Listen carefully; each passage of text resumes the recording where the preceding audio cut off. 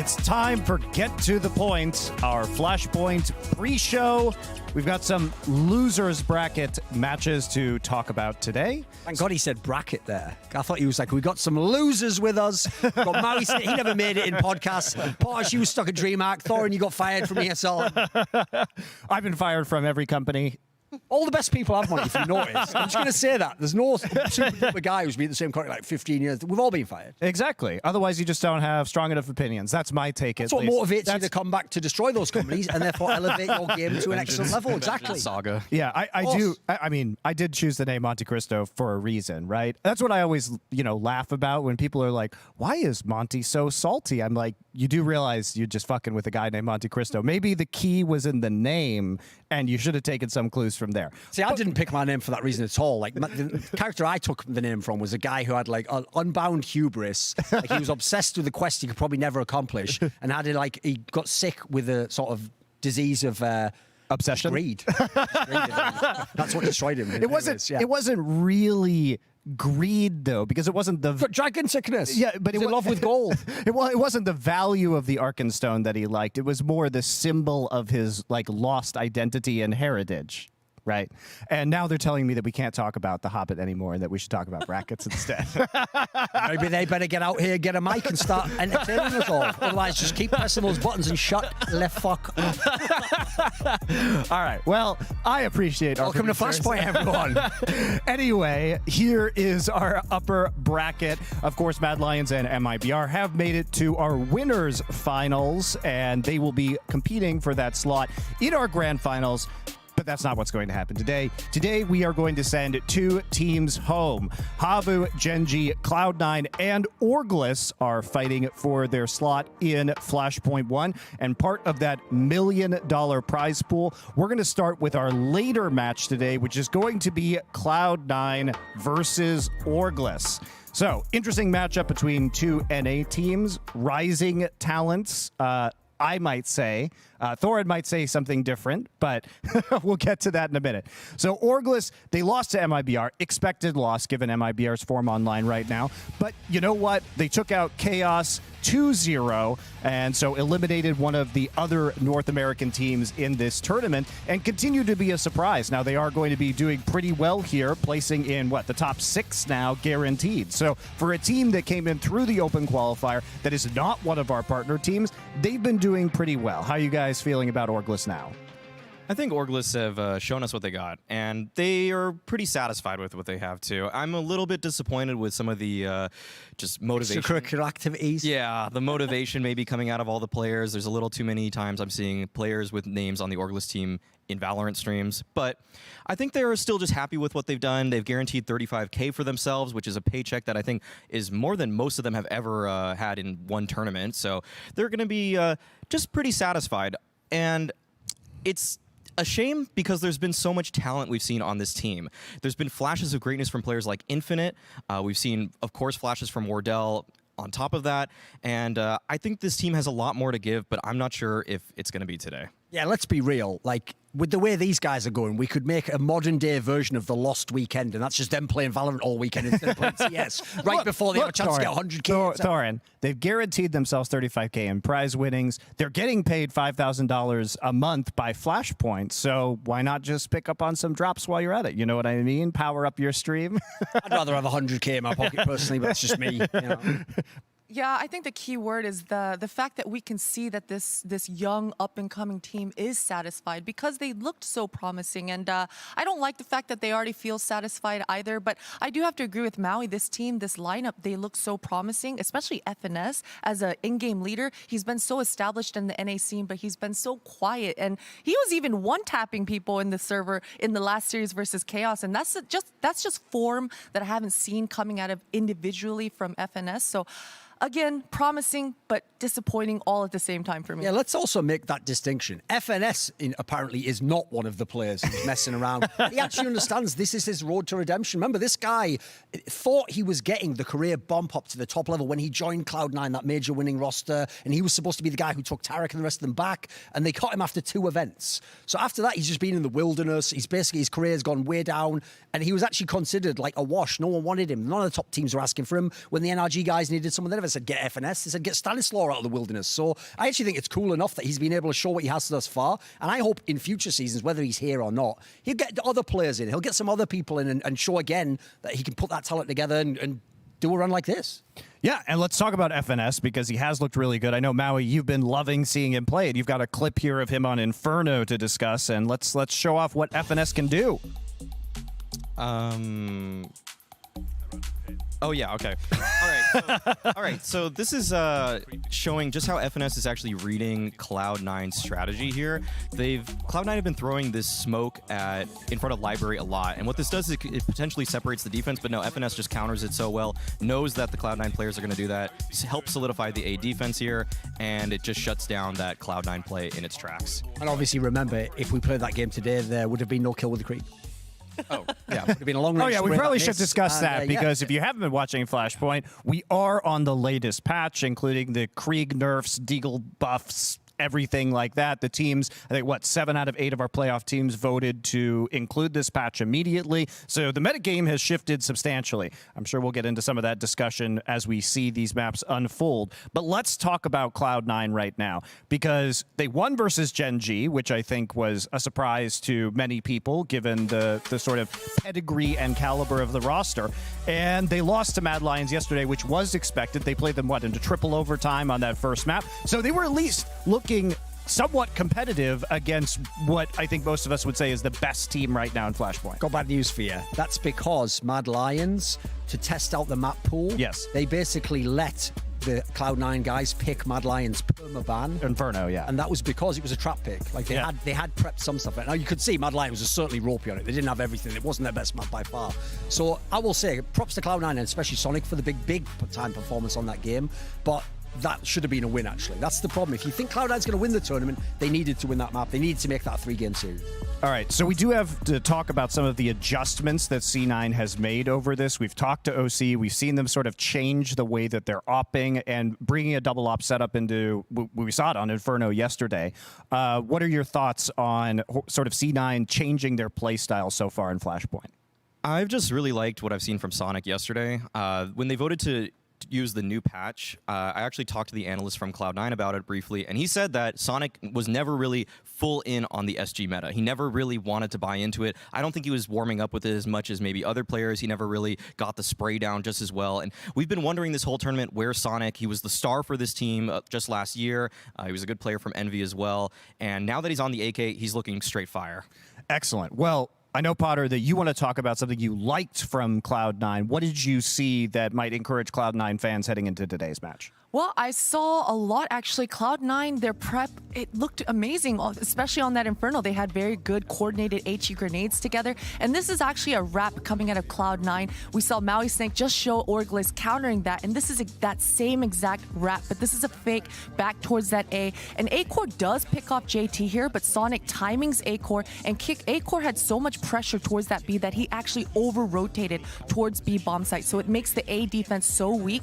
And Sonic, another great moment from him. He had a lot of moments like this in that last series, but he just opens up the A bomb site all by his lonesome, and it just makes it look easy. And once again, this is that A wrap strat, but this time it's a fake into that A bomb site. And it was just a really nice set piece coming out of Cloud9. And we've seen this matchup before in our Phase 1 finals where Orglis plays second, Cloud9 taking the win. Do you guys think Cloud9 is going to take it again here? Or is Orglis going to use all their Valorant powers to win here today? The thing about this matchup is that Cloud9, they have a huge org backing them. They have a lot of prep work. They have a lot of staff as well. They have a pretty dedicated coach, analyst on top of that. I think they might even have someone else helping them out, like too. a data scientist or some... Yeah. Yeah, C9 has a data science team that's assisting them. Exactly. So there's so much pressure right now on these C9 players to perform, to beat a team that has no organization backing them.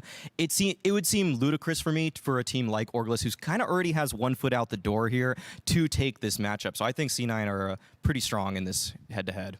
All right, well, we're going to take a look with Sean Gayers at what happened in the C9 versus Orglis match here with some tactical analysis on Skybox. Hey guys, today I wanted to take a look at Cloud9's tactics on DE Train. We're heading into the lower bracket semifinals, and this is a rematch between Cloud9 and Orglis. Now, both of these teams, after these vetoes are all said and done, Cloud9 will be banning Mirage, which is technically Orglis' best map, And then that leaves the best map for both teams as Train. So I wanted to see what made Cloud9 win this game. How did they win 6 straight rounds in a row on T-side Train to steal Orglis's map pick in the first series that these guys met? So let's take a look at 2 out of the last 3 rounds and see what happened, right?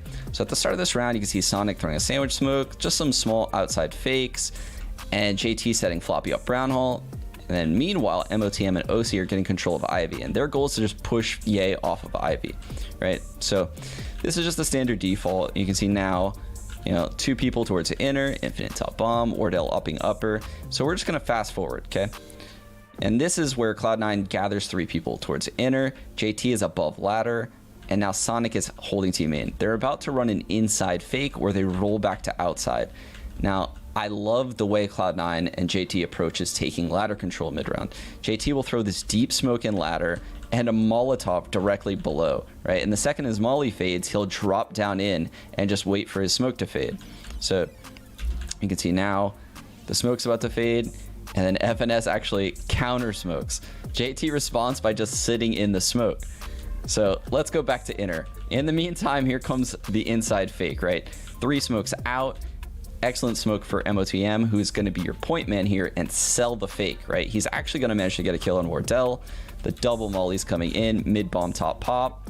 And you can see there's your point man outside JT. The smoke is beginning to fade. He gets that opening kill on FNS. And now I'm going to pause real quick. Look at the setup. At this point, Sabrosa is just completely on an island. Ye is completely out the picture. He's about to get 1 on Ford. The round is literally already lost solely because of an inner fake and 2 pieces of utility and ladder. I love this look from Cloud9. You can see easy frag on Sabrosa, Molly coming in connector to lock out the rotation, and then you can see now they even have the rolls down perfectly where OC is holding this line towards Ivy with his AWP. It allows Floppy to cross with the bomb. He gets the bomb down and the round is literally over. So perfect stuff out of Cloud9. This is stuff that we didn't see out of Orglis, even though it was their map pick. They're a very default heavy team, spread the map, play rotations, play with your feelings, stuff like that. Let's see, the last round to close things out. This is such a cool outside rush. I love the change of pace. In these last 6 rounds, by the way, from Cloud9, they switched up from hitting the inner site to faking the inner site to rushing the outside site. So they're giving tons of looks to Orglis, and Orglis doesn't know how to counter. Now, here comes the early smokes, E-box, and sandwich, right? Everyone sees these all the time. Deep Molly coming down to hell. Flashes coming over left and right. But what I really, really like about this is the timing between Sonic and MOTM. So you can see there's one Molly back bomb, and then the flash is going to come over. There it is. And you can see Sonic knows the timing 3, 2, 1. And I love his crosshair placement. So his crosshair placement knows that he should just accept the fact that if someone is, holding this angle and not blind, you win. You get the frag. But if there isn't someone there, him looping this site like this, he's protected from everywhere. He has a Molly mid bomb, Molly back bomb. So really all he has to worry about coming through this smoke is just wrapping, getting kills in the side of the head, and the round is literally over. In seconds, this round is over, and the game is over. So it's going to be important to see whether Cloud9 can keep up, will their strat-heavy style of CS work against Orglis, or will Orglis have counters for these strats? I mean, this is something that Maui Snake has mentioned on the desk time and time again. Cloud9 is a very strat-heavy team, so they can be counter-stratted. You can read them. But will Orglis put in the work? Can they counter-strat them? That remains to be seen. And I think coming into this, Cloud9's a favorite. Let me know what you guys think.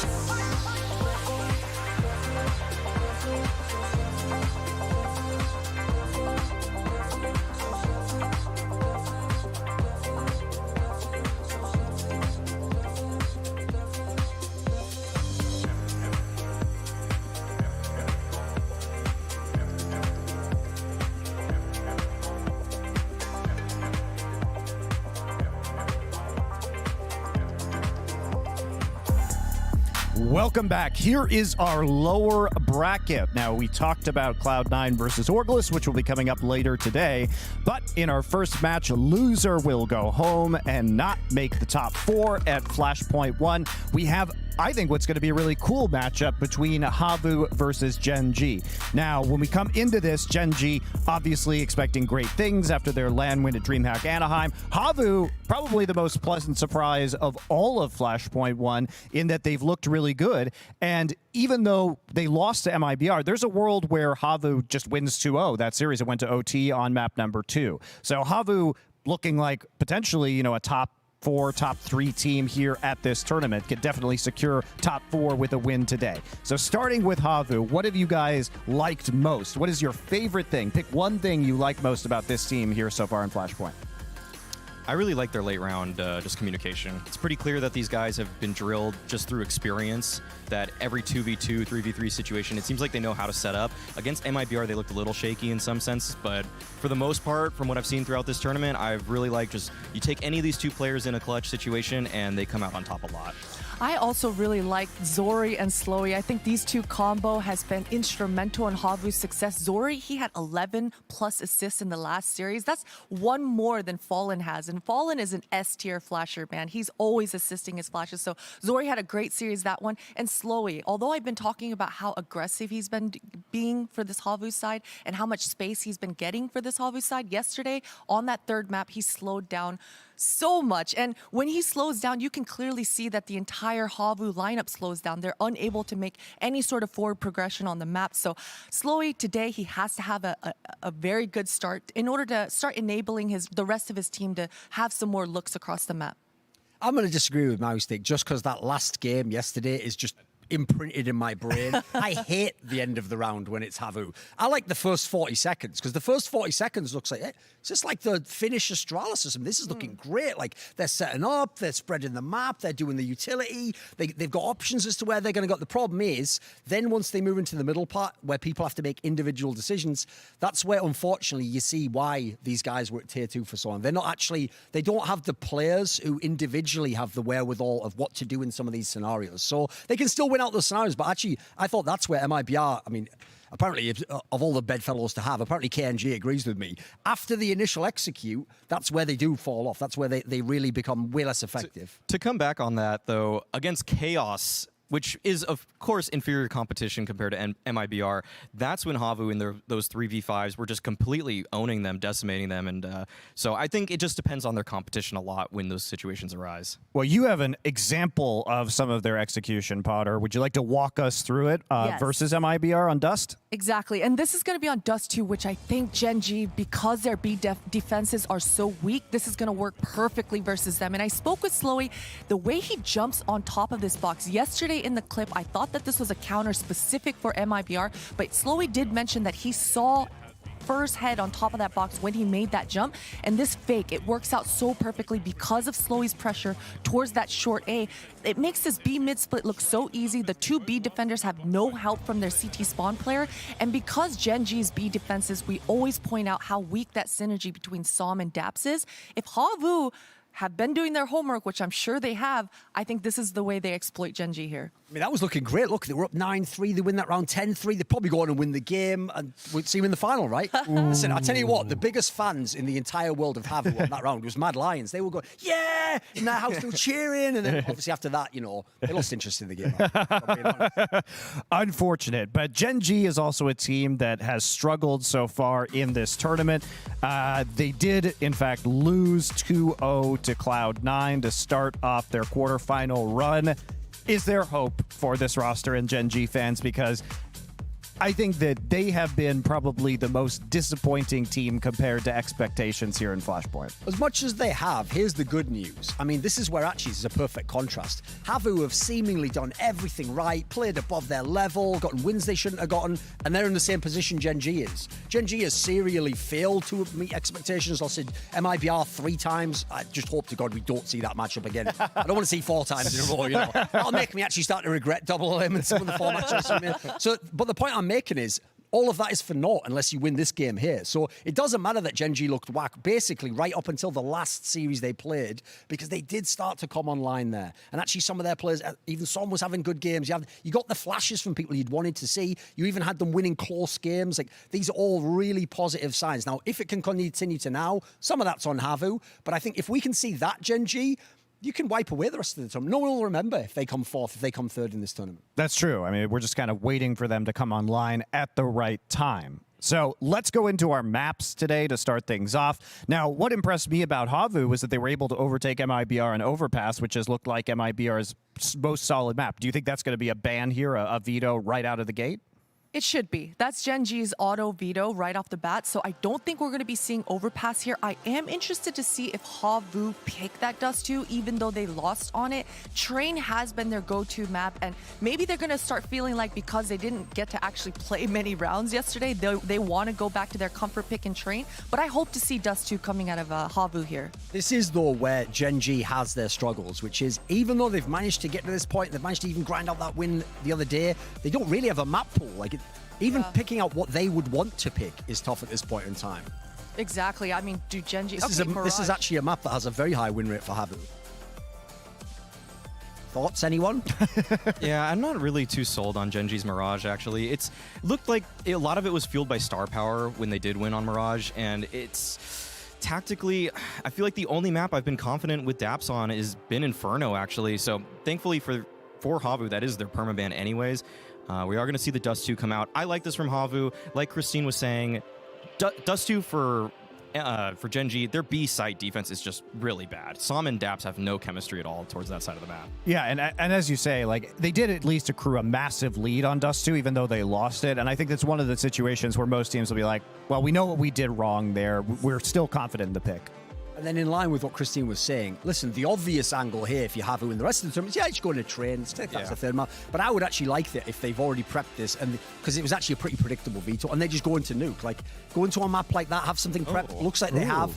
In this scenario, I think that does give you better chances, and the dynamics of nuke play way more to the strengths of Havu than they do Gen G right now. Yeah, and I didn't like what I saw from Train yesterday for Havu. It seemed like every single round Saw was just calling for these 5-man plays across the map. He wasn't very confident in his team's ability to default, which Gen G would just completely pick apart. So I like the nuke pick as well, because Gen G, they don't have a fresh look at how Havu plays it exactly.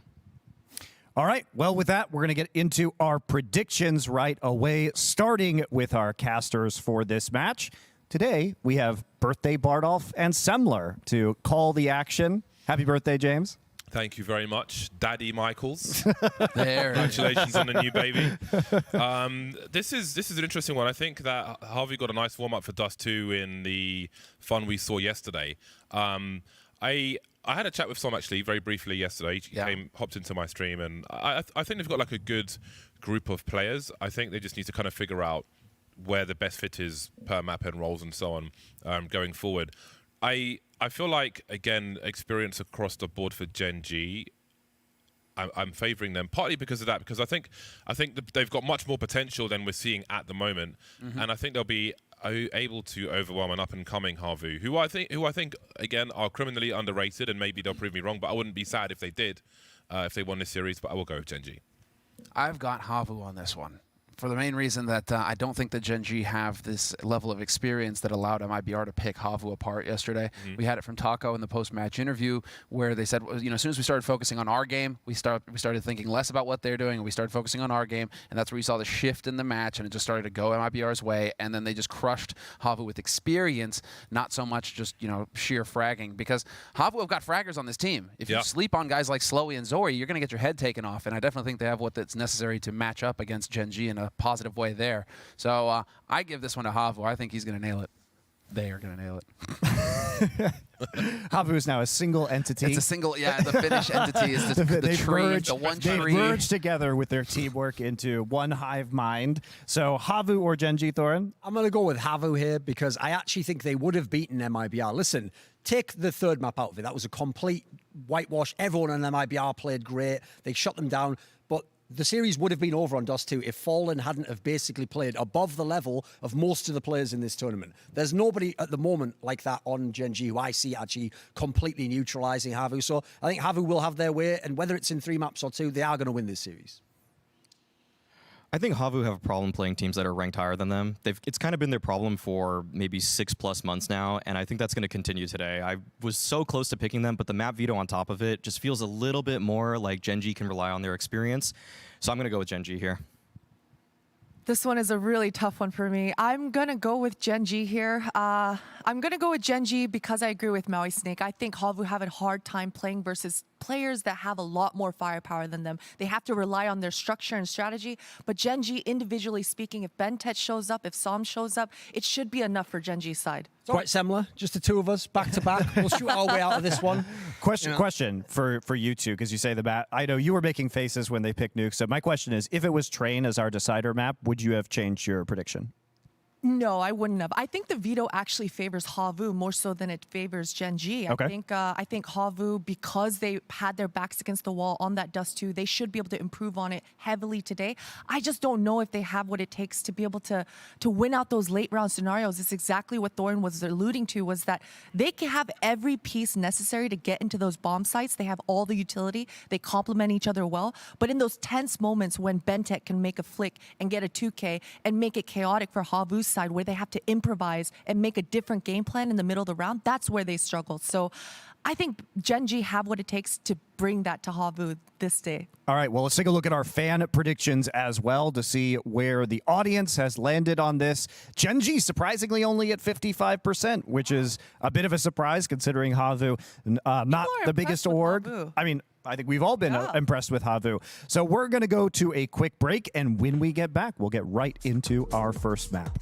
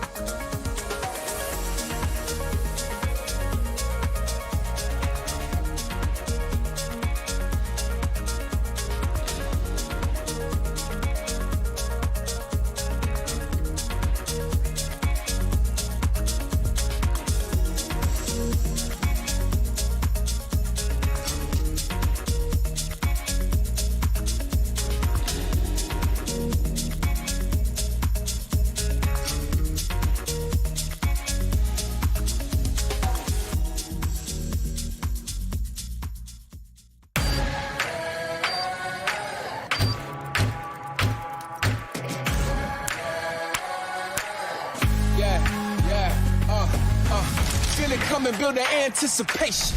I'm charged up, they say I'm ready for greatness. If you think different, listen, you must be mistaken. We on level 10, that's where very few take it. The wait is over, we too impatient. A change on the way, gotta embrace it. Drop a pin, send a location. The direction could change, but when is the destination? Now look around, this is what they call greatness. Let's start it up. Push it to the limit, I can never get enough. Yeah, let's start it up. If you want to see the future, then take a look at us. Mirage will be the first battleground in this best-of-3 series. Havu and Genji are about to get to it. I think it's a pretty intriguing matchup. We had some. I like how kind of contrasted you and Duncan were to the rest of us. I think it's a very interesting matchup. I think for me, like with teams at Havu's level, they kind of need to break through that glass ceiling where they're playing higher tier teams like Genji, which is why I picked Genji. I'll kind of always lean in that direction until I see that team break through that glass. Maybe it's going to be now. You see, I mean, it's a totally valid point. Potter made an excellent point as well. She almost swayed me. She almost got me to, think that perhaps I'm wrong in this situation. It's very rare, but, it can happen. And in that sort of scenario where she was saying the post-plant situations are where Havu struggles, absolutely right. It's what we saw Havu deal with yesterday against MIBR. What I happen to think is that it's all up here. And like you said, more opportunities to break through that ceiling. It's like squatting, it's like you're gonna hit that weight point where you can't get past it. You just keep dumping the bar until you realize, no, it's all in my head. I'm strong enough. I gotta lift that weight. Either that or you have a prolapse. So let's see which one it's all messy. It's all downhill from there. Loto's up close. Hoodie gets the opening frag though, and Som will eat one in the face. Taps has got a molly with the bomb. Often seen with the smoke on the CT side, but they're trying to make their way into the bomb site and they're failing to do so. Daps and Bentet alone now, 2 versus 4, and Daps is running away with the bomb, and Bentet's going to fall back as well. Or is he? He's got a P250. He can take these longer duels. Seems to look to show presence. Now, Slow's creeping up top mid. He's already got an angle to see if somebody makes their way in towards B, and there we go. He's got the information, and Daps has got no idea. And you see the rotation immediately from Zori and Saw, just wrapping right on back into Kitchen. And now, it's like, look, Bentet is completely alone now on the A site. Oh, there could be layers and layers here. Daps, he could have let himself get seen to bait the rotation. I think he's just wrapping back because he's smart. He's got that feeling. I don't think he intentionally let himself get seen. Yeah, Bentet is the scout on T-Ramp. He's so close to the one tap, but Hoodie will deliver his second of the round. His 30 and Daps will be the victim for the 4th. Well, that's a pretty solid run for Havu. Hoodie and Zori take no damage in that round, so they get the cheap helmets, which means rifles. I just hear, Hoodie going, in my hood right now. Not at all. Not allowed. 4 kills in the pistol for Hoodie. And while it is the pistol round, you can have players just pop off in the pistol. Now we need to see Havu continue to get that lockdown going. So they get the strong start. They get the pistol start on CT side. Mirage, Genji looking for a bit of the YOLO B action here, just running straight in. Couple of flashes. Oh, that Molly's going to kind of bring this to a halt. But they have the flashes. Zori saving for the AWP. Often you'll find the sniper just go with a USP for the range. Actually, better range for the one-taps versus the 5-7. That is a meaty grenade, though. 150 damage or thereabouts. And Slow's going to have a very nice cleanup. Bonus money for the SMG kills as well. Very brief round towards that B bomb site. And already you start to get concerned for Genji about the lack of frags. They've got 1 frag in these 2 rounds, which is a great boost to the economy for Havu early on. That single incendiary just set that round up perfectly for Havu. And so, yes, now we get to see AKs in hand. No Kriegs here. Only AKs. Genji, this is their opportunity. Let's see what they're capable of. Is it going to be just straight into an execute, or are they going to try and spread out and feel out how Havu are setting up on this CT side? Smoke to short, or kind of... I don't know what that was kind of... I think it was supposed to go short. Or maybe top of banana. That was a bit weird. Fluffed it in any case. Saw, as the in-game leader, is just shaking his head right now. Well, Zori's been taken out in Connector looking over the smoke. The T's get there first, then you got to be... Can't walk into that angle for free. Ideally, you want a flashbang from the A bomb site, but no one was really in position, I don't think. Unless that smoke was intentional to drop and block off underpass, and make you... And so if the CTs push Connector into underpass, they're protected somewhat. But man, that'd be next level stuff. Let's see, Bentet not gonna find the headshot. Slowly wins the duel. Yeah, it could have been to stage some kind of fight in mid. They had an idea of what Genji were going to do early. But this sort of smoke you'd normally see thrown in the first buy round, so perhaps Harvey are looking for some heavy counter strats. Sound cues given in the mid area. Smoke towards window, and Harvey will be concerned about a potential boost and flank into CT spawn. Slow's got a one-way in the B apartment to take Kusta out. There goes the lurker. Looks like a B split, and they've got the information, but they've got the frags as well, Harvey. And Kusta's been the heavy hitter for Gen G, having a bit more freedom to go out and hunt frags, to have a little bit more, well, to get to pick his spots on the map means that he's been doing more for the team, but Daps catches Saw on the rotate, could actually just barely spot Dodo as well. 2v1 and now a 2v2, both remaining players for Havu rotating over from the B site, no less. This got spicy. Daps with the quick calls here. He's reading Havu and managing to punish these rotations. Really strong plant for Daps as well. The outside of the default position, so you can pretty much defend it from everywhere. Pretty sure he just had that step, though. Automatic straight in the face for Slowy, leaving Hoodie alone now on a 1 versus 2. He has a defuse kit, but he's got to find 2 frags here, really, and they could just play the bomb. They can play the beeps, so there's not a lot he can do, but maybe try to save Zori's AWP, which I think was in connector. We'll have a look, though, towards the jungle area. Surely the gun's been seen. Easy frag for Automatic. First round's on the board. Frustrating loss there for Havu. Just Daps being the hero, managing to get up there and catch not only the rotate towards B from Saw, but then the follow-up to clear out Dodo from the site itself. Right now, Havu are pulling the trigger very quickly on the rotations. They're expecting straightforward stuff from Gen G. They're expecting, they showed B, they're going B. And so you're getting very quick rotations out of Havu. And Daps, he did it in the pistol, and he did it again now. He's able to get in there and try and punish those rotates and, well, basically get Havu to start doubting their calls. So we'll see how this pans out now as Slowly does manage to make his way down into connector. That's where the smoke was supposed to go. You see it bouncing. So trying to thwart a very early take of mid from Gen G. I don't know what that frag was from Som in the previous round. If he just had a lineup, he is a real nerd at this game. Whenever I see his POV, there's always something crazy happening. So Harvey, we've got a plan to control the pace of mid as far as Gen G are concerned, putting that smoke up from CT spawn. We'll see how consistent that is. It's a clever take. But the smoke goes on window, and now there's mid control here for Gen G. They're working on that crunch. And they still have the lurk alive in Kusta in Palace A. So it does feel like this is going to wind up on that A site. Kusta needs to stay alive at all costs at this point. He's going to be the main player here as they work their way up connector. His timing could be everything here for Gen G going out onto the site. In they come. Zori just with the deagle up close. Hoodie's got so much information towards B. They can stack the 4 players, but they still won't get the kills. Kusta holding from the upper area now, and Harvey have kind of lost position here. 3 on 5. Really difficult, even with a player in jungle and a player in CT.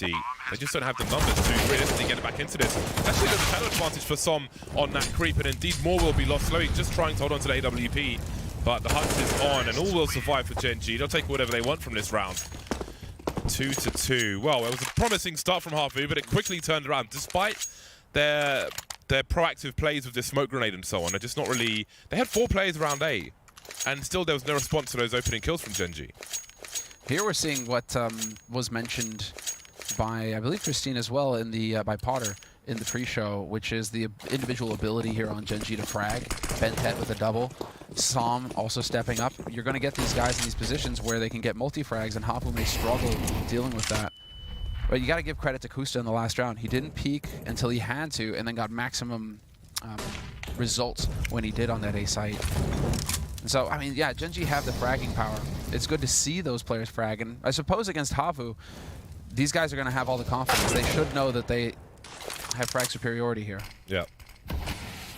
Hoodie has the flash, but there isn't really a setup for Havu here. It's almost like a default, but with pistols. So I think he's just looking to flash for himself. YouTube flash. Don't expect them to get much from this. It'd be nice if Gen G were to take CT, but they're looking for a response. They're taking their time. They're expecting... You have to assume that Havu are making a play. They may have found themselves a weapon top mid.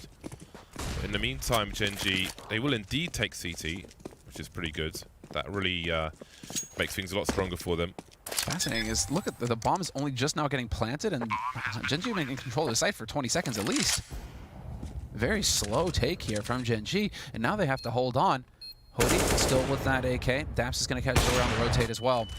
And Hoodie's going to commit with this AK as well. Now he's into connector. jumping down from short, and so looking for that headshot angle on the site, but they don't really have any utility to help them crack this open here, Havu. They're just counting on somebody on Gen G making a mistake, and that could work. Automatic, caught in the open. Just trying to make this as expensive as possible now for Gen G.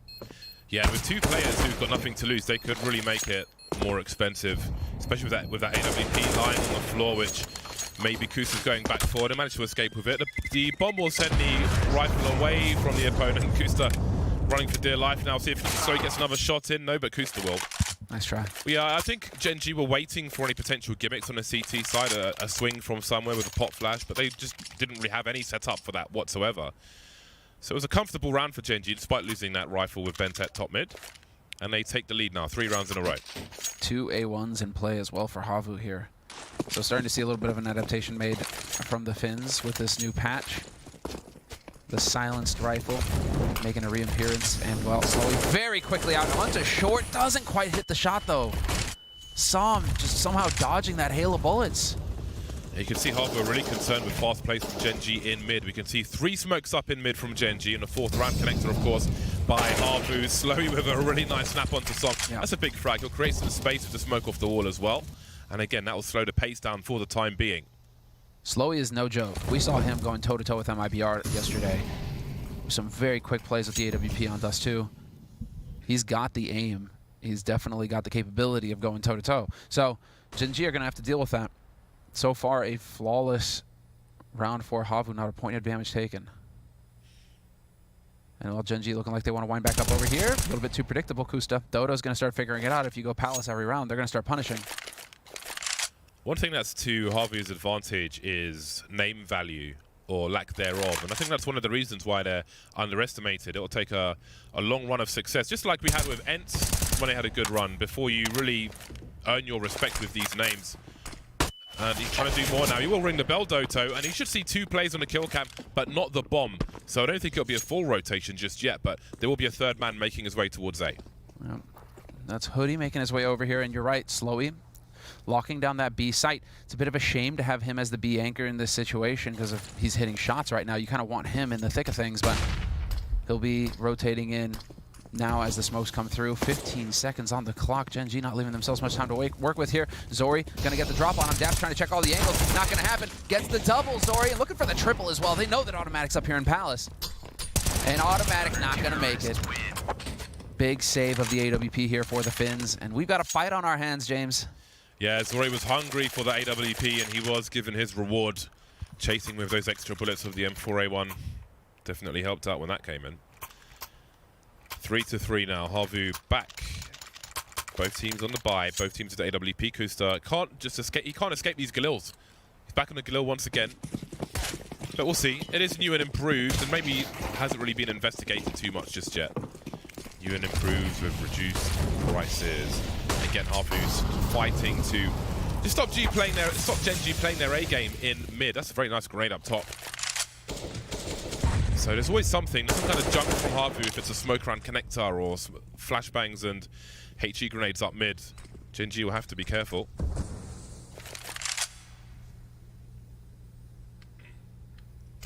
Keeping an eye on things, but again, Kusta alive in Palace here for Gen G. And Havu showing that they're willing to adapt, or that they can start punishing this. We're going to see if they keep an eye on Palace or if it's going to be a push elsewhere. Dodo is thinking about it, getting close to pit. And that's Saw from Connector. Had a one-way there and manages to take down Automatic for free. Man advantage now for Havu. And they're being proactive. We can see Doto. He just had a look on the ramp. He didn't go all the way, but he checked the vase around the corner to see if anybody was lurking. And with Zori in CT, he can keep eyes on Palace or have the occasion look towards Connector as he's doing now. Some good discipline from Kusta, though. He is the linchpin in this. He needs to stay alive as long as possible. Oh, the big peek from Saw. Catches Daps, and well, that's unfortunate. This is where you start making those errors. You get a little bit too confident or a little bit too excited, start whipping out nades when you need to keep your rifle in hand. Kusta was actually looking towards ramp as well. They're aware that they haven't checked if ramp is clear. A molly has been thrown, but Doto is creeping.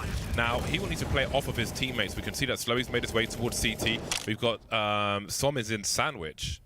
Oh, Dodo with the very defensive play. It's a flash for him to swing, but if he makes a single step, Som will have so much information. Som's back is covered though by Kusa, but he's holding down 2 jobs. He's got 2 places to look. Swinging out now, and Doto's activated. Som will trade the frag, however.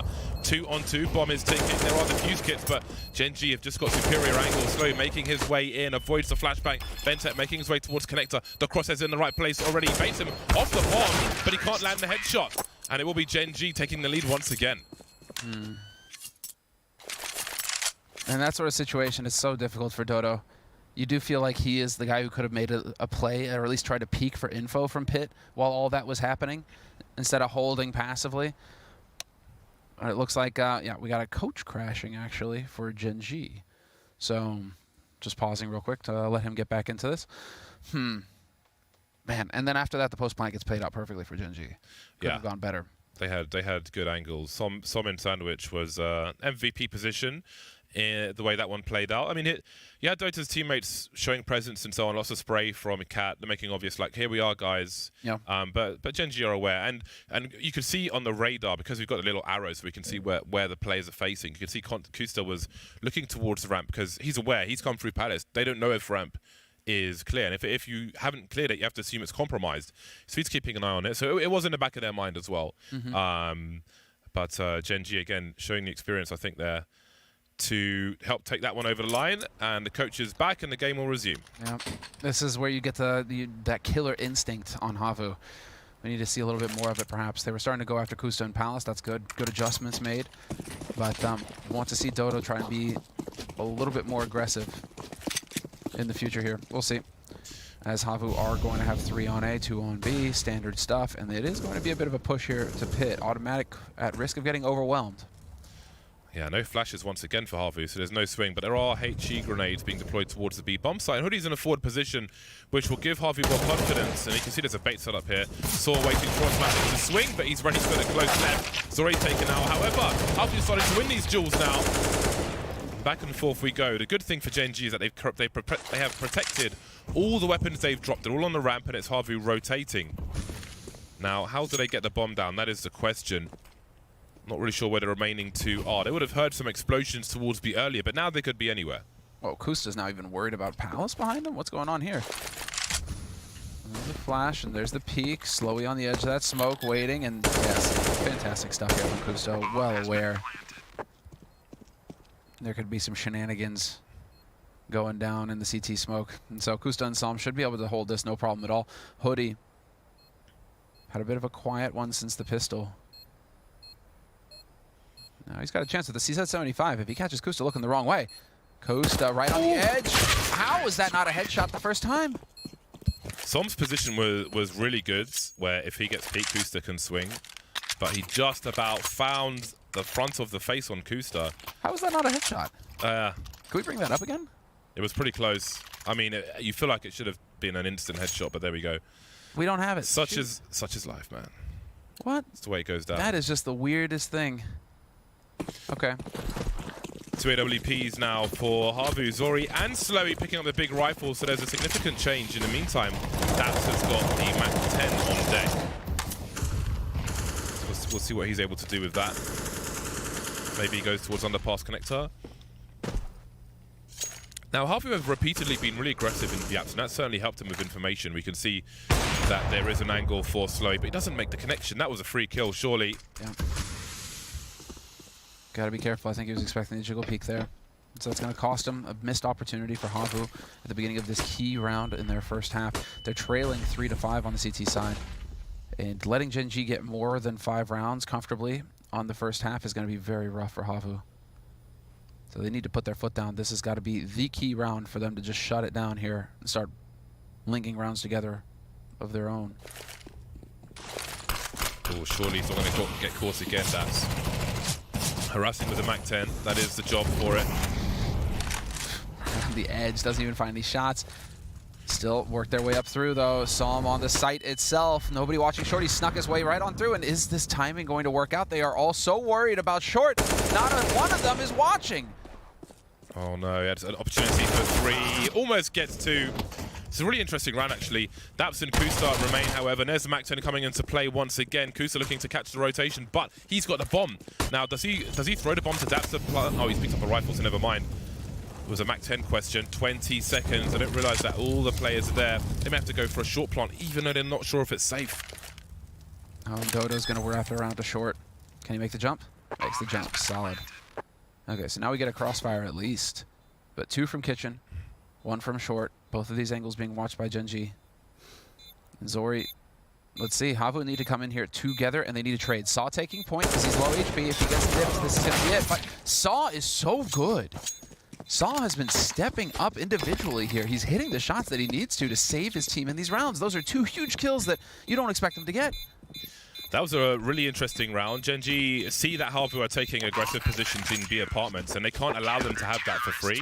So there's 2 schools of thought. One is to force them to play a more traditional setup, assuming they're putting extra players on the A bomb site, as they have seen in other fights where they've won the round. And the other school of thought is just to sneak up into B, expecting Havu to have a heavy rotation towards A, which Som is able to do.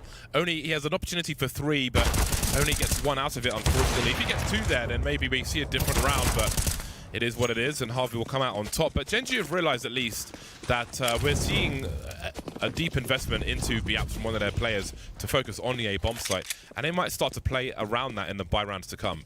Here we go. They want to rush down this AWP. If you're going to be peeking aggro, Slowy, it's going to cost you, buddy. Out onto short. They land on top of each other. This is chaos. Out and out. Hoodie gets overwhelmed after only getting 1 kill. This is almost impossible now for Slowy to survive. He's only going to get the 1 as well. Quick rotation through, though. Saw once again the hero. And it's on Bentet. Was it worth it? I don't know. But Saw with 3 to save the round. They save both AWPs.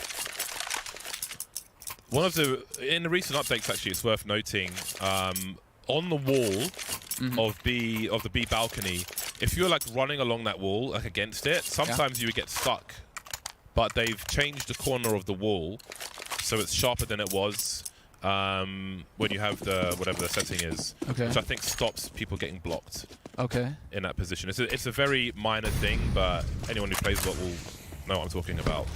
So that's a very welcome change, I think. But anyway, both teams are on the buy once again. Som's going to lose his duel with Hoodie, who continues to harass top mid. Automatic will trade the kill. There's a lurker in the underpass as well for Gen.G. So hard to get the timing down with the flashes. I like the aggression from Havu.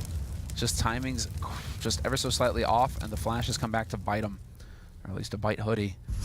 So in a 4-on-4, this favors Gen.G. Saw going to be able to sneak his way past the window. He gets out of dodge. And you still have Dodo, the anchor on A, just hanging out here. Well, once again, look at Kusa's positioning. Palace, and this will be up through connector for Gen.G.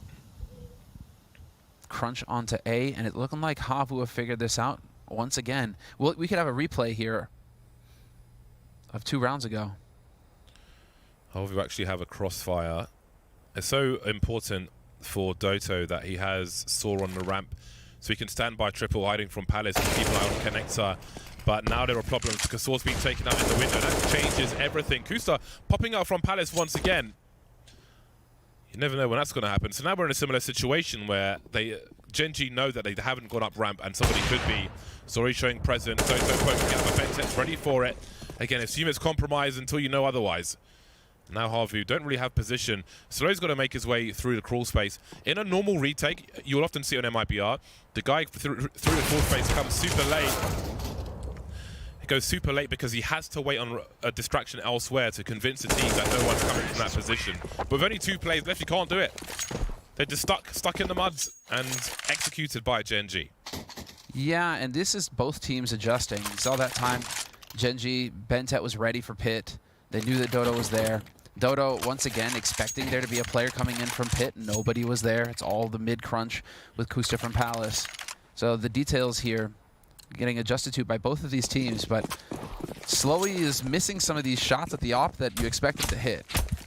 And it's a bit awkward. If he could hit some of these, that would really be turning things for Gen.G, or at least making it a little bit more competitive. Instead, that's a 6th round on the board for Gen.G. This is a wallbang. If he realizes the players on the table support there, he can wallbang that position. There are specific lineups for a headshot as well. No one practices them, for obvious reasons. Bentet's been taken out by Hoodie. The aggression on B continues to be successful for Havu as they look for round number 6, 5-on-3. as JNG scramble for position, making their way towards A to join Kusta, who's once again a nuisance in Palace. And they're going to be setting up for the smokes momentarily. 4 players now on the A site for Havu. Waiting a little bit, but it's going to be a long flank here from Saw if he decides to press forward into T-spawn. There's the shot from Zori. Kusta, no longer of this world. Dodo with 1. Automatic making this exciting, though. 2 kills for Automatic despite it all, and now he swapped out to an AK. He could definitely ruin this. 2 pistols for Havu. Not the best firepower, so there's an opportunity here for Automatic. There it is, a 3rd kill for Automatic.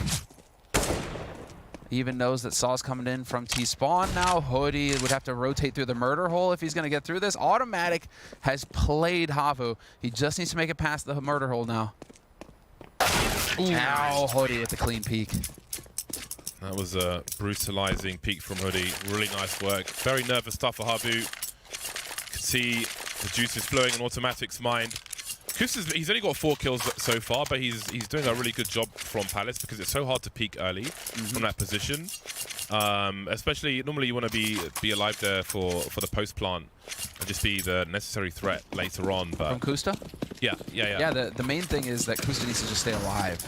Like, he needs to just be alive at all times as long as possible up in Palace. And that involves, not peeking. Just stay there. It's a boring job, but your job is to stay alive. Yeah, playing against that, though, and peeking early compromises where Havu can assume they can stand most of the time on the A bomb site as well. So he has really been a nuisance in that position.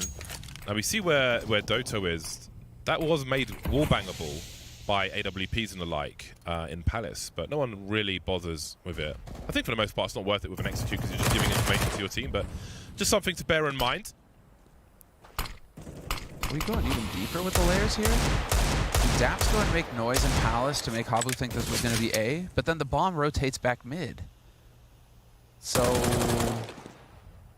thought that there would be an opening there for the bomb to rush B apartments when Dap's made noise in Palace, but it's going to wrap up short instead. Interesting. There's still only 1 man on B regardless. Hoodie is going to be in for a real rough time here in a moment. He's got nice range though. If he can avoid the AK-47s, repositioning, got some sound up top, maybe some comms as well. Swap to the floor, that'll buy some time for them. But they need to take these rifles away, or this rifle now, as Kusta's the only one with one. 13 HP, not ideal. Sorry, Doto coming up the short position. Heavy presence in market from Havu, but Kusta's still alive with that AK and still delivering. Okay then. That's Automatic at range with the Deeg. Sorry, takes down Kusta. 2v2, very expensive round now for Havu.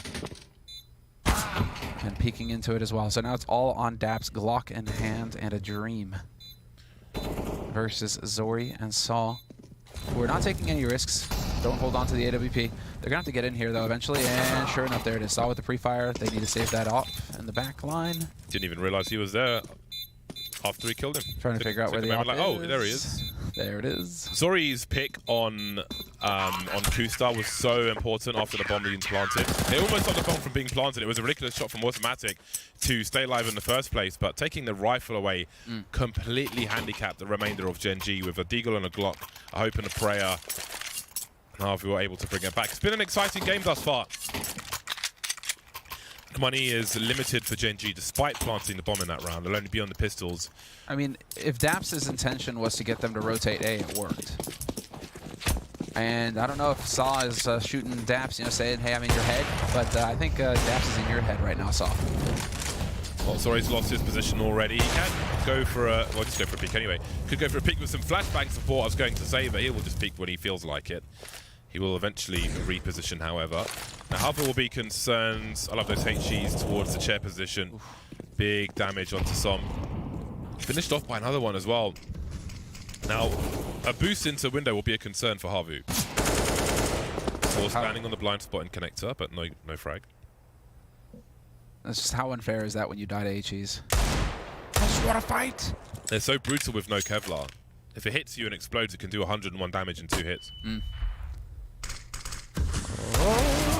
Alright, Anti-Eco, this time it's playing out correctly here for Havu.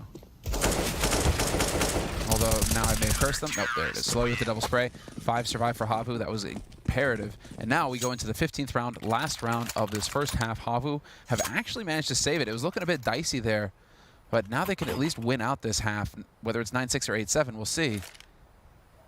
But I mean, it's just desperate. They need 9-6 against Gen G. Yeah, that would put them in a strong position for the second half. Pistol round pending. Plenty of opportunity. Nox. Same could be said for Gen G, of course, looking to keep it as close as possible. Kriegless rounds from the T sides. Smoke up towards the window early. Havu will have that smoke not only in Connector, but also in Cat. This is a Mihu-esque smoke, which he likes to throw, bounced off above Connector. Look at the two-man swing. We've got vintage plays from Havu, wiping out mid. I like the last round play as well. They were never going to see that one coming. Sick. They have not done that yet this entire game. You save it for the 15th round. You got some balls. Havu making the plays. And now Automatic, Costa, Daps, last alive for Gen G. Here we go. Automatic over the top. Finds the first, but Zori takes down his teammate. Awkward. Dodo. Been fluffing some shots there, my dude. But he's 1v3, and it's going to be a tough one here for Automatic. Not going to win out. It's 9-6 at the end of the first half. Havu able to stabilize in the end. Yeah, that was pretty damn explosive. Nice to see Daps fragging early as well, considering the ping he is in Canada. It's close at half-time. Well, but is it close enough? We'll have to see. If Havu can win the pistol after the break, 9-6, not too shabby.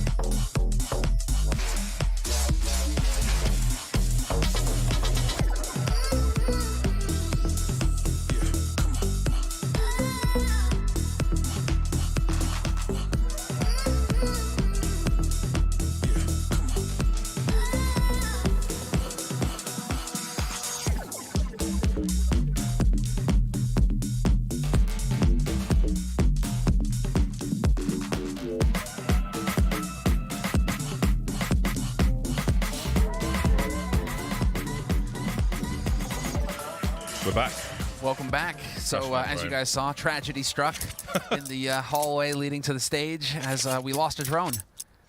We Well, lost a drone. At least it wasn't stolen this time. At least there's that. He was able to recover it. So we'll see how it goes in the next break between the maps. But now getting into it, the second half kicking off. Havu on the T side, Gen.G on the CT side, and aggression from Gen.G straight up the top mid. There's Sam with the clean headshot on Slowy to kick things off. And Dash coming out ahead, but dragged on a little bit too long there for Sam. He gets punished.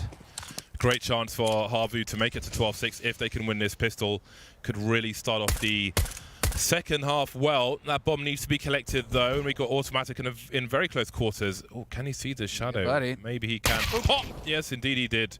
Kusta now needs a 3K to turn things around. He may soon see that the bomb is still on the ramp. That's a good start. Dude, Kusta's got fragging ability, man. This guy can be scary. He's come through in the pistols for his team before. There it is. Sees Zori coming. Knows now perhaps that this is going to be the A crunch. Dodo with the bomb has moved his way up though. He had the 1v1. Look at Take him it. pulling a fast one on Zori. There's going to be a sound cue here, surely. Yep. This is interesting. He had a 1v1 chance there. I feel like you'd take that and then look for the next guy. Well, the bomb's been planted. Now we'll collect a defuse kit from his teammate, and now he knows where probably the other player is. He knows where both of these guys are, except the bomb is planted for CT, and so Havu can peek together. There's the bait. They need to peek together. They're not close enough here. Dodo taking a big risk. If Dodo falls to Kusta, this is a big gaff. This is real. Oh, the flash has gone the wrong way. Still looking for the trade fragger. He's being baited now, entertained. Unorthodox, but it looks like it'll work out. Gets shot in the head once and then twice. I don't know why he didn't just shoot Zori in the head when he had a 1v1. Because for me, it's like your 1v2, your best scenario is a 1v1. So I don't know why he chose to not engage him. Yeah, get rid of that dude immediately. Yeah, he was stuck. Like he has to frag out there. He's got nowhere to go. Take that fight. I feel like that's the best opportunity he's gonna have. Dodo has always got the color coordinated gloves. He's like you, James. Yeah, I've got the same gloves Man of as him. taste. I've got hoodie's gloves as well. Dude, those gloves are sick. Yeah, those are really nice. Oh, well. Automatic. Gonna go ahead and tag Slowy. Let him know. It's another. I feel like I never see Gen.G win a CT pistol, and you've always got automatic on the scout in the second round. Sometimes they'll win, most of the times they won't. But again, when you lose the first half 9-6, you go for the force bar after losing the pistol. A lot of the time, you're going to be starting the second half 6-12 down. Some held on to some money as well. Didn't fully go. So he'll have a little bit of a stronger buy when it comes to it. But Havu have to survive the force buy. That's the main name of the game now. And this is the slow, measured approach that we expect to see from Havu. Dodo just now making his way into Palace, and so he'll be the anchor here for Havu, same way that Kusta is for Gen.G. And it's going to be the mid-crunch onto A, but Gen.G are ready for it. Gen.G are waiting. Where are the kills at, Havu? 40 seconds remain. They have no lurker on ramp, but heading towards A, which to me is a little scary. The bomb is in there, 35 seconds. And on an anti-force buy, you've got no kills and there are 30 seconds left, and the bomb is heading into the wrong bomb site. It's kind of worrisome. Maybe Slowy could offer something, but here we go, the 5-7 up close. We've got plays in Palace and on the site now with Som, with 20 seconds to plant this bomb. Talk about unforced errors. Som playing, look at the trigger discipline. The AK's out now as well. If he held onto the pistol, he would have stopped that plant. But you never know what's around the corner. Bentet and Daps now, 2 versus 2. Havu have such a great chance here, and they may have thrown it away. Just putting themselves in a bad position, really. Daps now up close to the C's at 75, but he doesn't get there. If Som keeps his pistol out, they win that round. That's a really scary way to play an anti-force buy. You don't know where the stack is. And you've got 25 seconds when you move into a site through a smoke with the bomb first. This could have been disaster all along the entire way. Hoodie, again, is there to always trade for his teammates, and so there's that. But this is big. Dodo not checking that corner. It's crazy. Dodo making some weird, some the whole thing. errors. The whole thing was weird, and it was on a forced error, in my opinion. But yeah, again, with time on the clock, if Som just keeps a degal, I don't think he could draw the AK in time to even fire one shot. But the degal, he wins that round.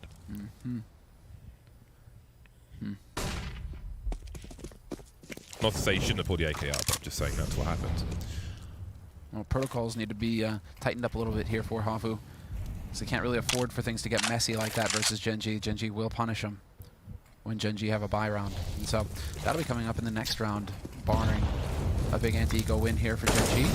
But this isn't a force, just a couple of pistols picked up. And there's the spot. Dodo finding the opening kill on Som. Remaining 3 players for Gen G are in mid, and so life is going to get very interesting here for Zori in a moment.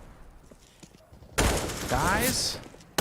He's got a line up. Doesn't want to face 2 at a time.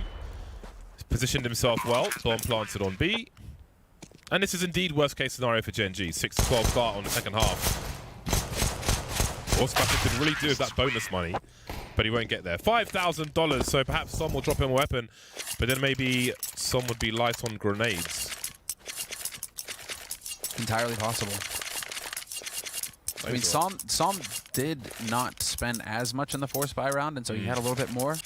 But maybe he canceled that out. I didn't pay attention to what he bought in last round. No, he had 6,200 at the beginning of this one, so I'm thinking he did actually. He left a few little in the hole. So they've at least improved on these situations, because it is something that I've been looking at when they lose that pistol and the whole team force buys every time. But they've got a pretty reasonable buy, all things considered. Just missing a volley is Som towards that B-bomb site. That's creeping immediately. Maybe a hard read from him based on what's going on in mid, but that'll be an early loss for Gen G. They will make it 4-4 though. Realize that there was one close short. This still favors Gen G, 4v4. Slowly just now making his way through B apartments, trying to find an angle. 2 and 2 for Gen G on each site. And it's Hoodie who's rotated over, and Hoodie has been dropping bodies all map long. And so I expect to see a strong play here from Hoodie and Palace. Hoodie's still being here, though. Makes you think that this is going to wind up on A. 55 seconds left.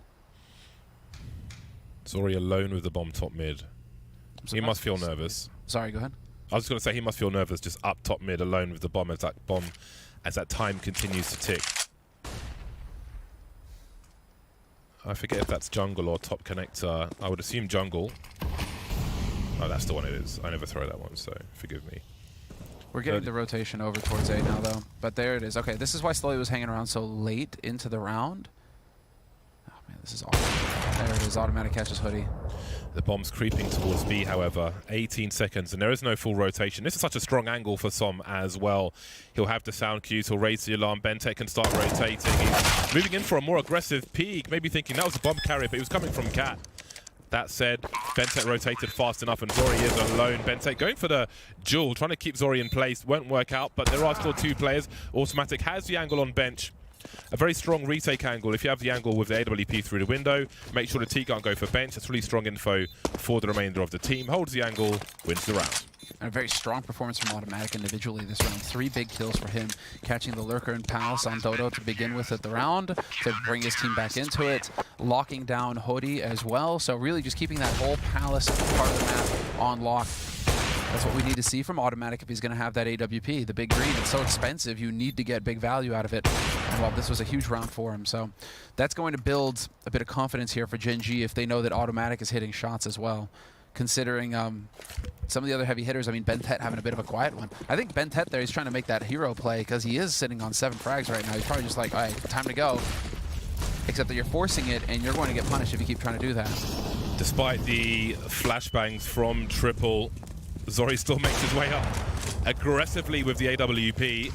Those flashes are supposed to thwart the fast play. So both CT sides are really trying to...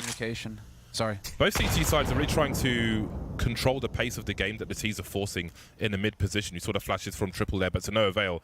Zori is on Cat, peeking into B in a 5 versus 5 with 1:20 on the clock. This is unprecedented.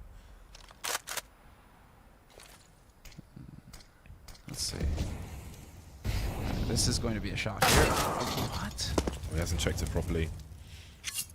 He was gambling. He saw the nade go, though.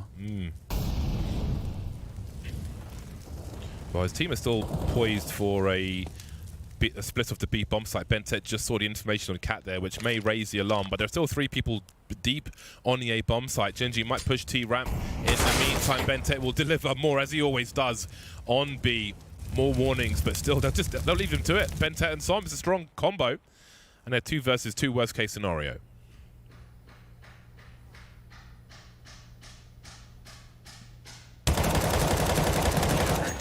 You see, hammer blows delivered by Som. Nice. And a little teabag, because why not? Som, I like it. Touch of the Roy boss. We're not here on the, we're not here on stage, but Som definitely one of the guys who was popping off when he was here on LAN. But these past 2 rounds from Havu really speak to how Havu are hesitating in the pressure moments. I mean, just some mistakes being made here that are end up costing them. And this slow play kind of hurting them. So we're going to get a quicker, well, anti-eco round now from Havu at least. But I'm curious to see if they change the pace up in the next round, where it's going to be time to just get in there and try and take some fights. And go as a group, because right now, look at them. They're spreading all out, like looking for picks and hoping that Gen G are going to be the ones that make the mistake to peek into them. Except the Gen G have got too much experience as a roster to do that. They're not going to just be constantly peeking into you and trying to give you those kills like this, as if this was a pug. Like, you need to get in there. You need to force those errors right now, Havu. Like that boost from Slowy. Looking over the smoke into A. Automatic seeing multiple targets. A collateral, at least in terms of damage. But he re-peeks and Hoodie is ready for it. Now, this is so smart. We're seeing this more with the addition of the bench in mid. Not breaking the vents, but now the information is known they might do that. They've taken out 2 CTs. This is a pretty good round, considering I don't think they had any grenades at the start of it, Havu. It's pretty hard eco here for Havu. Yeah. And now, okay, this is it. Very curious to see. That bomb plant would have obviously helped tremendously. Slowy, you can see, only on 3,600. But this is going to be the big round for Havu. If they lose this round, I think Gen G just run it back and tie this up, and then we're going to get into a real tough spot for the Finns. So this is it right now for Havu. Let's see it. 4 AKs, a MAC-10 on Slowy so he can get some grenades. No smoke on Slowy, interestingly enough. Holds on to an HE and Molly. Let's see how that comes into play. Now there's a lot of activity in mid. They've already got a smoke top con, which they probably threw from T-ramp. And Saw will be in uncontested.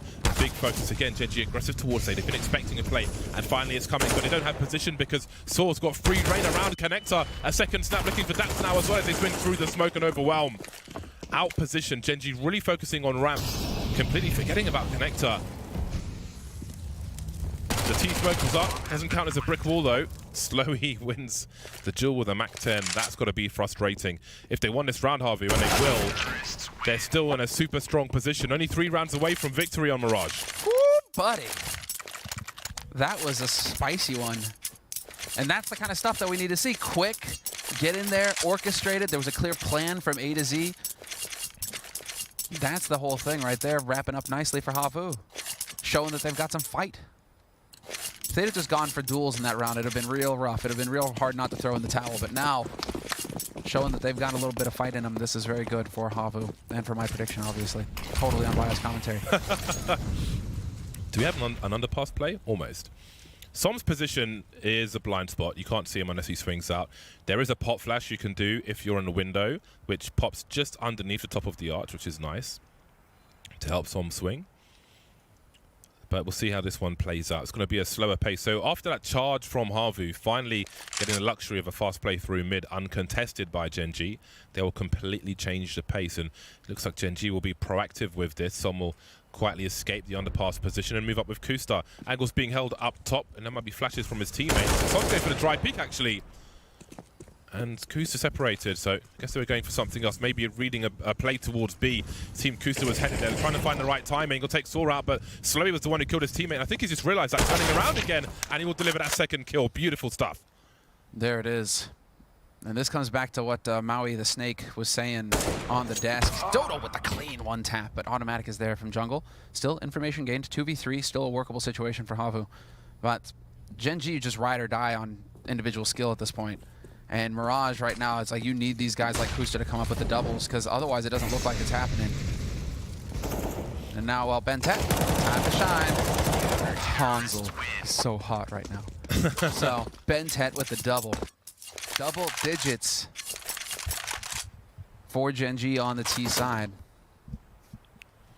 That was a timeout called by Gen G. That was an awesome round, and it shows. I mean, there may have been a sound cue down mid, but I think Kusa's teammate's saying that's not the guy who killed me, so he goes back to take out Slowy because they know that another guy is there. Always important to have communication like that. It can really make a hell of a difference. Bentec with a 2-man spray down the garden hose out on the B bomb site. The laser beam. And well, what's great here to see is like, okay, Kusta making some shots there at least. He's only sitting on 12 frags though. That's not enough from a player of Kusta's caliber. He's been struggling. This is Gen G's map pick as well. They need to get something done here, James. They do. Mirage, indeed. and you're sitting with 12 frags as Kusta. You're there with Daps. That's not good. It's not acceptable. Yeah, Automatic at least is fighting here. Hoodie's leading the charge with 23 frags for 13 deaths. But yeah, Daps has been fragging. Caught me off guard. Was fragging straight out of the gates with some impact frags. Again, bearing in mind. Yeah, exactly. Bearing in mind the ping though, it is a very tall order. 3 rounds behind now, Gen G, as Havu look to do an execute onto the A bomb site. Just the one smoke up on A. Again, Daps' team have always had a player in deep on the A bomb site. Looks like Saw, maybe to go for a short plant or something, see what he chooses to do.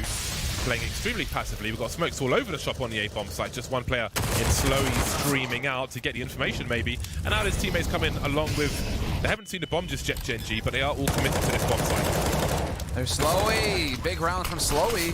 And it needed to happen. Kusta and Som dancing the dance. There's the trade from Som.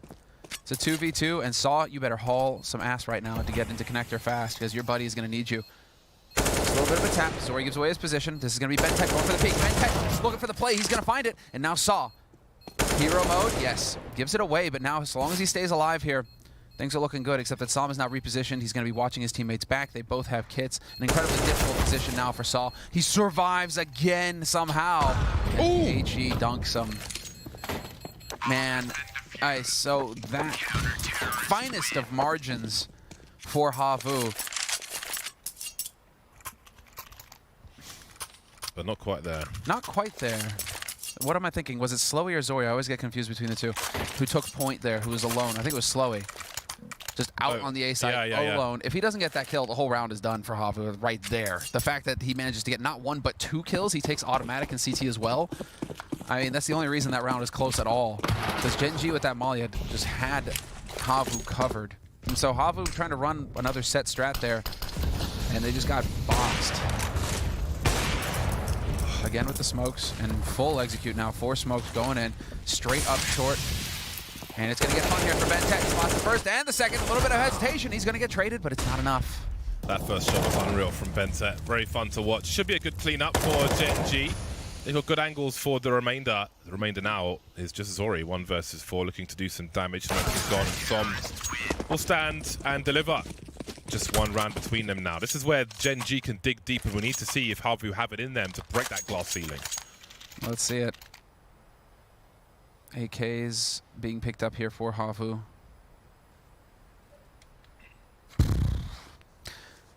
Okay, so Havu have shown that playing 5 spread out doesn't really work. They're going to set to the playbook now.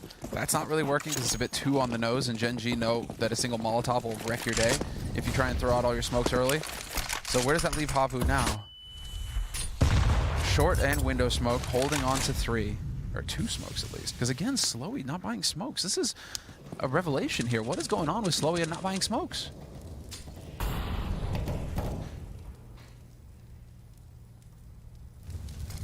So we've gone back to sitting and waiting and counting on individuals to hit shots. Some buying some time towards B. Hoodie's creeping. And Hoodie's still dangerous. Up to 24 kills now. Minute 14. And there are no more smokes for Havu. Oh my god, there are so many players coming out of connector with what warning. Oh, this HG's going to be juicy! Oh, that's brutal, but they still don't know that anybody's there. They're still just walking out dry with no warning, and Kusa's going to have the fright of his life. He pops the bomb carrier, but sees 2 more make their way towards jungle. Daps creating some space, and that might bait them into Automatic's line of sight. Som's got the crawl space covered as well with a nice flashbang, so this is getting really weird real fast. You no longer have any smokes, though. What are you going to do? Do you have to fight your way out of here? You're trying to go for a flank. It's not going to happen. Bentec from the window. Som is going to find one as well. And this is Dodo and Hoodie in a 2v3. Gen G, as soon as that round slows down, this is it. It's the weakness that Potter touched on the desk. As soon as things slow down and it starts getting into a situation where Havu maybe have to be a little bit more free-flowing, a little bit more loose, they hesitate. He's got a molly. There we go. Can he get the bomb, though, without going into the crawl space itself? But what's with Slowy and not getting a smoke? It seems so weird to me that at T-side you wouldn't be getting all 5 smokes. Like, one more smoke there makes all the difference. Hoodie really needed to activate that flank faster as well. The problem is Som and Bentet, the B players, were both alive, which is why he was slow. But they knew that one of the players was in CT spawn and they couldn't go through that crawl space. But it seemed that 2 of them died trying to fight that with the bomb. So he really had to take the gamble there rather than them to help them out and find a way for the bomb to go anywhere. Trapped in the jungle. Now... Just to show.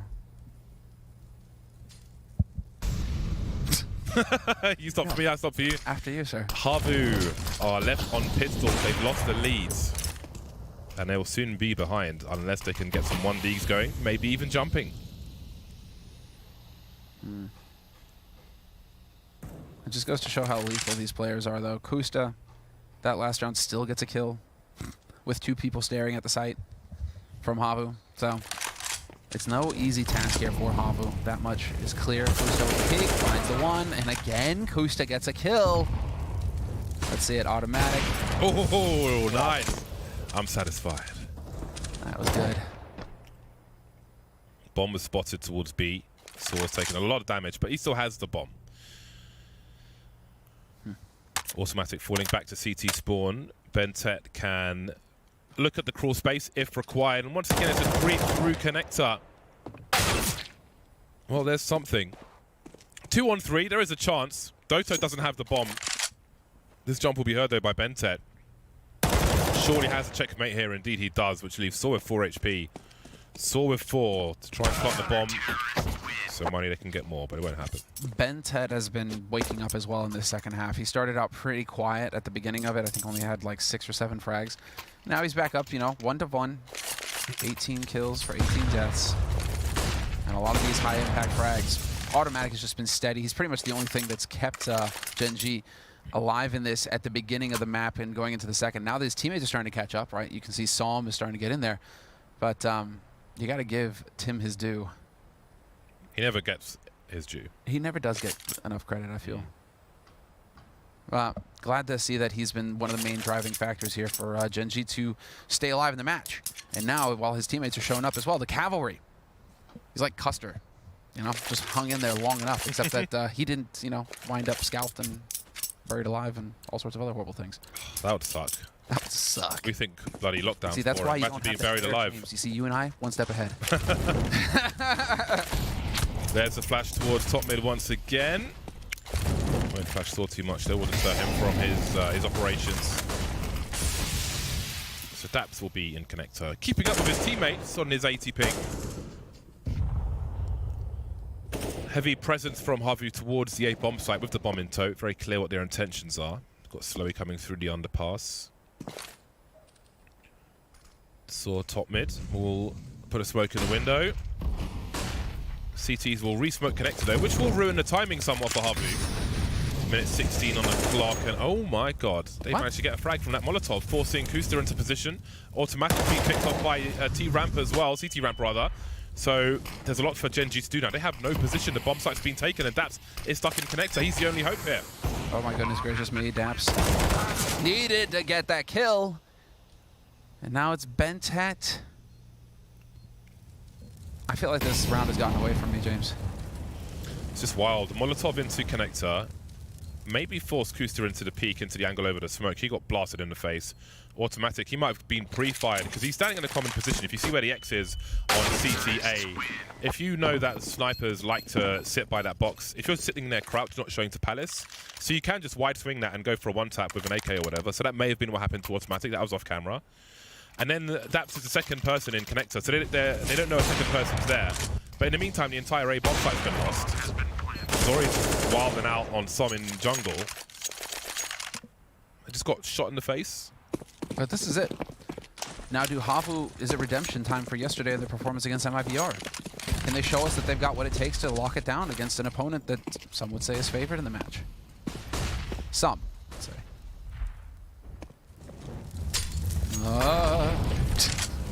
The deepest of That still incendiaries. did a lot of damage to him. Is Automatic going to jump into the apartments based on that Molotov? No. If you're standing on the van, more or less where that smoke was thrown from, you can throw a molly which goes out the window, and it goes out towards the default plant. So if you're standing on the van with an AWP, you still get flashed. But if you're in the apartments, then you won't get flashed, so there is a risk. Anyway, 14 apiece. So smoke up to stop Gen G getting that deep information towards B while Harvey focus on A. As we can see, though, Automatic is still going to get that deep information, and Som is starting to rotate, or he's considering it. So Harvey may have kind of overplayed their hand there and more or less told Gen G what their intentions are based on that smoke in apartments.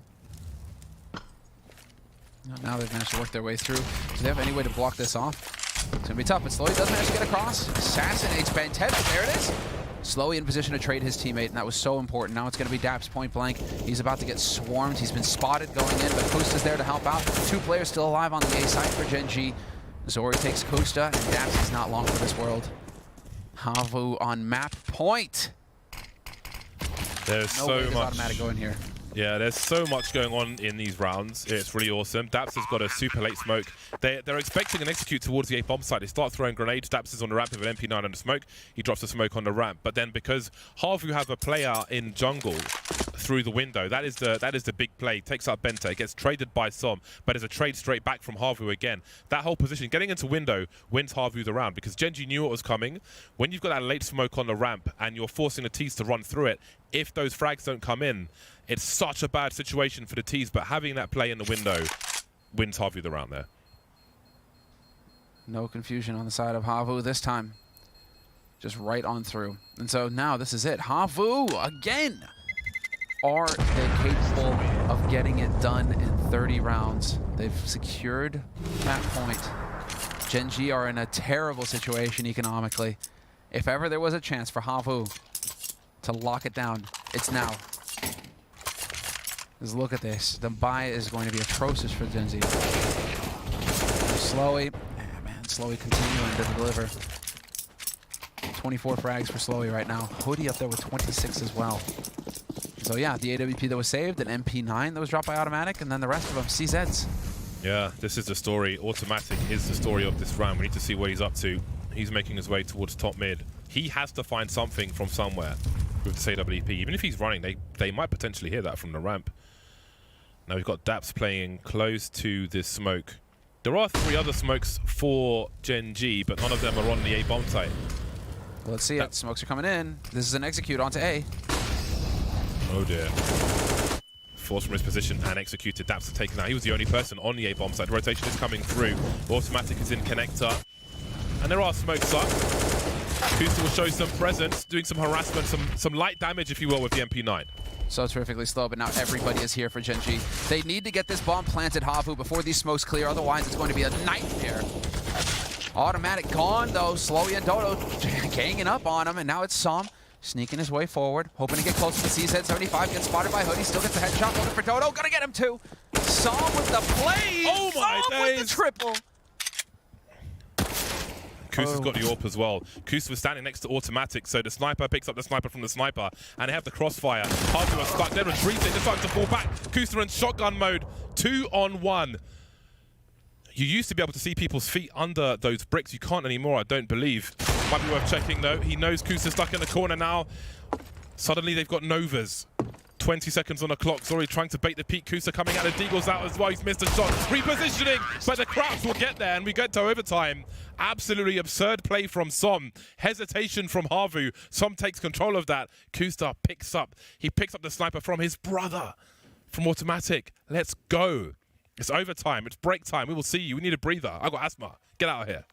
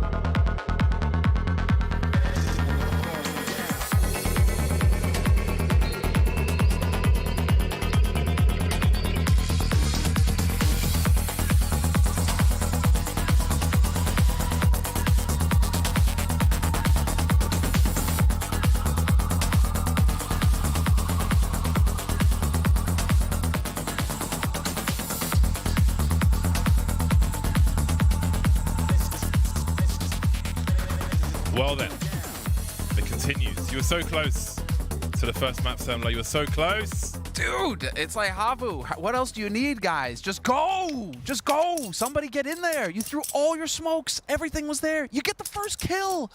Just push onto the site. Hesitation is an awful thing.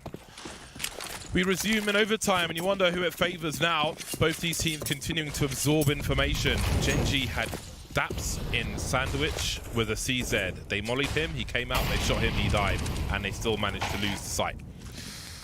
Well, you got to give credit where credit's due. Som, triple kill with the CZ. I mean, it's still a CZ, so it's still, you know, just disgusting. But good on him. That's still 15-15. I know you love the CZ, James. It's bad. I hate it, but I love it. I've learned to love it over time, a long period of time. Heretic. Zori has the pixel angle, and we've seen a CT. They like to get spicy. We're also seeing the sideways jump peak. Some players will stand in a deep corner, the CTs, and just hop up and down, but that's been punished repeatedly, so it has indeed gone out of fashion. Som has a smoke in the hole.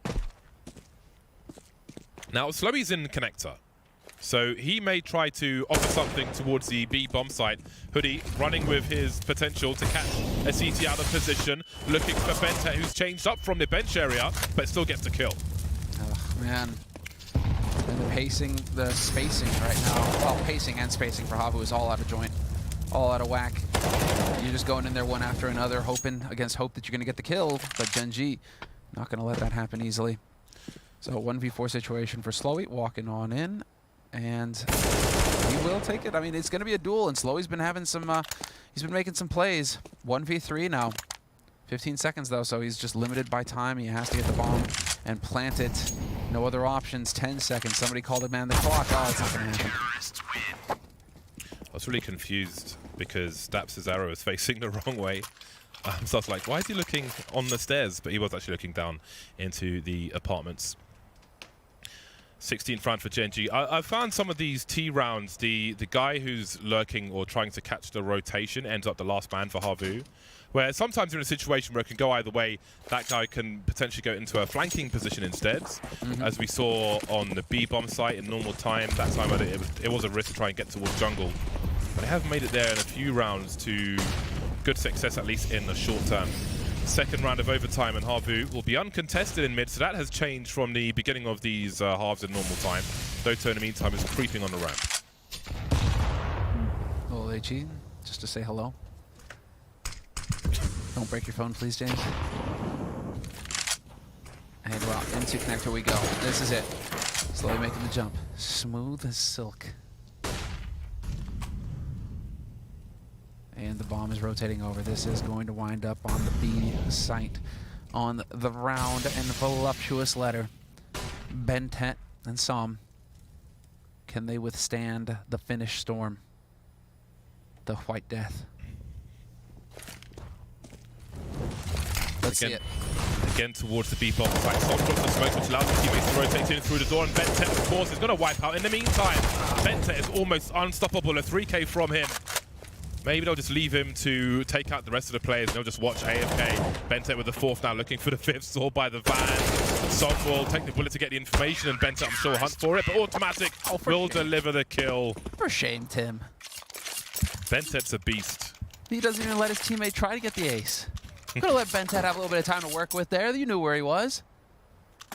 But I'm a fan of Bentet. I need to buy some Bentet stickers. Yeah. The man needs support, but not on the server. As you can see, he'll deliver almost all the kills alone. Look at the spatial awareness. The money towards the bench for his teammate. The 180 to cap because there's no cover. Marvelous stuff. Yeah. And he's very clean. I mean, you put aimers like this in that sort of situation where it's a bit too obvious what's happening. And if the spacing is off on Havu, if there's no trade potential, he's just going to eat you alive.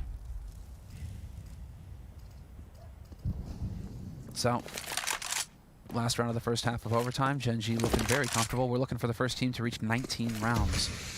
3 rounds and a half of overtime. So, Gen.G, they are on the way. Smoke in the middle of connector. Some gimmicks from Zori. But Bentet will really be aware that some funky business is going on. Why else would you do this? I think it was Harvey we saw the one-way smokes in B-apps, and we've got another one here. But again, they're very aware. They've seen this nonsense from them towards B earlier in the game. 2 unanswered kills now. Daps activated once again, close on the ramp. And he's got some help from his teammates if it's required, but he's got the bot. Havu are failing in this overtime on the T side. Looks like a 0-3. Saw tries to make his way out of the palace, but Automatic is here. And of course, Bentet to clean up that final kill. 3 from 3 for Gen G. 3 game points as they move to the T side.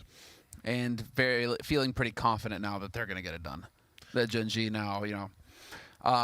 There's that moment, you can see it. Well, it's the 30th round, essentially. It's the 30th round, and that encapsulates Havu right now in this match, is the hesitation to just get out there and fight. And right now, Gen G are just taking full advantage of that. You give players the quality of Psalm or Bentet that kind of opening, even just the slightest hesitation, they'll rip you asunder. They will take you down. And so 18-15, Gen G, map point, as you said, on the T side, and could just see some very, quick-paced aggression out of Gen G. Slowy's got the angle. I like this. Kusta was going Palace every round pretty much on the T side for Gen G, so Slowy looking to punish that. Saw in the meantime has been popped in the window. Very early 5v4. Zori will show some presence from Connector. This is the difference, you see. Kusta, look at Kusta. Does he peek? No. No, he could. But no, he just holds the angle because he knows that he needs to stay alive. This is how Havu lost their round last time when Automatic took down Dodo in the Palace, where it was a trade. Here, Gen G aren't giving up that advantage. They're not going to let it come back to a 4-on-4. With all the lurking Kus has been doing, he's still leading the charge on Gen G for utility damage at 257, but Slowy's got 405, which is sticking out from everybody else. However, they're against 3 game points, so it may be all for diddly squat. Once again, Havu aggressive in B. Now, Gen G at the 50-minute mark, 50-second mark rather, have to consider what they want to do. And Havu have been proactive on their CT side, which is a credit to them. However, going up against Bentet, I don't fancy a chances. Oh my god, he got away with that. Dota's like, I'm out of here, man.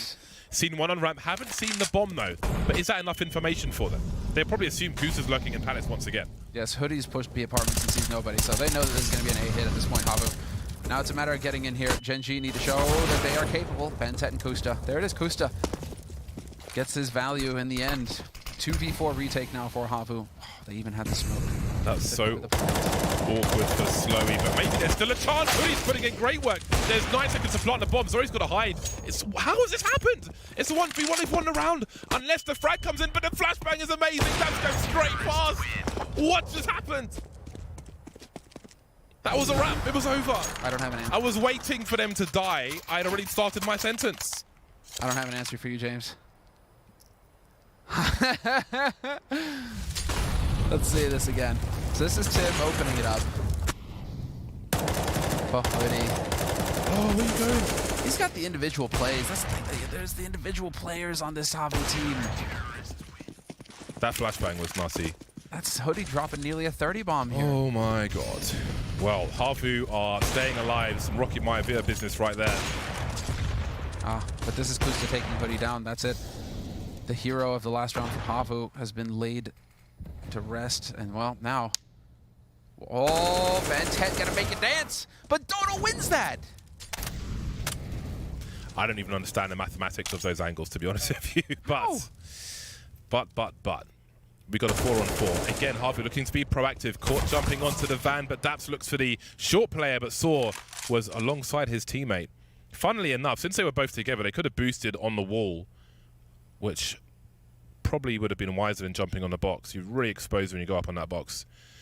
Anyway, we've got a 3-on-3 with a minute on the clock. It's really hairy stuff now. All of Havu spread out, playing for a retake on the A bomb site with a smoke and 2 flashes. We can see that Azori is in CT spawn looking at the crawl space.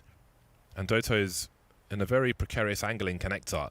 No one has any help wherever Gen G choose to go, but Gen G are making the right play. Presence being shown in the window.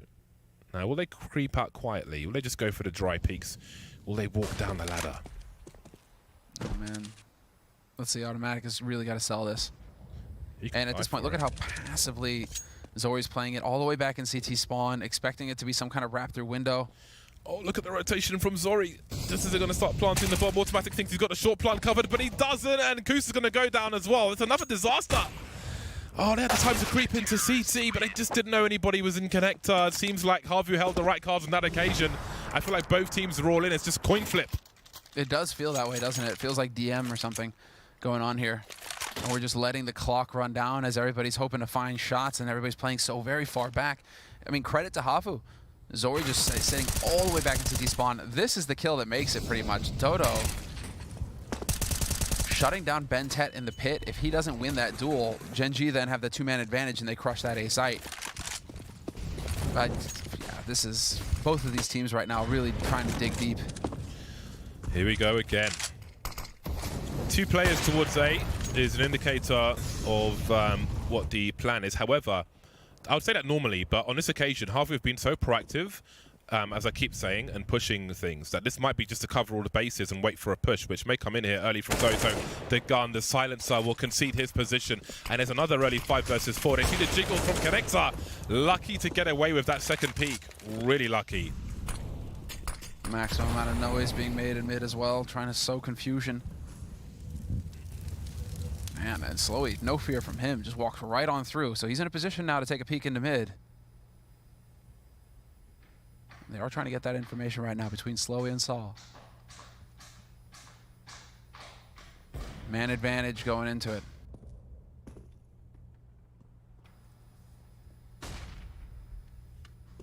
And let's see, can they take it full advantage of this time around? Gen G, they've actually got the man advantage, 40 seconds on the clock. They've got a single smoke grenade though, and it's on Tim.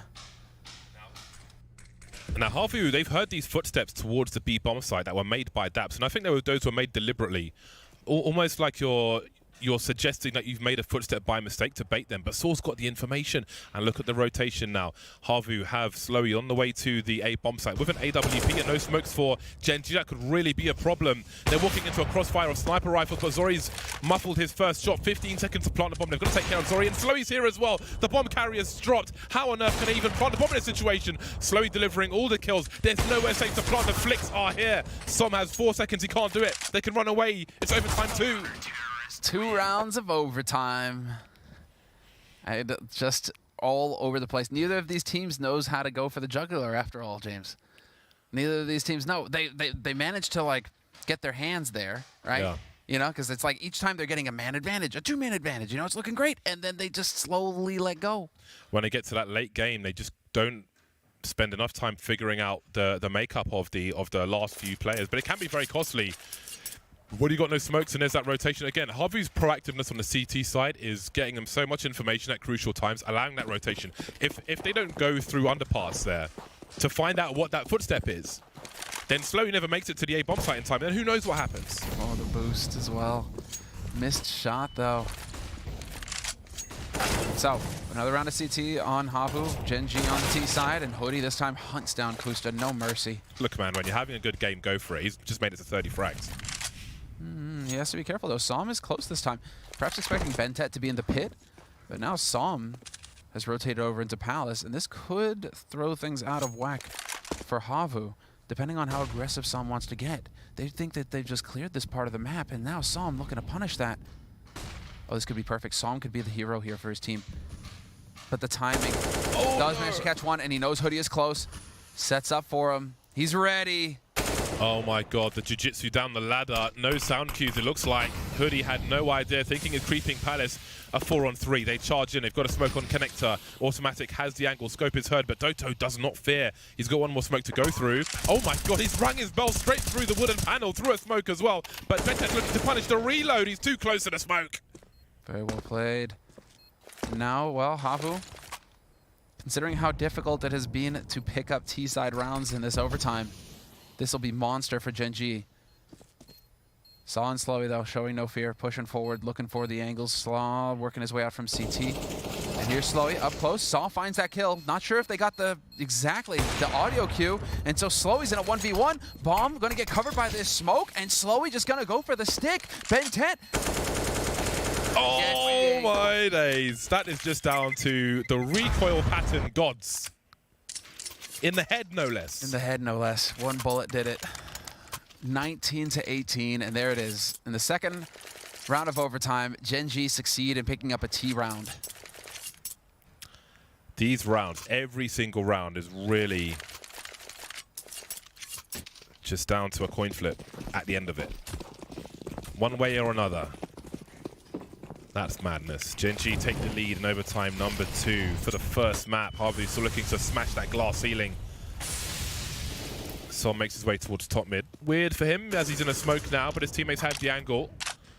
Harvey would love to avoid an early 4 versus 5 situations where he's taking some damage, but he's still alive.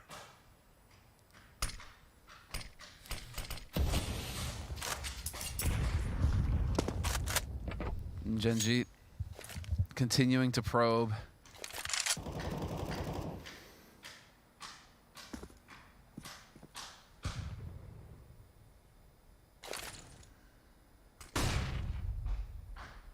Looks like the mid play this time. Nobody in Palace or Pit for Gen G. Full focus on mid. So this is a different take from them. Interestingly enough, looks like they want to just move together as a group and swarm. Could be straight out onto B. We are rotating Daps up into Palace. He's going to have to take, or not into Palace, but B apps. He's going to have to take a lot of time to clear out these angles, though. Nobody here present at the beginning of the round means that things could get awkward. And so a second man rotated over. Bentet. 38 seconds and a fresh smoke goes down to block off B apartments. That is nightmarish. If the T's coming up, Cat can make enough distraction. Oh, Slow, he just started strafing before he fired his shot. This is brutal. This run distraction. Maybe they push through the smoke anyway up top. Kusta can plant the bomb. Now this is planted for Cat where they come from and the apartments as well. Saw makes his way onto the site, looking for targets, finds one, but he can't find a kill. 4v2 post plant. Harvey will have to go for it. They can buy the next run regardless. Zori creeping now. They've only got a smoke to... well, it doesn't really matter. At this point, they've got a frag out. Kusta stuck in the same place as earlier on. Now it's a 2 versus 2. Unanswered kills. And now that smoke comes into play. Covering half of Cat, but Bentet's got the high ground advantage. They can play for the beams. They can hide behind that smoke grenade. Surely Zori can't do this unless he finds the wallbang of his life. The bomb is so far ticked as well. Automatic watching the creep. Sees the barrel of the gun. And it's 2 from 2 for Gen G. They've been here before, though. Now this sets it up because we're looking for the first team to 22. And well, Gen G now, they've been here before, but now I'm feeling like they're going to get this on lock. I mean, the buy is going to be there for Havu. They're going to have nearly everything that they need. But we've seen how difficult it was to pick up T-side rounds in the first round of overtime. I mean, these rounds are money now for Gen G. They could lose this last one and still feel very confident going into the second half. Run boost across. And automatic dies. Automatic with the double. God damn. Well, there is a disaster if ever I saw one. Havu not ready for the run boost, and it is a shooting gallery at this point. This round is all but over.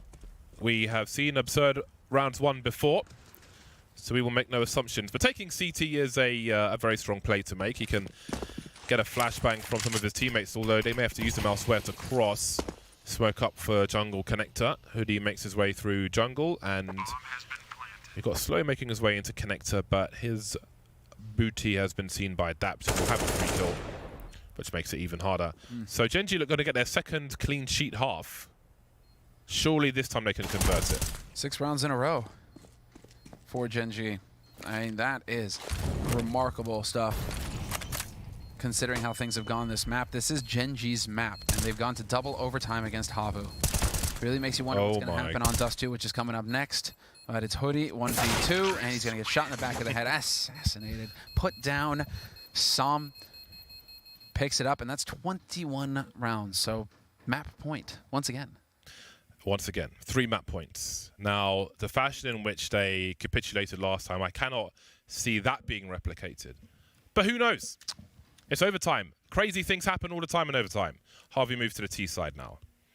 They stopped. I feel like with the plays they were making, the proactive plays, yeah, there's so much risk involved in them. And they made great plays, and they got away with them so many times. I feel like they were maybe thinking this might catch up with themselves. I feel like they slowed down on that a little bit, and maybe that made things harder for them because they did find so much success with those late round plays to even the odds. But here they are on the T side.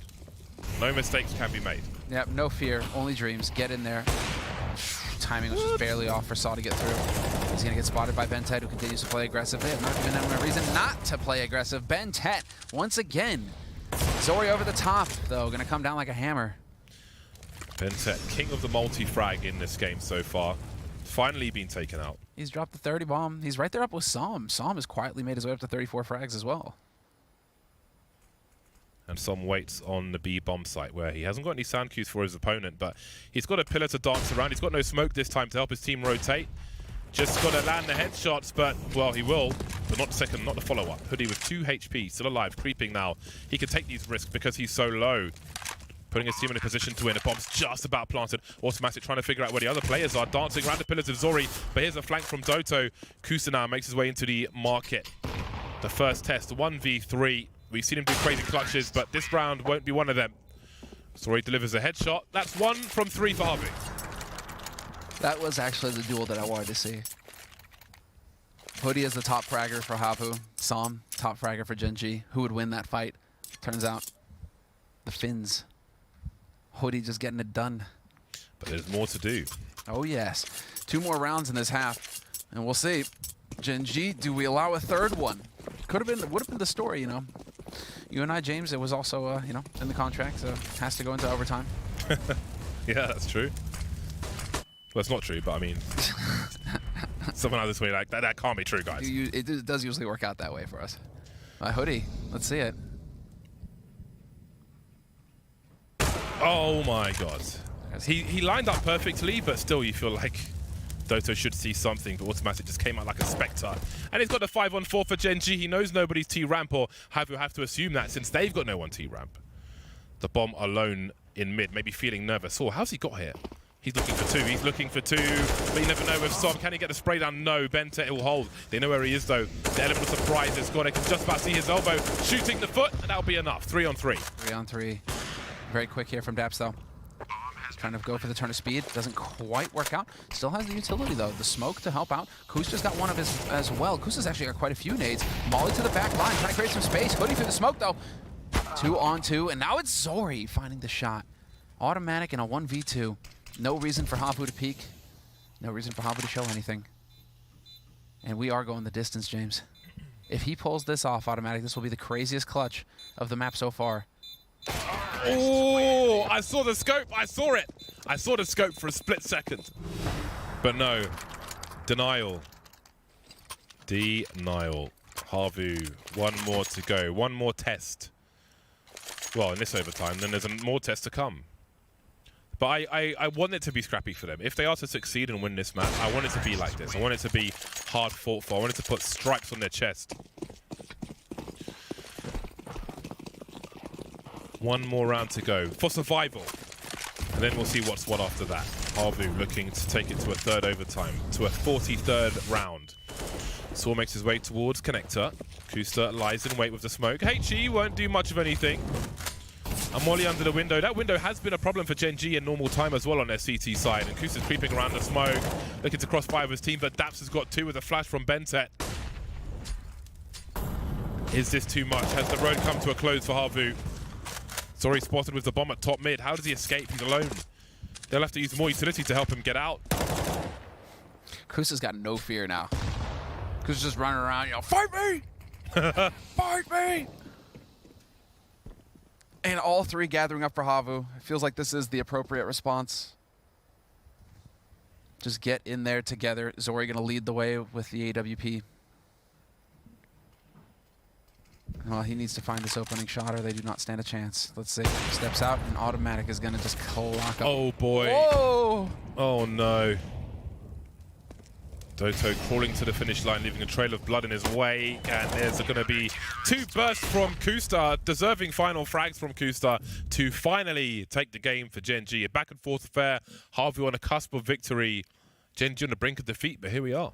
Back and forth on Gen.G's map. Yeah. On Gen.G's map, worth mentioning. So if Havu don't just mental boom themselves here after this, thinking that they could have won it, they're going into their map. Now there's still a chance here. There is still a chance. There's still a chance we get 3 maps out of this series. But Gen.G have taken the lead, 1-0, and we'll see what the analysts have to say after the break.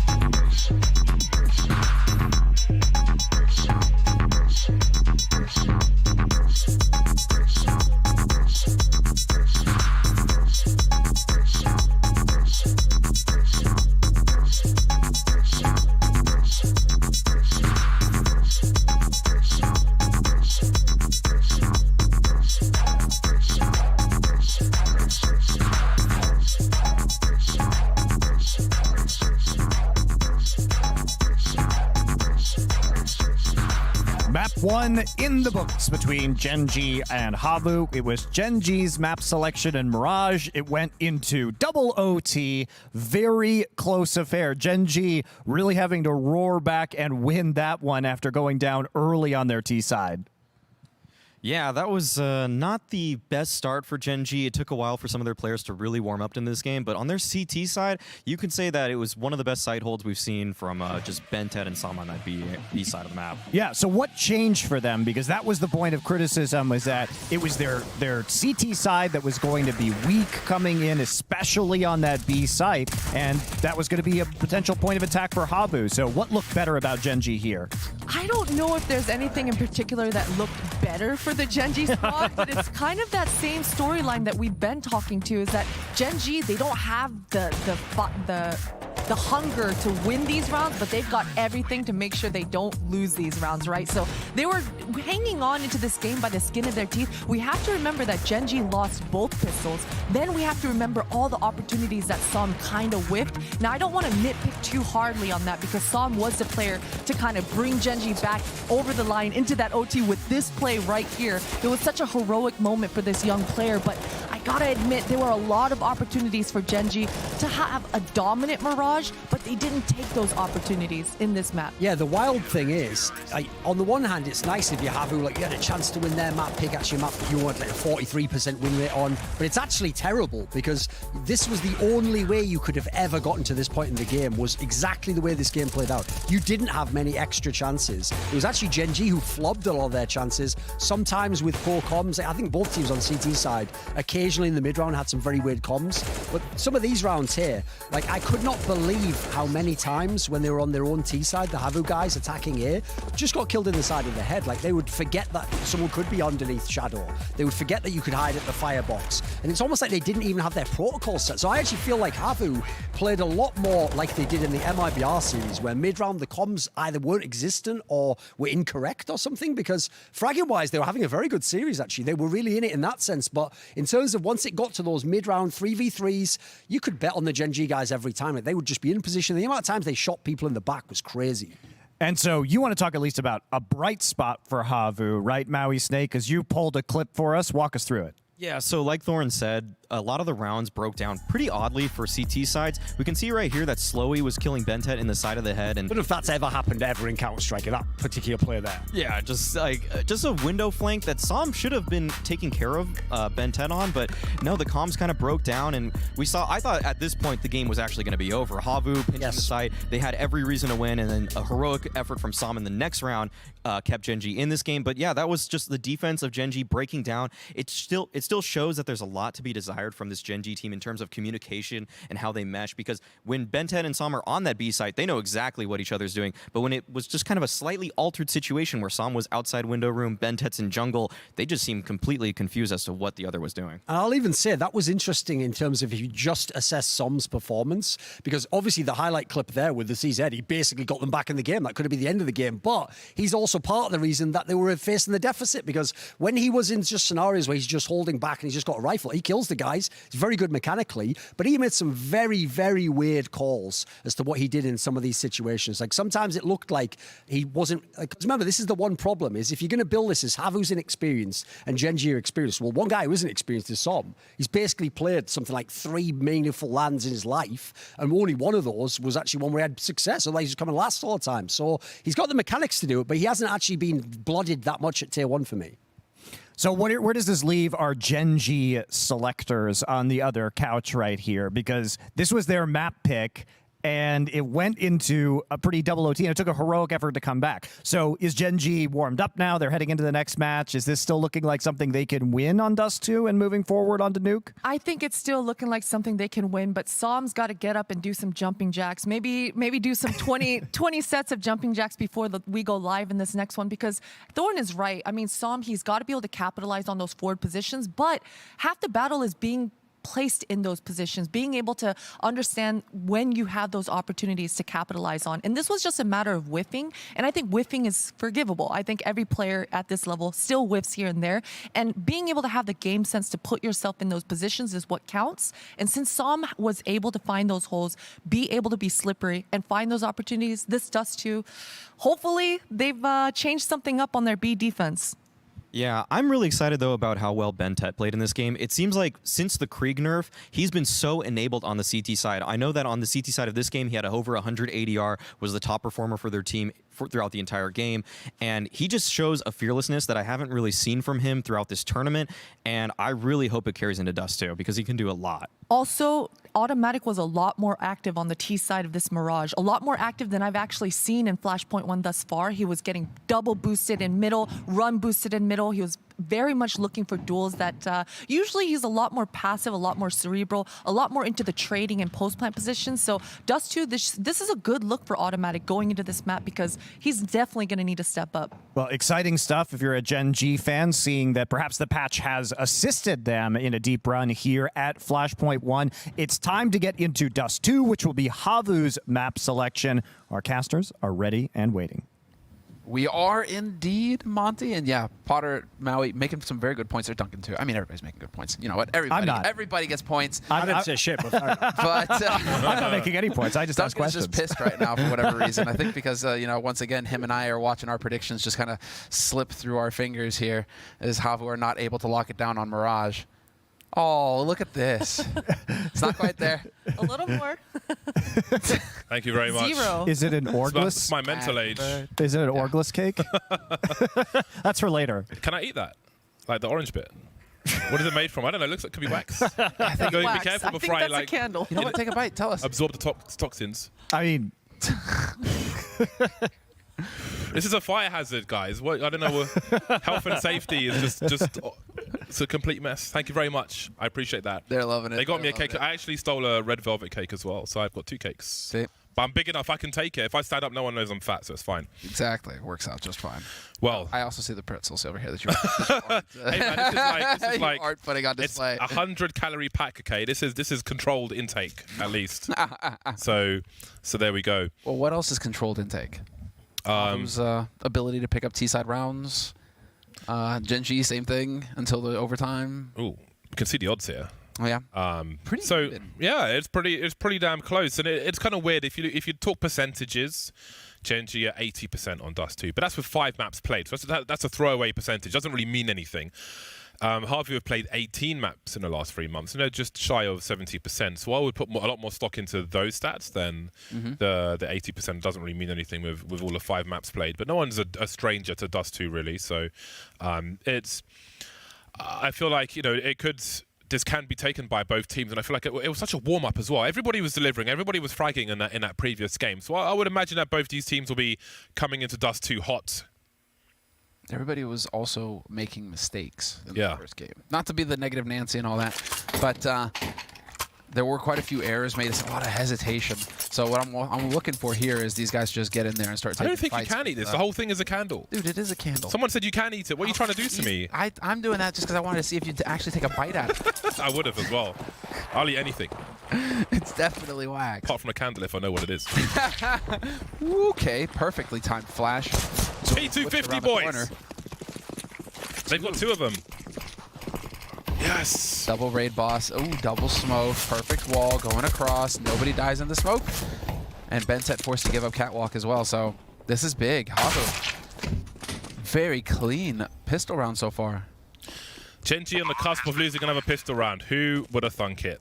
They are so bad at pistol rounds. It's crazy. I don't know. It must be some kind of curse. Well, I was going to say it's still winnable, but it's a lot less winnable now. Dap's creeping mid. He's got a kit looking for the round of his life, but he won't make it. He will not make it. The P250s do their work with the opening kill. Havu charged the bomb site. No time for Gen G to decide. They all eat bullets to the face. Generally, that means you lose a pistol. What a clean pistol. Like, impeccably timed as well. Flash goes off as they come around the corner on long. Guy that holding there just gets obliterated. There's nothing you can really do. You're just going to die. And then the 2 smokes as they're running up, and they don't even need to break stride. They just don't stop. The smokes bloom as they cross onto the site. That was a very clean, well-orchestrated pistol round from Havu. clearly showing some preparation here on Dust 2. And so Gen G going for the Force Spy, as they do. Yeah, Zori out long already. So they've got a bare minimum for the map. Well, I guess, yeah, they can take it. Be it cat, be it long. They've got long, which is quite nice, which means they've got the range if they want it, if they want to approach it later. But they want to see, they're giving Gen G a chance to hang themselves, a chance to make a play, a dangerous play, and not get paid off for it. Often in a pistol round, if you've got a smoke up on the Xbox, you can find the CTs hiding behind that smoke, looking top mid, and Kusta will do it in what essentially is another pistol round for him. But nothing doing. They get nothing from it. A minute on the clock for Havu as they choose what to do.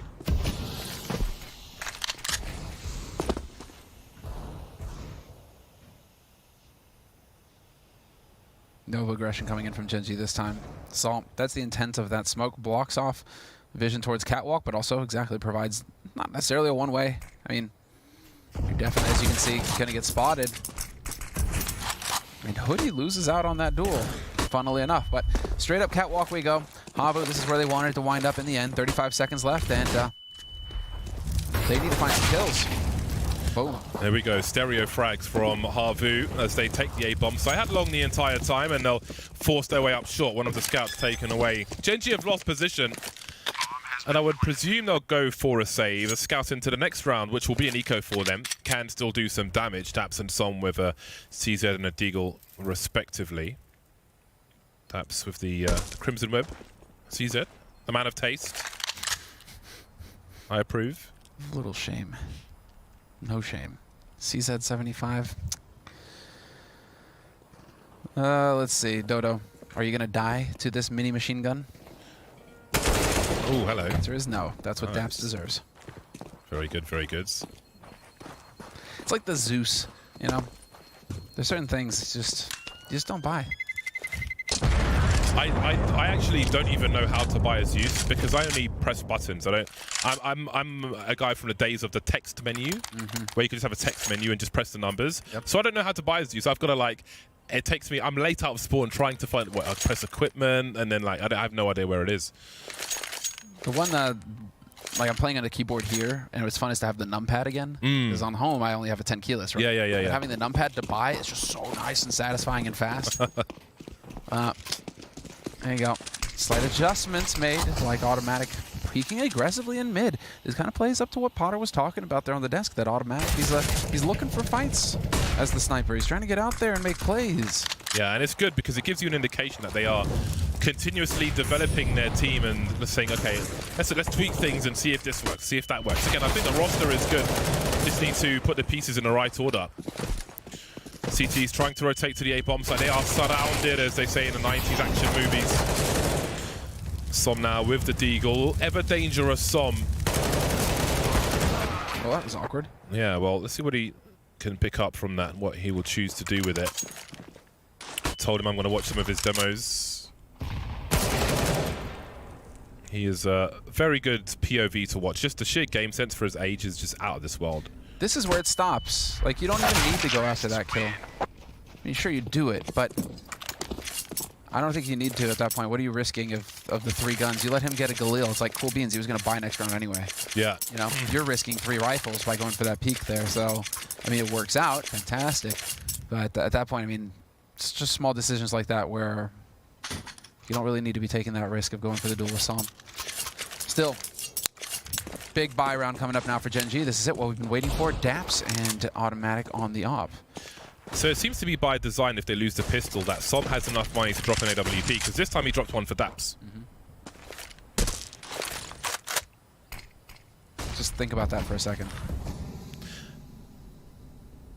They do commonly go to Sniper with Daps with the AWP on CT as well. Gen G playing a reactive game at present. Very risky to be proactive on Dust 2 CT side, so I'm curious to see how Havu will play once the sides switch, but for now we'll be in their car for the T side as they clear out the cat position. And Molly to perhaps buy some time, but slowly, he don't fear. He doesn't respect his opponent, which is great to see. Playing with fire. This might catch automatic. Automatic may not be expecting anybody to have crossed, and he's going to hold this angle. Zori Could be peeking into his death right here. Automatic again. Bit aggressive with the angles. I like it. But decides to back off. 45 seconds left, and he's still got a smoke. Or does he? No, it was a flash that he pulled out.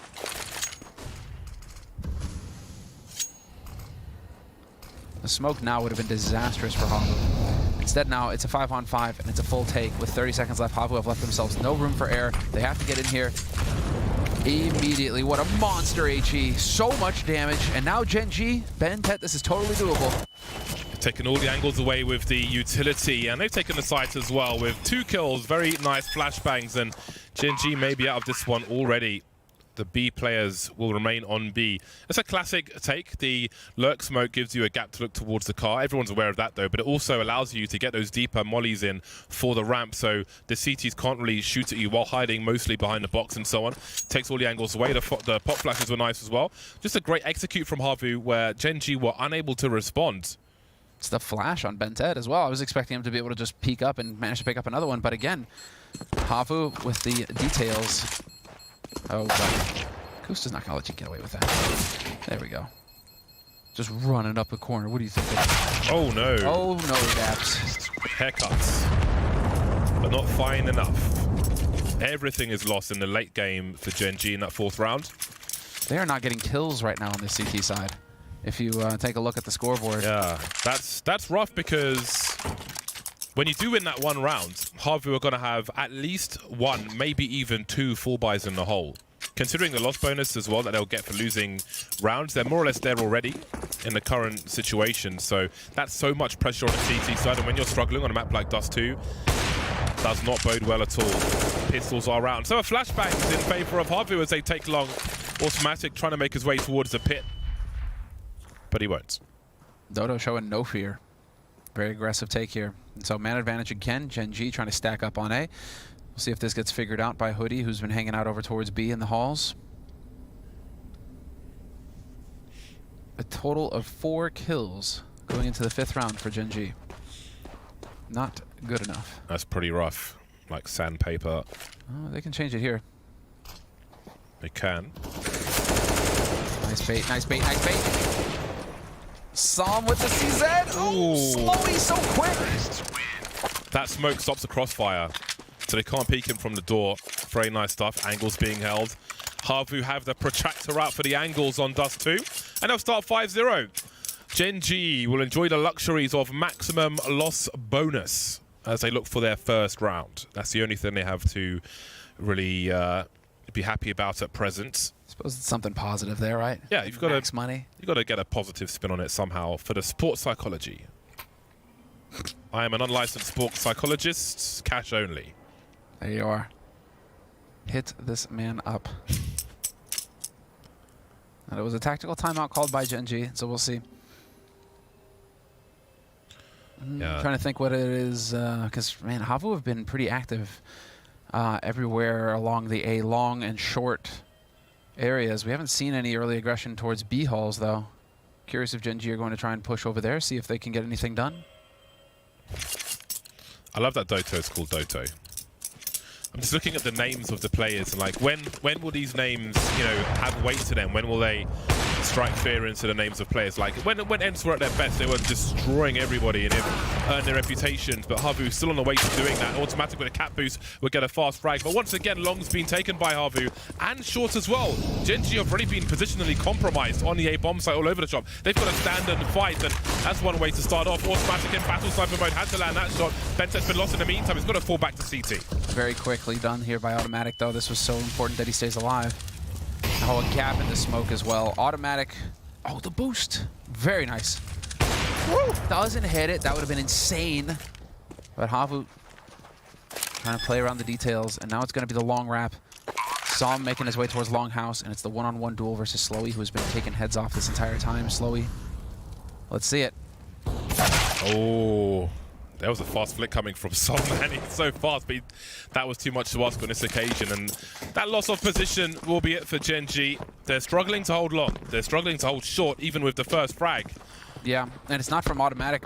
I mean, the lack of trying on Automatic's part. Again, he went aggressive, and this time it worked. He got a kill. It should be setting his team up. I was wondering if a cat boost would come in this round, but I was too busy blabbing about other stuff. But it's weird when you have a timeout because you create expectation for something aggressive for your opponent as well. So it becomes this kind of weird back and forth. Is he going to do it? Is he not? But on that occasion he did, but still no success. Still a clean sheet. Whiter and white sheets for Havu. The AWP's out once more. It was a rotation game for Daps on that occasion, so got to bear that in mind with the 0 and 5. Oh, 0 and 5 for Daps, 0 and 6 for Bentet. Yeah, he was a megastar in that previous map with all the multi-frags. And now he just looked for the first. Slowly with the off angle. Just looking for anybody making their way to lower tunnel. And once again, there's disaster. On long for Gen G. They've got to find a more consistent... saw the op disappear. They've got to find a more consistent way to land something there. And this time it's B, which is also B harassed. Yeah, there's a trade, but Daps is stuck in the corner. Manages to escape for now, but he's got no utility. He can't do anything to delay this push. Dude has got 2 HP right now. There it is. Saul finds him. Quick rotation, though, into upper. Bentet could be the hero. Could this be him getting on the board? He can jump on the bricks to the right-hand side through that smoke if he wanted to. Booster scoping to run distraction. He's given Bentet a way in, but there's a T who's gone into the tunnel behind him. Has he seen him? Oh, he has now. They're all over the place. The burst is there, but he's low on bullets now. Just 3, and he can't make a fatal connection. Again, we've got Slowly rotating in with the bomb from the B bomb site. He's left. Oh, this is so weird now. There's so many different things going on. And some kind of one-way smoke on the window allows the kill. This is absurd. It's just absolutely crazy what we're seeing, but it is ultimately 7-0 for Havu. He is no longer a secret agent. Bentet, 1 and 7. Yeah, this long pull has been working out marvelously with Havu. You got to give it to him. I wonder if Gen G were planning a push through B halls there with all the action towards A, but Havu are mixing up their game at the right time if that was the case. Sorry with the flick at 151. Very quickly out onto long. Moment's hesitation here from Gen G. They decide to back off. Spotted. Costa just barely makes it up, but that was so close. Those odds are offensive. They are actually a bit out of hand here. Maybe they'll go up for every round. Maybe 8-0, they'll go to 8. Okay. Let's see, is Daps going to break it? Is he going to break the streak? Or will he get his secret agent license? His license to kill? It's been waiting to do it officially. That's it, exactly. And then he's just going to tear it all up. Well, there is a creep up cat. The bomb is on long. Kusa may get some sound cues. Daps, there we go. The pressure, all the pressure's gone now. That 1 for 6 can mean so much. Bentet alone on the B bomb side. Flash up towards the palm tree. Will buy him some time. Looking for the multi-frag once again. Now he's got to be the king, but he won't. Hoodie takes that crown away, and Daps is in a 1 versus 3 with the AWP. He will hope they give him something, but the smoke is up and he's forced to fall away. This is, it's night and day. We talked about momentum, everybody coming in hot, everybody fragging.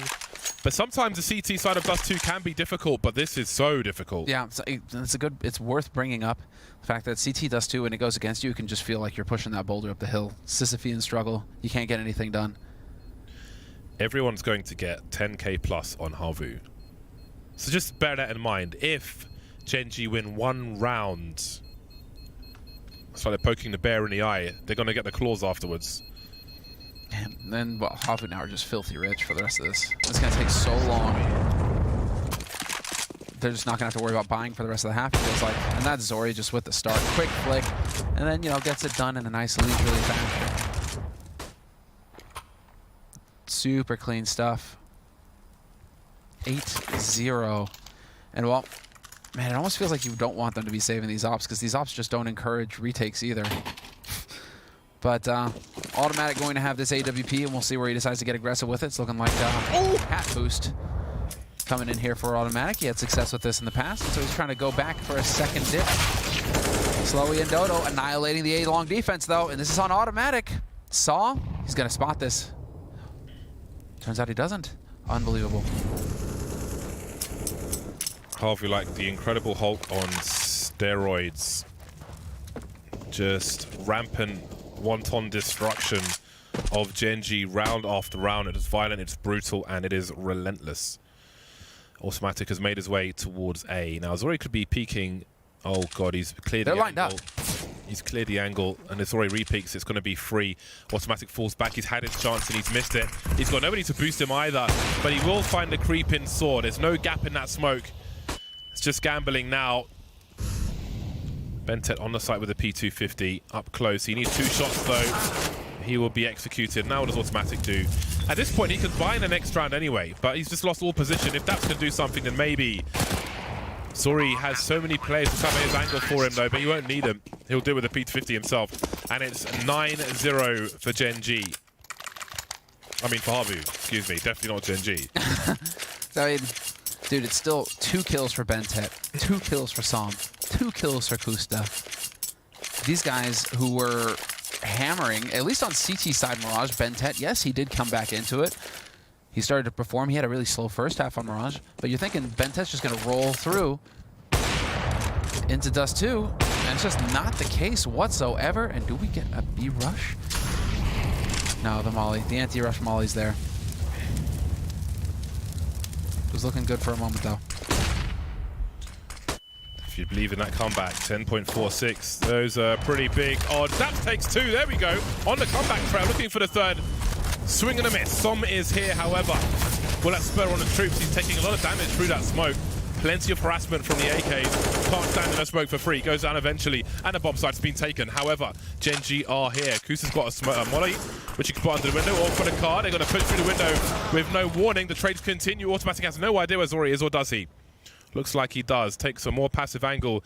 He's picked up the incendiary from his teammate, so he could go for a molly under the window. But Zori's backing out of the site. He's going to reset the situation with a minute on the clock. He's got time to play with, but he doesn't have any utility. Traded out for the AK as well, looking for the mobility. And now, he's just going to have to hope. Unbelievable. Okay, then. You could just play this game. Automatic right now can just wait for the retake on A. He'll take those odds any day of the week. They are going to walk into each other, and this is all down to Lady Luck at this point. This is all down to timing. And sure enough, Automatic's going to win that out and get Gen G on the board with the clutch. All down to timing at that point, though. Yep. You're really just leaving it all hanging out. Daps with the collat. Here it is. Bosh. Shotgun mode. Love to see it. Well, there's a round on the board for Gen G. They have put something on the board. But is that it for the half? Or have they got more in them? 2 MP9s on Dust 2. 3 MP9s on Dust 2. Maybe they've been cursed by winning that one round. Their loss bonus will be a little lower. How do you make a buy like this work? If you're Havu right now, you're trying to bait out the utility. You're trying to bait out these nades. Because you know with only one man surviving in the last round, Gen G do not have a whole lot of Skrilla to work with.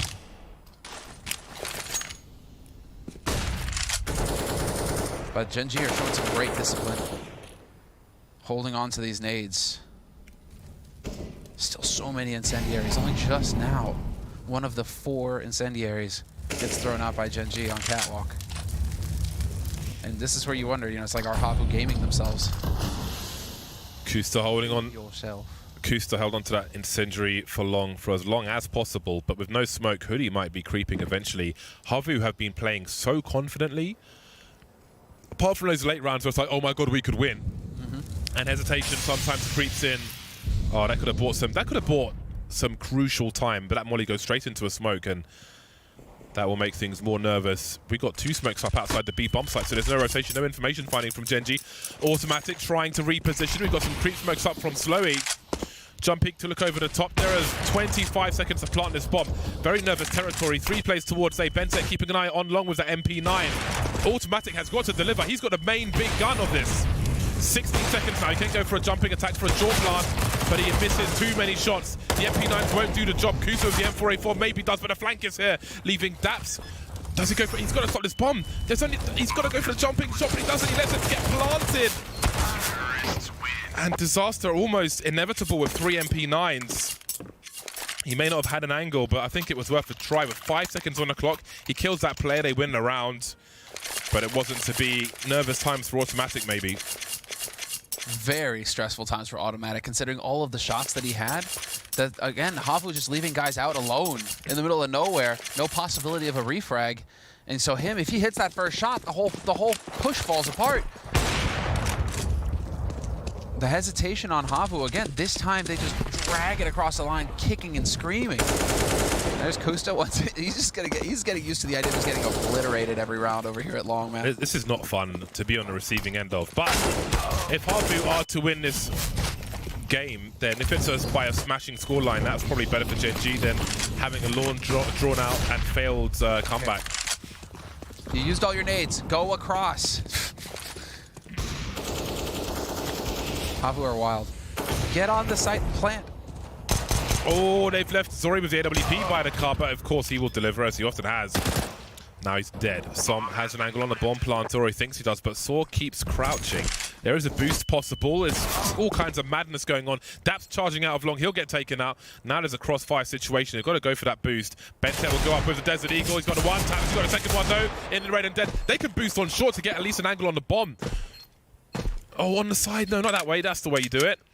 But it's planted for platform, but it's the AK rather than an AWP, so it's weird for all concerned. So he's got 15 HP. He could be shot, but someone's got to get on the angle. And he's holding the defuse. Bentet still alive. Keep your crosshair in the right place. Don't disconnect from that bomb. Awkward for Havu. Gen G win a desperate second round. That's the way to describe it, though, isn't it? It's anarchy. It's desperate. Yeah. It just feels like right now we're watching a knife fight in an alley. And these guys, it's just so close every time. Bentet gets those 2 kills. That's bonkers.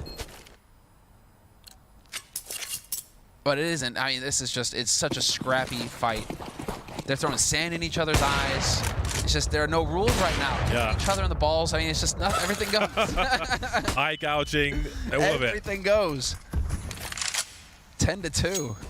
Gen G with the second round on the board. Gen G with another reasonable buy after... Well, they were on eco anyway, so we're going to get a reasonable buy regardless. But I'll get some bonus money, just about. Smoke up on Cat once again. All those light receptors active for Doto. No aggression towards Long for now from Havu, but maybe Zori's on the way. He's got AWP, however, so I'd imagine he'd be going elsewhere. You can see him down to suicide now. As Havu will look to take Cat. Now, Long has been such a problem from Gen G. If they can hold it for free, that would be real useful, especially because Kusta has 2 flashes. So if there is a push to A from Cat, then he can flash behind his teammates to help them fight. He's almost the only person with flashes as well. Let's see, Daps, your time to shine. This is the shot. And Som now. Oh, this is going to be rough. Alone. Shot in the back of the head. Put down. Been outmaneuvered for the time being. Zori misses a shot to a crouching CT. 3-on-3 with an incendiary. The retake is possible. Doto could go for the flank. Now, Bentet's got the molly. He could put it under window, could put it towards the back box, could put it towards the car. Time is being bought for Doto's flank and no one's looking for it. No one is aware that this could be happening. Nobody is wondering, which means he's probably going to get 2. Goes through the doors. Grenades being lined up for the... Oh, there we go. Dota's coming in from the back and he will execute. Gen G laser focus on the B bomb site, tunnel vision. And it's 11 rounds for Havu. Fantastic flank there from Doto. You outlined it perfectly, and he's been popping off this game. 15-4, his scoreline. Looking very good. And Havu on the T side are just utterly destroying Gen G. It doesn't feel like they can put a foot wrong right now unless they decide to do it. Unless it gets into these weird rounds where they start hesitating. But when they go, when they don't stop, they've got the firepower. So we're seeing again the aggression mid from Saw. Force buy coming in here from Gen G. Everything getting thrown into this fight now. And there's Kusta with the 1 dig. Sits Saw down. To use that rifle as bait. Nobody there to punish it. And so Kusta's got an AK. And Daps up close with the CZ75. A man like Daps. Looking to spam the inbox. Let's see it. Oh, a bit nervous. Surely because of the ping there, he just starts firing immediately. The 80 ping. Can never be too soon. He'll hold position at the very least, and there's only 2 players now for Havu. There could be a 3rd round for Gen G. Feels like a miracle at this point. Zori does not take too much damage, however. Bomb spotted top mid, doesn't tell him too much because they don't know where Slowy is.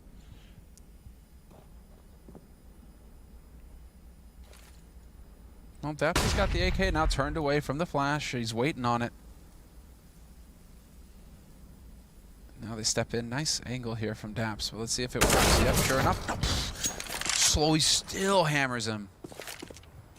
And we have 2 smokes to create a wall at the cross, and so they should be able to get in there. Big kill from Slowy, takes down Automatic. We're in a 2-on-2.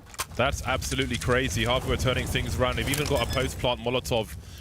Bentet's making his way towards long. Som coming in from the low ground. Now there is a car position being held, but Bentet will deal with that. Zori now needs to get some more wild plays in. The flashbang will flash him for a time. Som is creeping. Distraction being run. He doesn't land the flick. And Gen G make it to a 3rd round. Boy, the struggle is real. I can't remember a harder CT side on Dust 2 of late. This is so difficult for them. So now, is Bentet, you know, oh shoot, I can't remember. Have you seen that, you know, where it's like it's baseball where they start running around the stadium and then you have a professional sprinter who, like, they give him a huge head start. Oh, really? And, you know, this guy just runs across the stadium, catches all the way up. Is Bentet that guy right now where he's like, you know what, I'll go ahead and give you 14 rounds head start. He might be. And then I'll start just fragging everybody. Because it's the same thing as that's happening on Mirage. Now Bentet's starting to hit shots. All of a sudden, he goes nothing for the first 10 rounds of the half. And now he starts to get kills. Oh, they're baiting the peak with the AWP. I love it. They want the peak. Zori's waiting. This happened, I think, yesterday. There were 2 auto snipers on Dust 2, and they were blasting, and whoever it was on the CT side just peeked into them and shot one. Maybe watching those games, Havu, maybe it was them, I don't know. But anyway, they are moving into the B bomb site now. Slowy's completely blind. Som is, did they hit a rotation? I think they do, the reload rather. And the B bomb site has been taken. In the meantime, Hoodie is taking Kusa on the rotation through long doors. He can flank whatever remains of Gen G, which is not much. Automatic with 13 HP, a hope and a dream, a wing and a prayer, a chip and a chair. Blocked in the smoke as well. Oh my days. That is quite a half of Counter-Strike. That was violent, it was brutal, it was bloody, and I enjoyed every second of it. Indeed. That was showing us what Havu are capable of on their map. And Gen G, Dust 2, they just never got the ball rolling. But double digits for everybody on Havu. The guys just murdered them. The murder them they did, and the murder may continue in the second half, which is coming up after the break.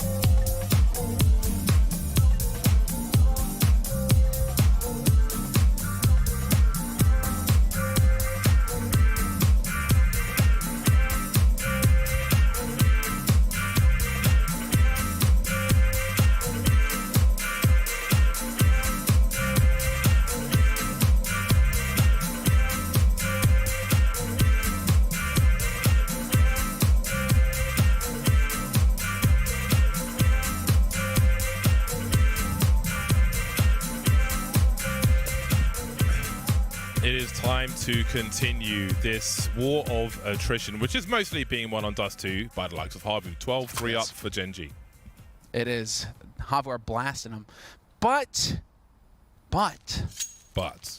we all know what's possible here. That Havu could lose their nerve, start second-guessing themselves, not go for the jugular, start doubting.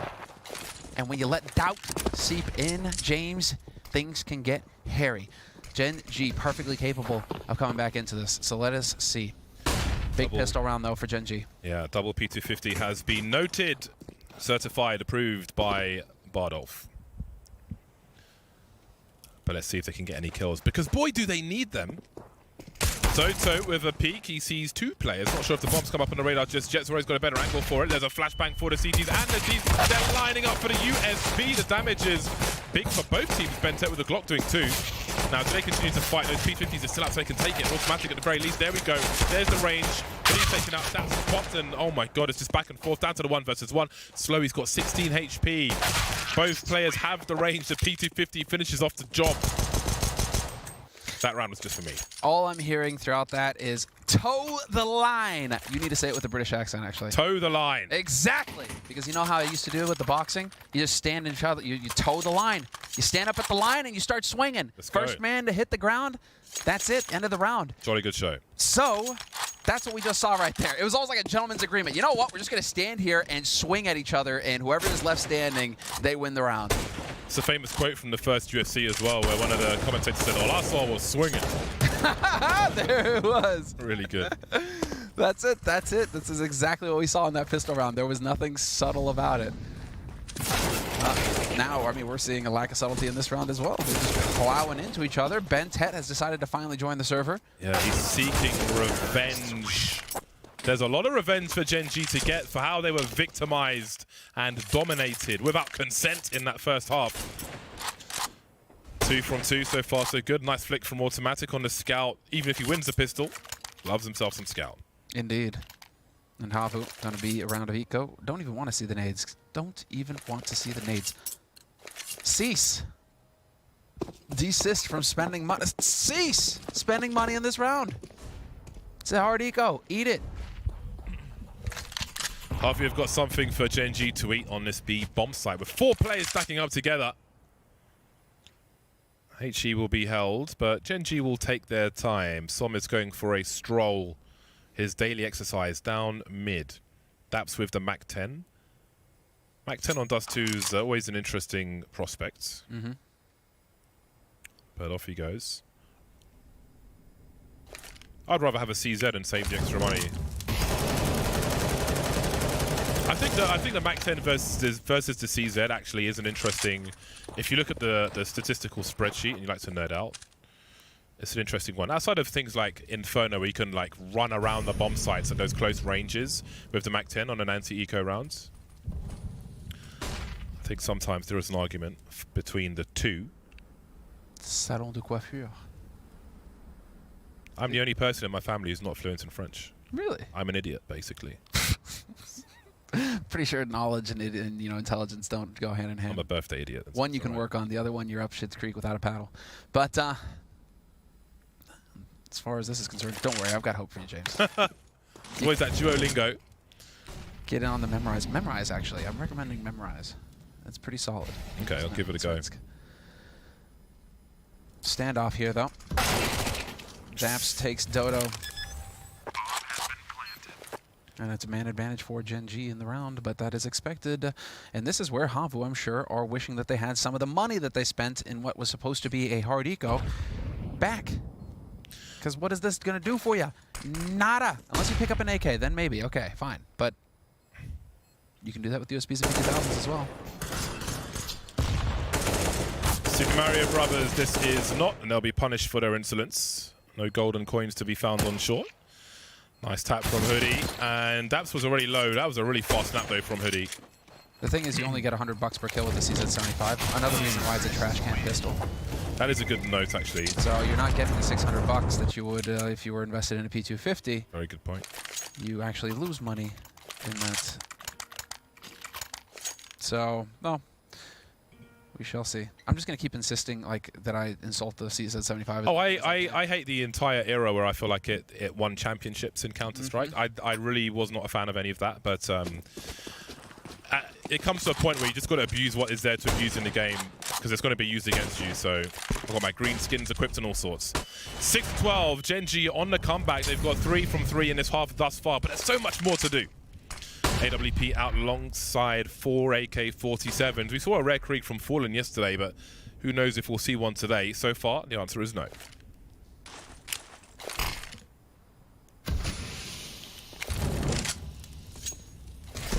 Same smoke getting used. Unlocking short. Going to be the A split in a moment's time here from Gen G, who are trying to keep the pressure up, keep the pace. Hoodie is going to be in for a real rough time here at long in just a moment.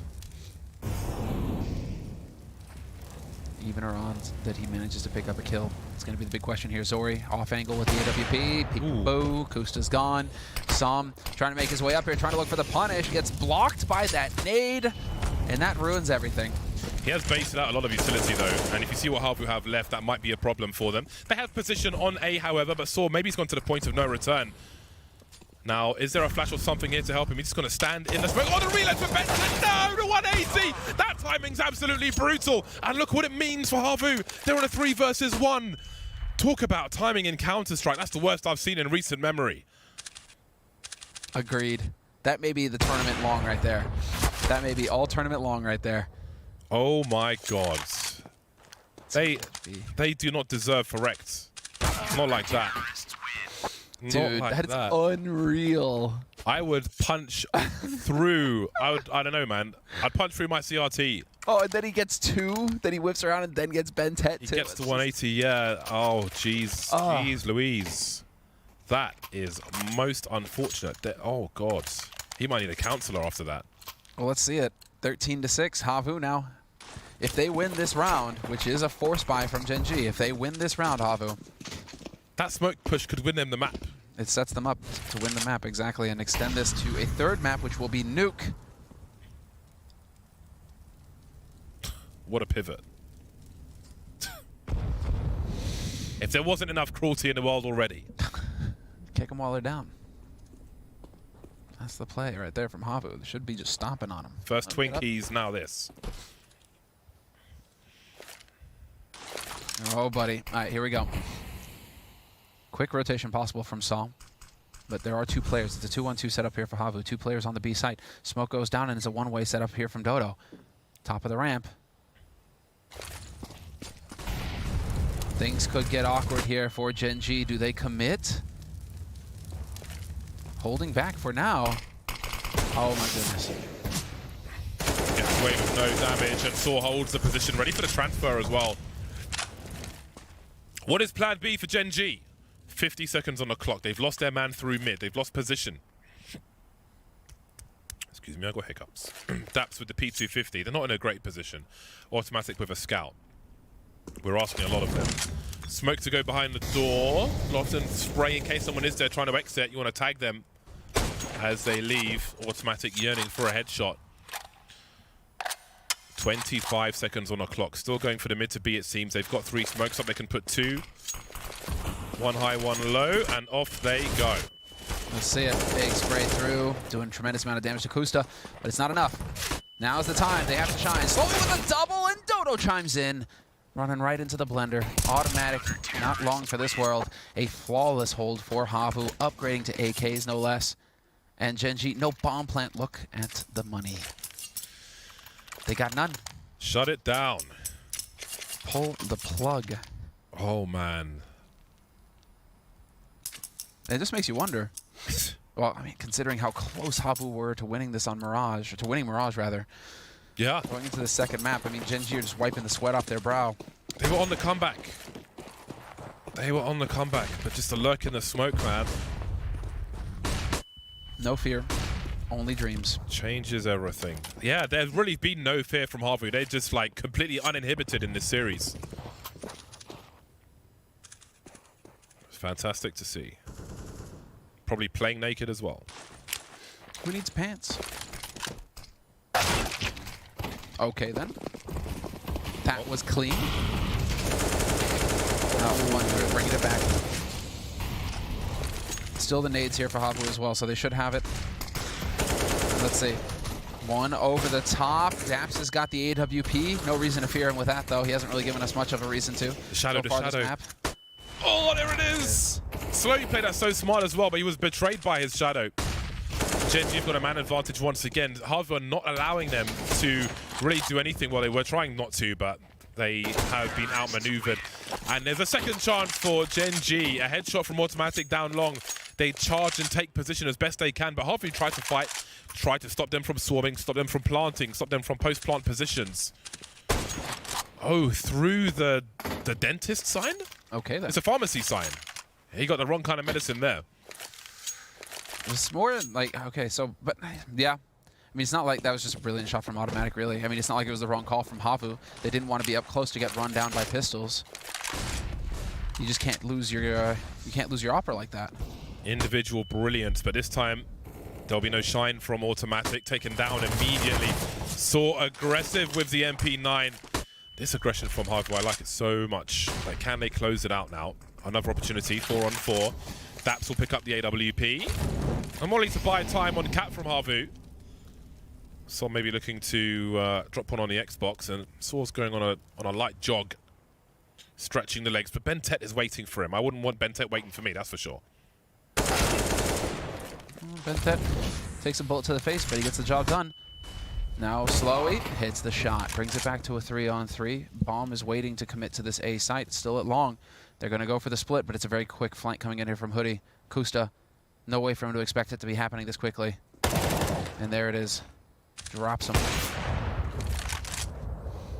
Spot with the bomb at long as well, and so Gen.G are fully committed. They're going to be trying to run it up here onto the site.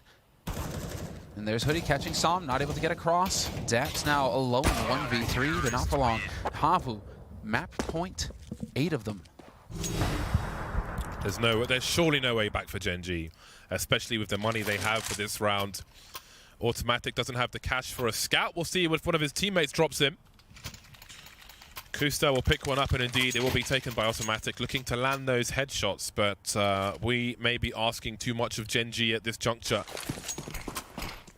Havu reaping the rewards of an outstanding T-half, it must be said. Automatic with a jiggle, but he will not be served. He'll be left hungry, left wanting, left lacking. But again with the pistols, if they show that same explosiveness, they could rush Slowy down here through mid doors. It's looking like it. He is about to peek into a whole bunch of people. Spots him.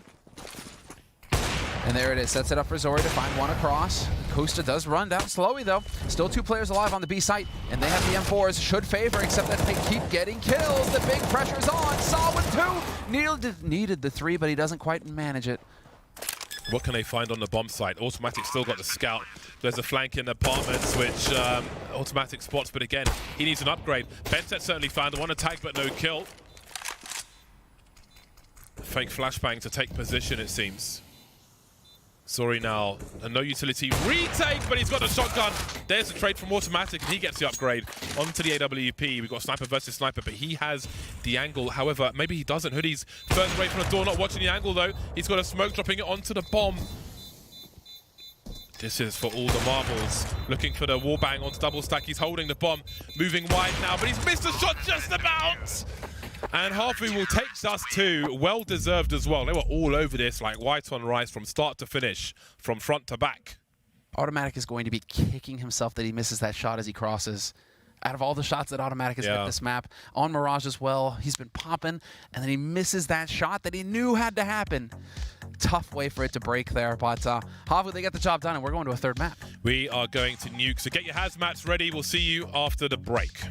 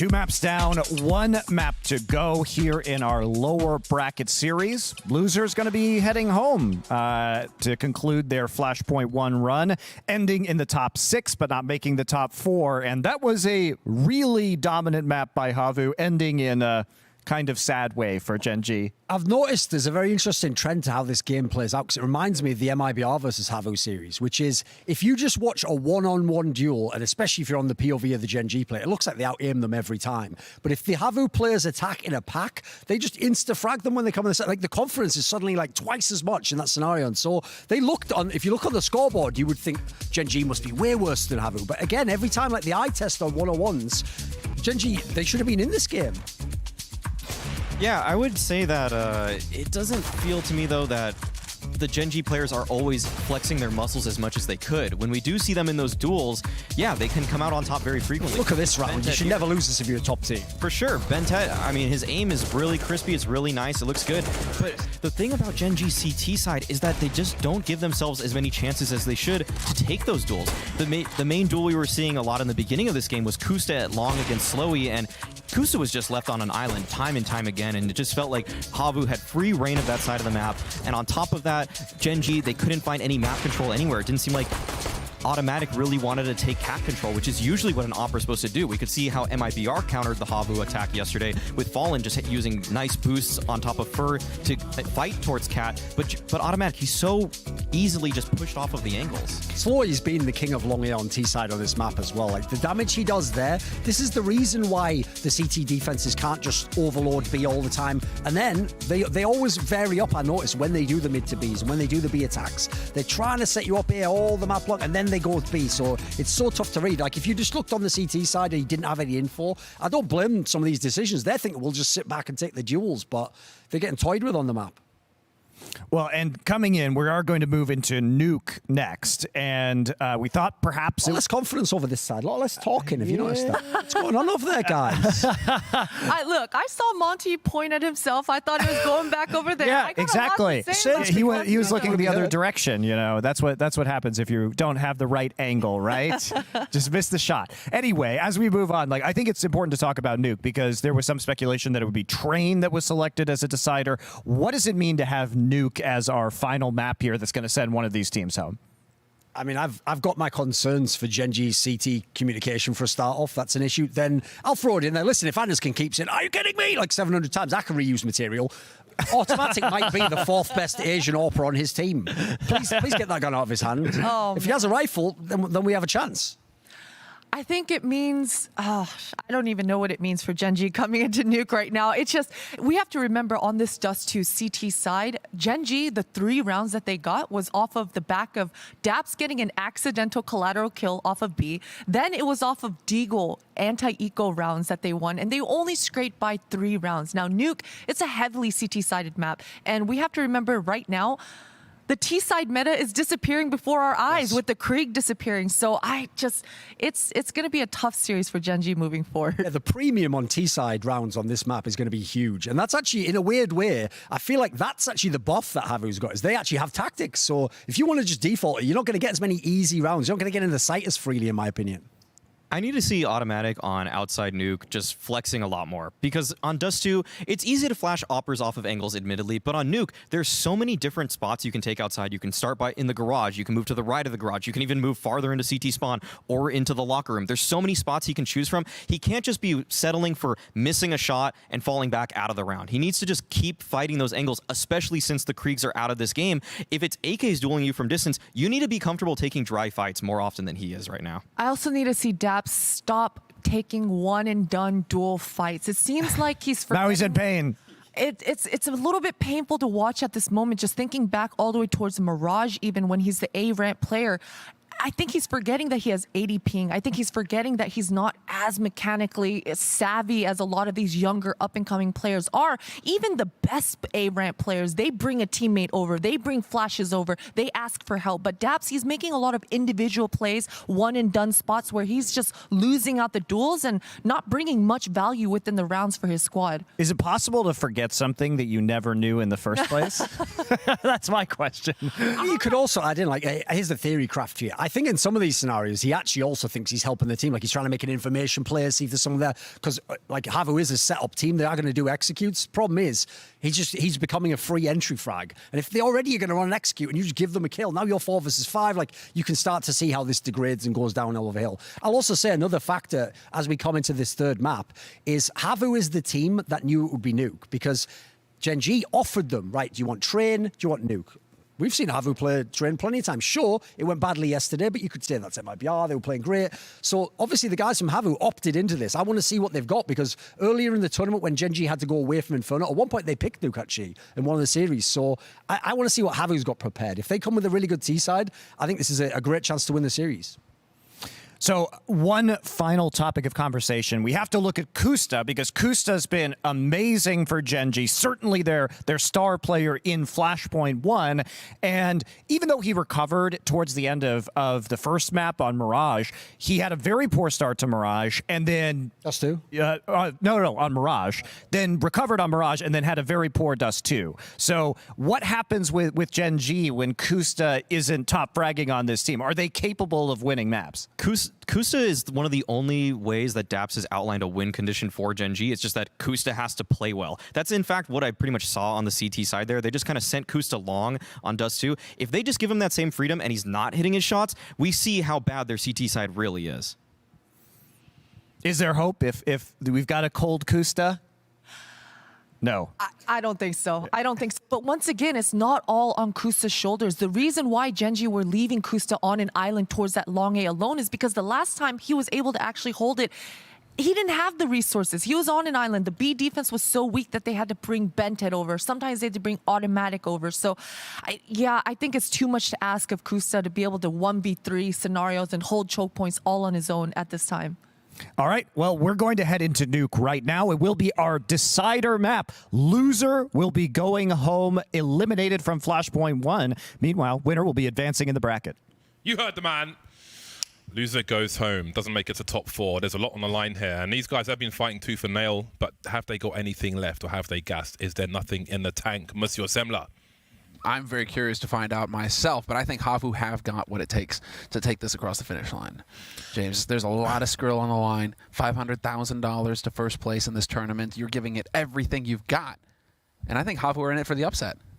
I have become a fan of Havu in this game. Like going back some years where Dan and I used to cover like Counter-Strike in a lot of different regions. We had the little Oceanic League and so on. We got to see like a lot of regions with a lot of up-and-coming and promising either individuals or teams, which was great to see. You know, at ATK now, Cloud9 would be one of them, where you just see promise in the unit, and we see that with Havu. Again, criminally underrated. That much was clear pretty much straight off the get-go from me watching their games, so I'm enjoying watching them. Third map, the knives will decide who starts on the CT side. But yeah, Havu definitely made a fan out of me. I'm going to get me some Havu stickers. Well, that's unfortunate for Benthead. Are there Havu stickers? There are, right? No, really? I don't know. That's a good question. Let me find out. If not, it's a damn shame. But maybe there will be later this year. Who knows? Pretty sure that Havu are going to elect to stay on the CT side here. They've won the knife round, and it's the third map, so we get a knife to decide which team starts where. And so you win the knife, you get to decide, and Havu are going to be staying on the CT side of Nuke, so they'll like to take the favored side, especially considering, you know, Kriegs are out of the picture now. Should be seeing maps like Nuke, like Train, shift back towards a CT favored map, or a more heavily CT favored map. Yeah.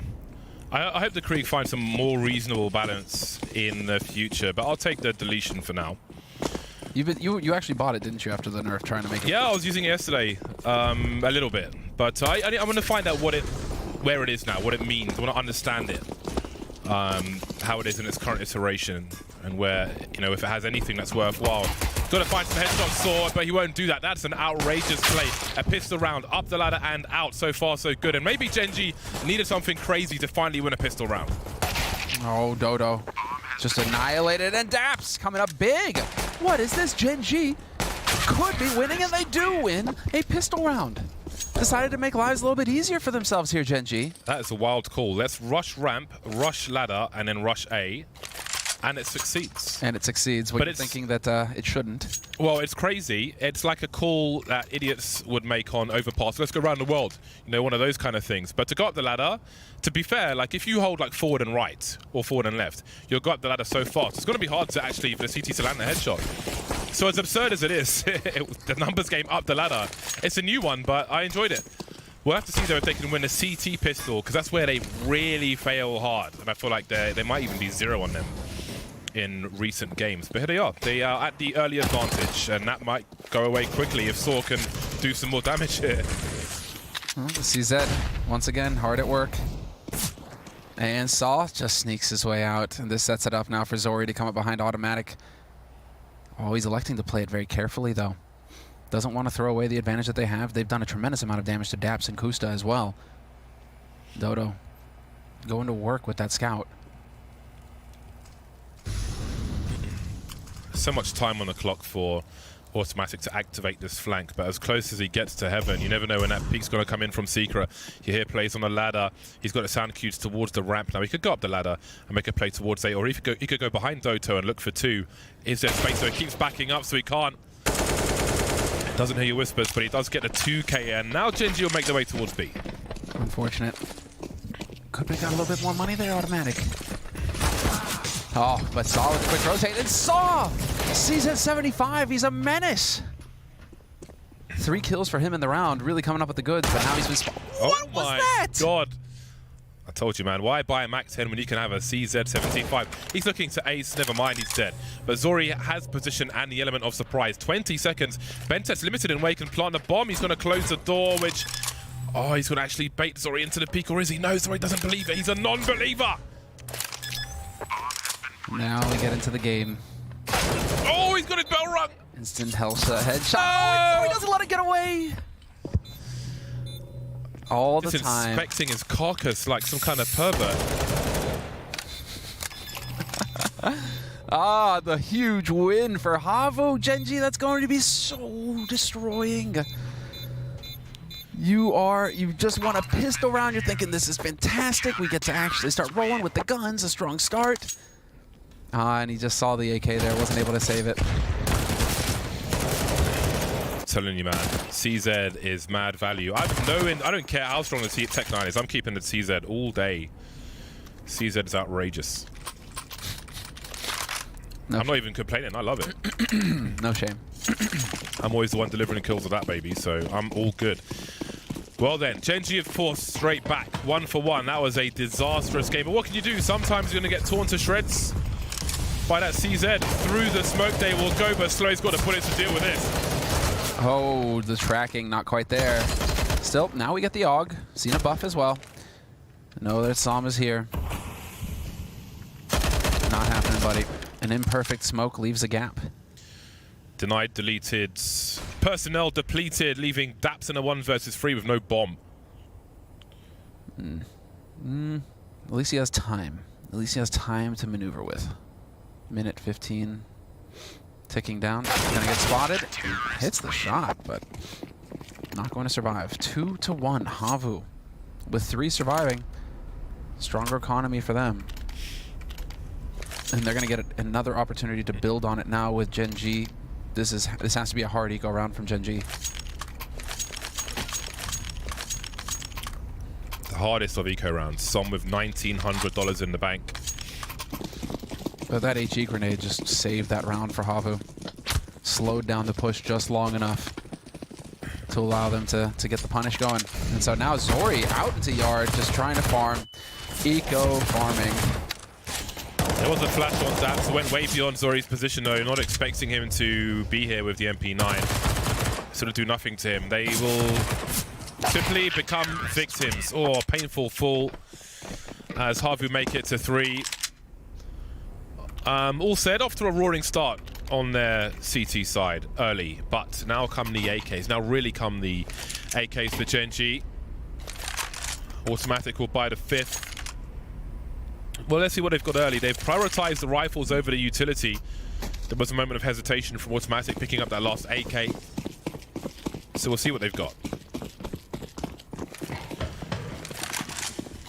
You know, that's the thing. The Havu, they remind me of the dwarves. You know, from The Hobbit. They've all got names that rhyme. Hoodie, Zori, and Slowy. Yeah, it's satisfying to say them. And we've said them a lot because they've had so much success on Dust 2, looking to do the same on Nuke. Zori's lost for now, but his gun won't be retrieved by Gen.G. But they're okay with the 4 AK-47s. They have a better buy at this point than Havu. With 2 MP9s on deck, that fast fire rate, though, can come in handy.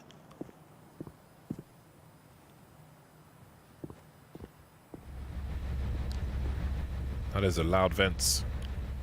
Footsteps were heard by automatic. Can't figure out where they were, though. Looks under heaven, sees nothing.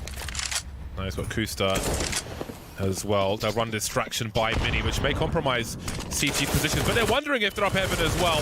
What can Dota really do about this? Dancing around, got a 5-7, spraying, spamming, hoping, praying, but he's still alive as well, worth noting. What is going on? What is this meme of a round? Tracing each other's outlines.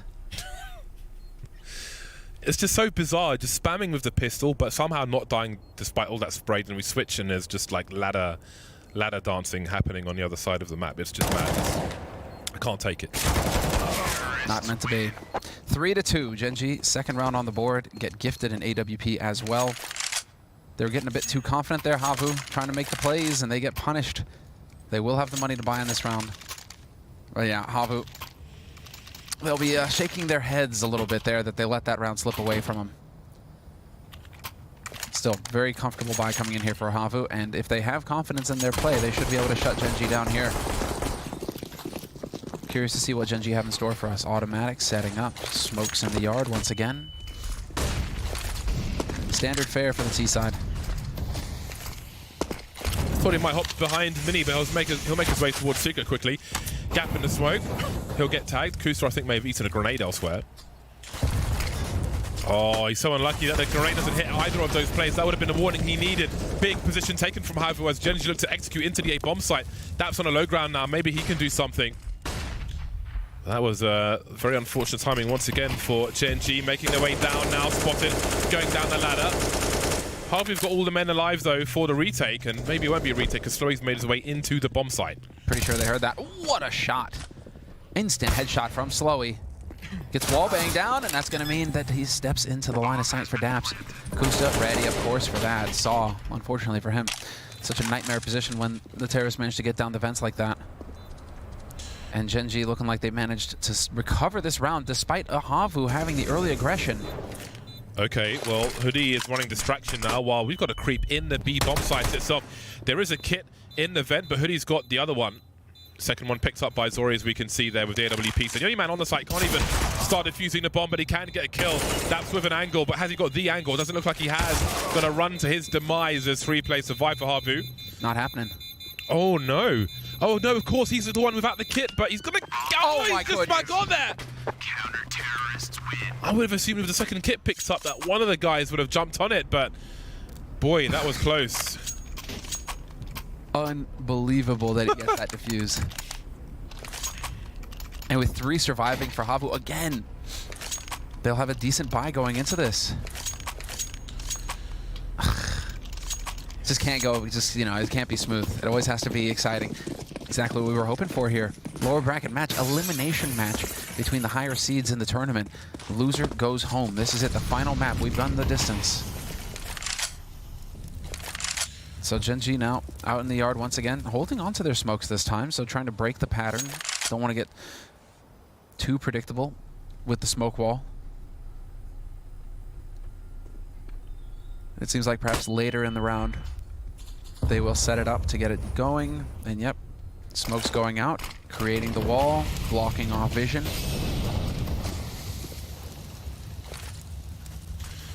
Daps' job will be to show presence outside once again. This time with the CZ. Oh, there's a swing from Kusta, and that's their turn to have no fear. Doto has an angle, but has he got any kills in him? Avoids the flashbang, can't avoid the molly, but he will get the kill, finishing off Kusta as Gen.G make their way into the B bomb site. But we've already got Havu by Decon. The door is open. They're showing that presence. Daps, he's missed the chance. Oh, he looked away just at the wrong time. He heard the reload, maybe not expecting the peek. Another boxed into the lower site. Dodo in position to spot them if they try to go up to heaven. Zori still hanging around down here. Should be able to spot a man. Automatic. As he gets across, there it is. Hits the shot, spots Automatic, misses the follow-up, but it's still a man advantage for Havu. A footstep from Hoodie gives it away. He's in the vents, they know it.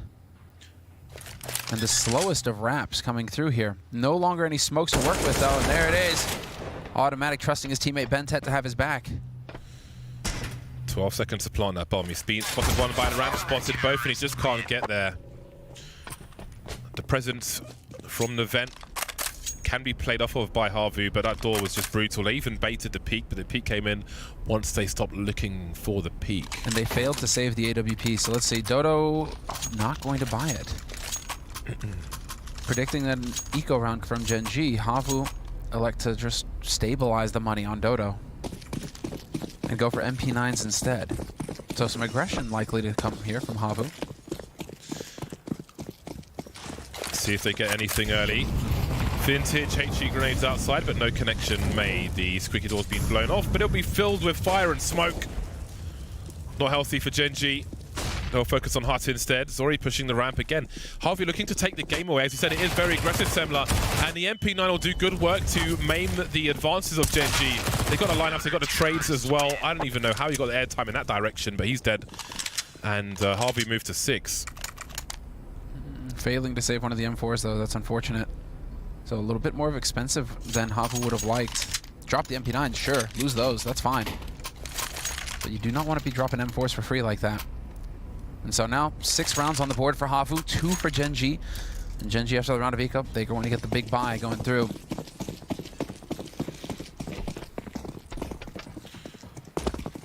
Oh, potential run boost maybe?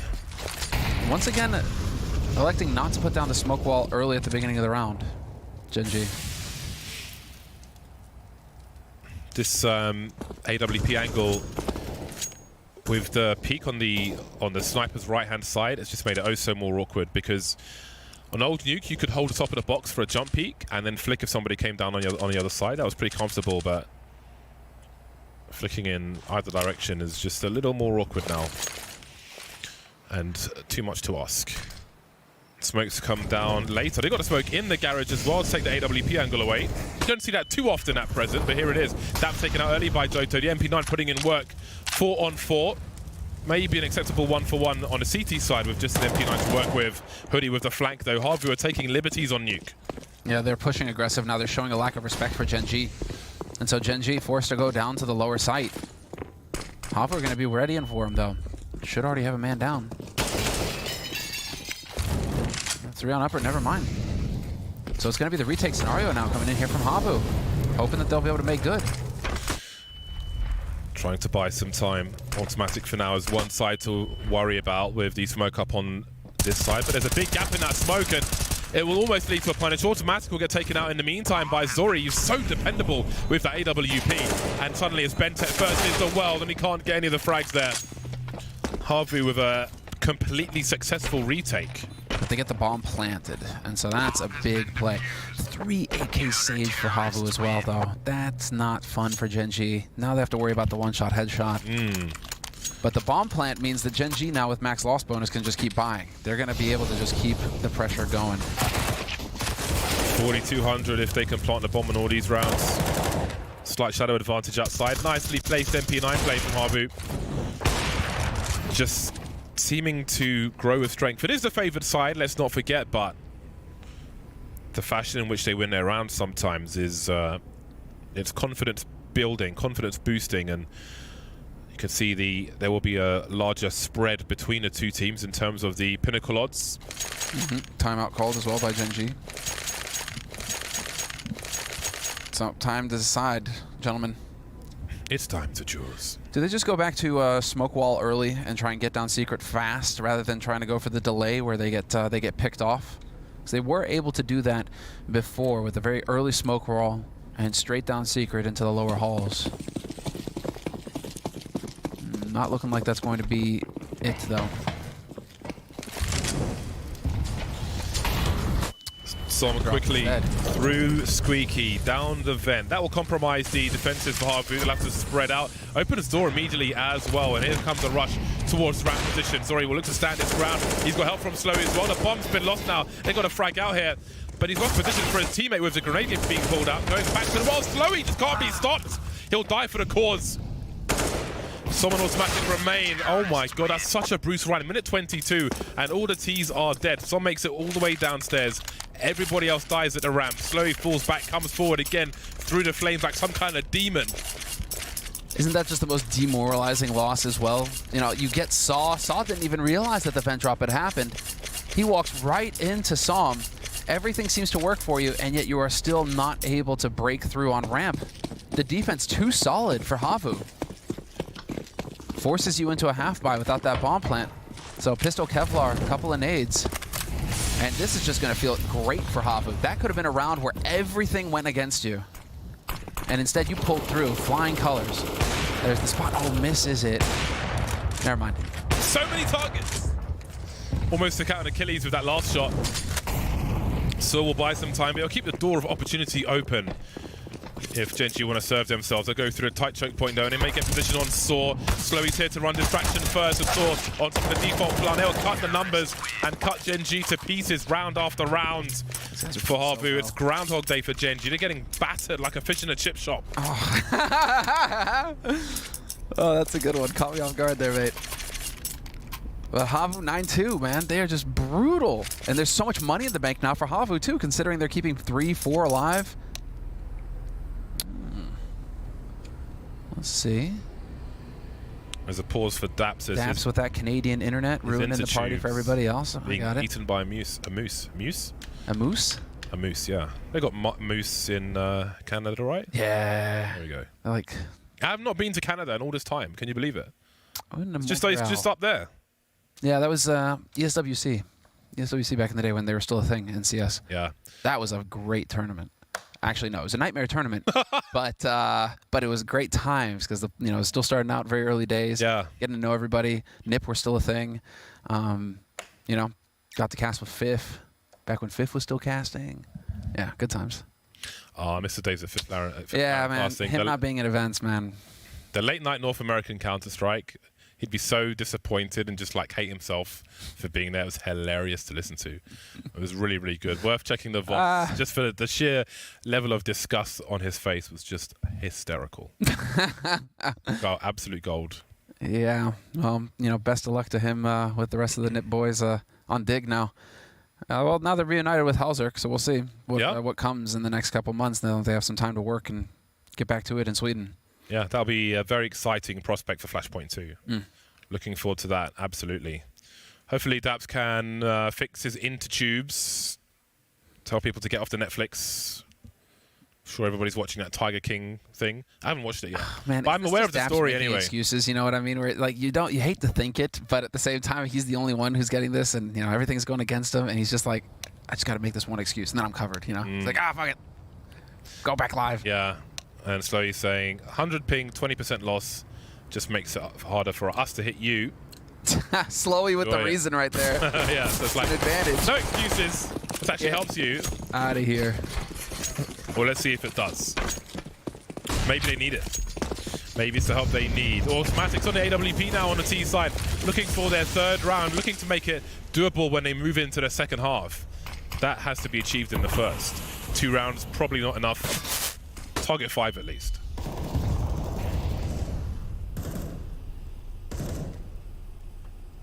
Look at this aggressive setup though, Havu. Ben's head's in for a world of trouble here, but they are holding Costa. Oh no, they both lose.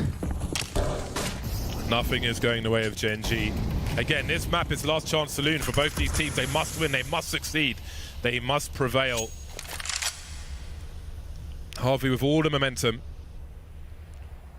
the luxuries of the CT sides, but they've just been winning rounds from Dust 2 to Nuke in devastating fashion. And that's what gives you confidence that they could probably close this out. Well, let's see, Automatic. Your time to shine with the AWP. But Hoodie's got the off angle. Zori covering each other essentially. And now Daps. Dodo decided to get aggressive.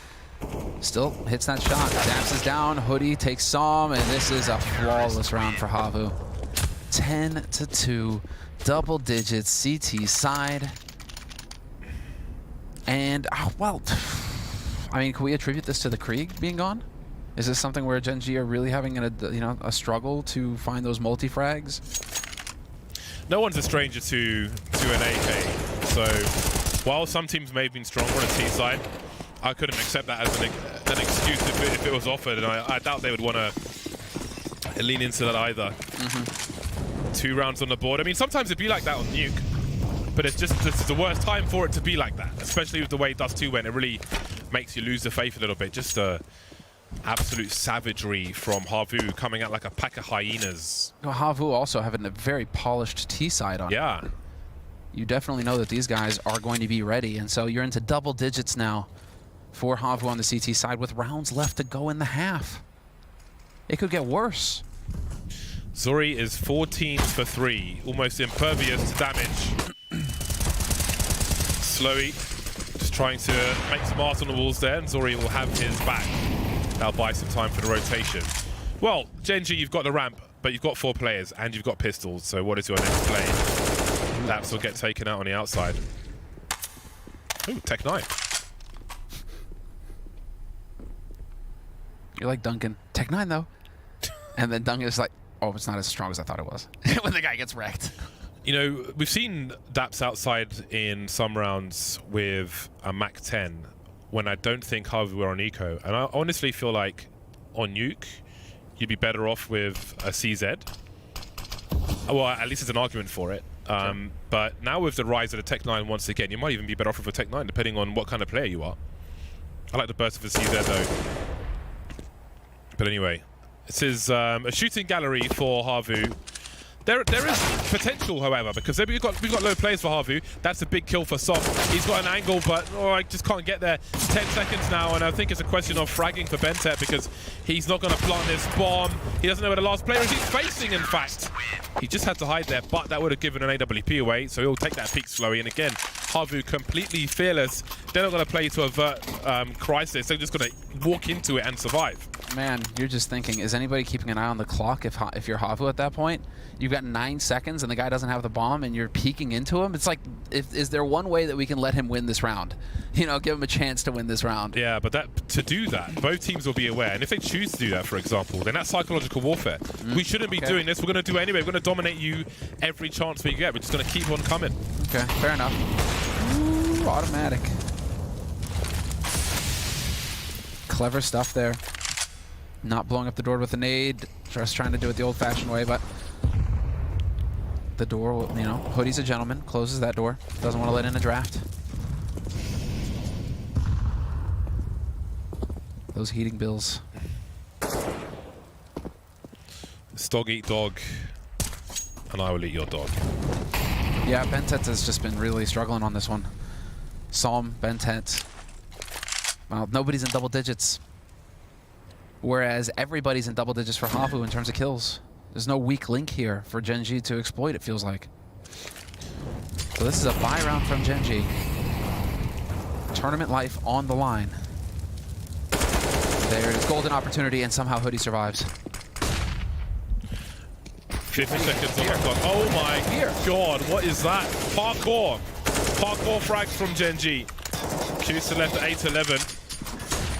Trying to run away. Oh, this is just... It's brutal and it's unfair. Some of these scorelines sound more like rap groups than KD and Counter-Strike. 8-12. 12-2. It could be like a, you know, could be a boy band. Oh, I see where you're going with it. This is just agony, though. I mean, Hoodie is just getting in there now. There's no way in. No timeout called by Gen G either going into the last half. Gen G are being slowly lowered into a dustbin. Total bombardment here in upper, though, and Kusta through the smoke can't quite spot the target.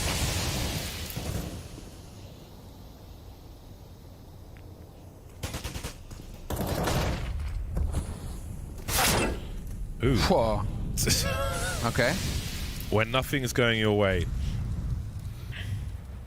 Walking on the outside.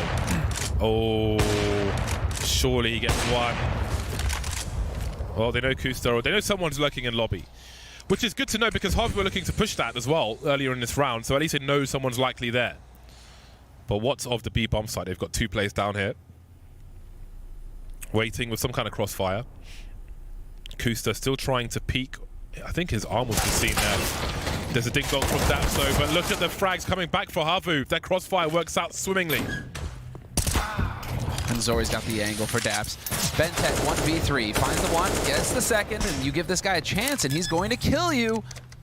Getting a bit ahead of themselves here, Havu. And Bentet, he knows. He's killed the 2 guys ramp. Odds of the 3rd guy being at ramp as well, pretty slim. And so Bentet now is going to be in a fantastic position to clutch this out. Odds heavily favor him in this situation now. Reload not heard by Hoodie at all. And Bentet's just playing the beeps. Beeps will be heard. Hoodie has a kit, but he has no idea where Bentet could be. Everything's open. And there is the molly. It is the last round. But no one will pad the stats. A desperate last round for Gen G as we move into half-time. One of the more difficult halves of Nuke that we've seen in recent memory. If they're going to do it, it's going to be the hardest way. I like how Bentet backs off as well, so just so he doesn't die with the bomb. Could have died with the bomb, but no, stats. Gotta pad those stats. And when it's this grim, every little bit matters. Gen G trailing pretty heavily going into the second half. We're taking a break and we'll be right back.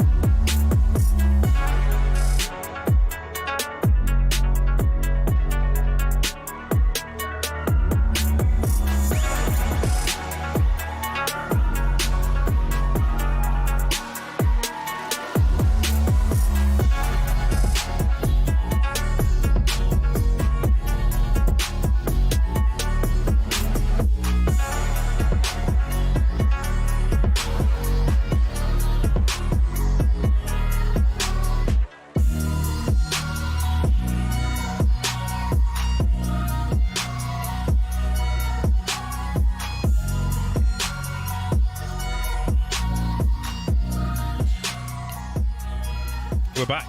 We're back. We have Music's returned. So good. You don't want to talk It is, over isn't it? It's just like You don't the want level to of bass, all the tuning is just perfect. And yeah, man. So, it's hey, it's You have a triggering. professional behind the board. Yeah, it's triggering me into buying my own decks. I used to be bedroom DJ with vinyl, UK Garage. Dude, it's a thing on Twitch now. Yeah. Because everybody's all locked up. You got DJs just setting up in their kitchens, you know, just putting on shows. It's great. Well, let's see if Gen G can put on a show. Defending on Nuke, they've got so much to do, and it really does start with the pistol. The odds rise and rise, as they did on Dust 2, but how far do they have to go? Halvey are just 4 rounds away from victory, showing presence towards ramp, charging towards the hut. We've got CTs going through the smoke and Mini. Mixed result, favouring Gen G for now, but it can turn around very quickly indeed, and it does. 3 on 3, 2 on 2, 2 on none. Gen G win it just like that. Violence on the A bomb site. They start off on the right foot. There's Ben Tet once again. Ben Tet is just going to try and drag Gen G across the finish line, kicking and screaming at this point, it seems. But, I mean, it's better late than never, him not showing up at all in the first half. Ooh, satisfied. That's the CT pistol in the bag for Gen G. So big on them to manage to get that done. They've actually managed to pick up both pistols. That's the crazy thing. We're at 4 rounds for Gen G. Oh yeah, they want a CT pistol. Both pistols picked up by Gen G on this map. This Holy really has been a Havu potatoes. show. They've won a CT pistol, ladies and gents. Write it down, record it, get this will out. Glocks for Havu with the deagle from Doto. No fear. Dap's ready, protecting the vent. No drop for thee.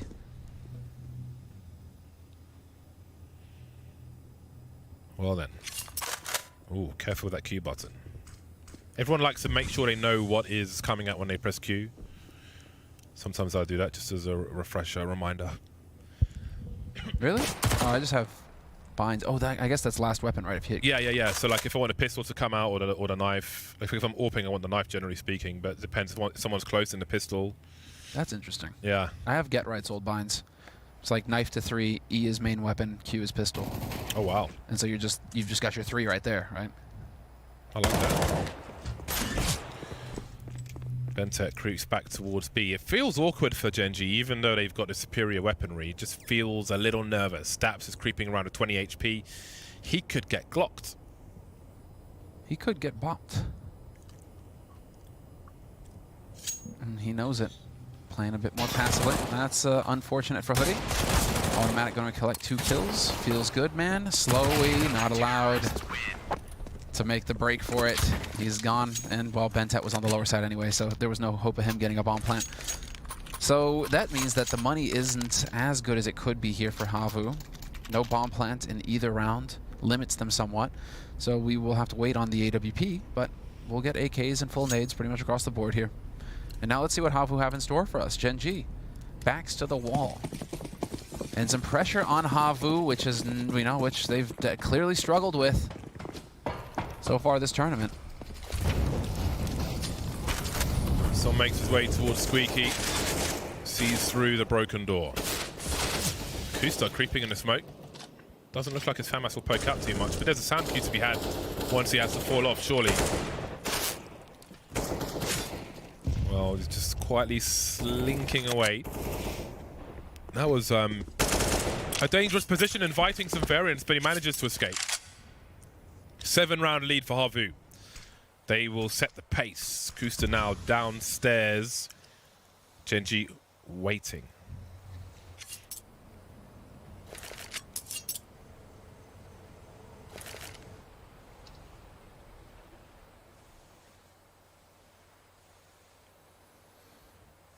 There it is. The peak. Dodo spots the automatic in the garage, and we are going to move on forward here for Havu in the yard. Now that they have that information, they're willing to push forward. And in the meantime, slowly looking towards ramp. Bentet about to get some action, and he's committed to it too. Going to be hard for him to back off here. Has to win the fight. He's going to take the first one. Dodo takes out his teammate. Kusta is down. Hoodie not going to get the job done. But 3 players alive for Havu. Lower bomb site as well, and the bomb planted and taken. There's an incendiary for automatic if he has position to throw it. Perhaps it goes behind default. It's an off-angle plant though. Saurian Saw remain. Man advantage kept by that. Oh, that's a really important frag from Automatic, and now Soul's got so much to do in no position. Daps from the back, 3 players survived. There are upgrades to be had. Daps can find an AK as well. All handy tools for the job to come, for the task at hand. They're still only at half the score of their opponent. The road is long and arid. Indeed, and I'm curious to see if we get a half buy or a full buy out of Hapu right now. I mean, 4,000 across pretty much the board, but then they still don't get the op in play if they want that. Yeah, half buy. So they're just going to really build on the next round because, as you say, they know they have time. And so you could go for the risky stuff and just try and get in there, but instead you can go for a half buy, bunch of Tech 9s, run and gun, all out aggression. This I like to see. Wow. Almost exclusively Tech 9. The Tech 9s are back, and we can get a look. The spread has been brought closer together. 3 Clicks Philip did a nice video. If you haven't seen it, then check it out after the Flashpoint broadcast so you can see what the spread is like. Always providing the good content. The clicks. Yeah, all of the clicks. Oh, there's a click. Daps gets deleted. Automatic missed a shot, which means he concedes position behind the smoke grenade. This could be an unlikely round for Havu all of a sudden.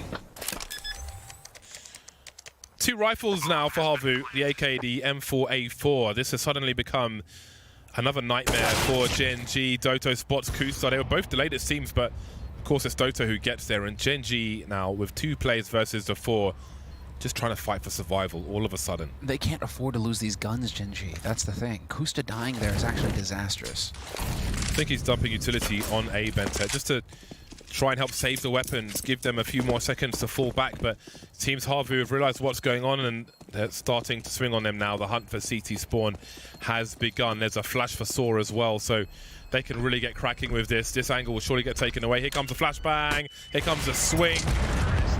Just a few seconds to hold on. Oh my goodness. Oh boy, the brutality of it. It feels like, God, Left 4 Dead. Yeah. Just the horde. But he does barely squeak through. Unlike, you know, reality, he probably would have died. Yeah. In a zombie horde situation, there's no end to the round. There is no end to the rounds. Well, they're able to buy around what they have, but they can't afford many more rounds like that. Havu are 3 away from eliminating Gen G. Smokes and flashes. Intense pressure. 13-6. And now let's say Gen G. Oh man, Daps with a CZ, but he's been doing work with the CZ75.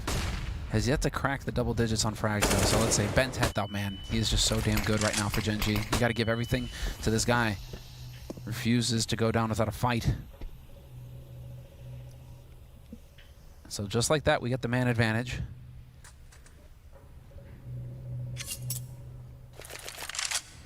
Quietly slipping away. Not wanting to reveal his location. No GPS on Bentet.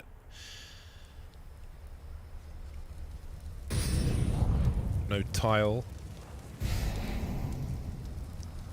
Gen G sitting on a man advantage at present, but as time ticks on, they start to wonder because of the positions they've lost, as does Kusta. Nervous position for him. He's going to get shot in the butt by Saw. And now they've got nobody ramp and no one heaven. So things become really worrisome. They can go up the ladder. Saw will suggest it on purpose. Clever dog. Oh, that's so that's a nightmare if you're on the site now. And that's drawn him 3 to the top. It's all on Bentet.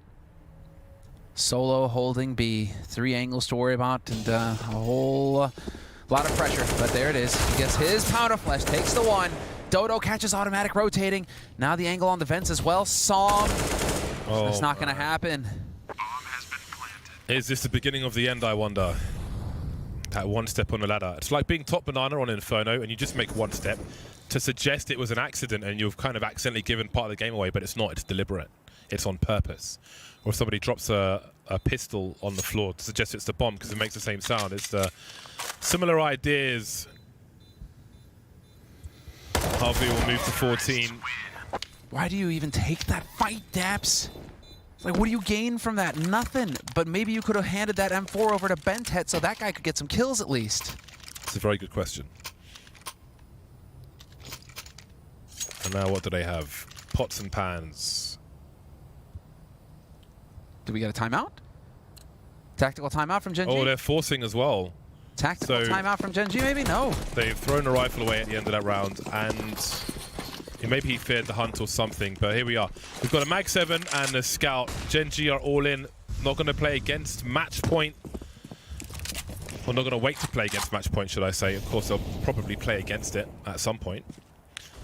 But for now, they'll make their max investment to try and stave off that Match Point for as long as they can. Automatic had a chance outside, a swing and a miss. He will reposition. But what can the rest of the team do in the meantime? These CZs are very dangerous. All the weaponry is here. There is a boost for Kusta. Sometimes the Mag 7 can betray you. We'll see how it plays out if Harvey do head there. And they have on many occasions with great success. This is it. There's the flash. Oh, the boost. This could be big. Huge, but the full flash on Kusta. This actually works out in Kusta's favor, though. They're all passed. Fluffs the first. They don't realize it. He's still going to go down. Slowy with 2, and Saw gets another. That was a very deliberate path from Harvey as well. He ate the flashbang Kusta. He completely missed 3 players going underneath him. They had the range to survive. Turn around and blast him in the face, and this is our situation now. Som's picked up an AWP, which surely he has to go and save somewhere. He's going to go for it, it seems. The 1 versus 4. I mean, he is maybe the most talented player at this point on their squad, but we're asking too much.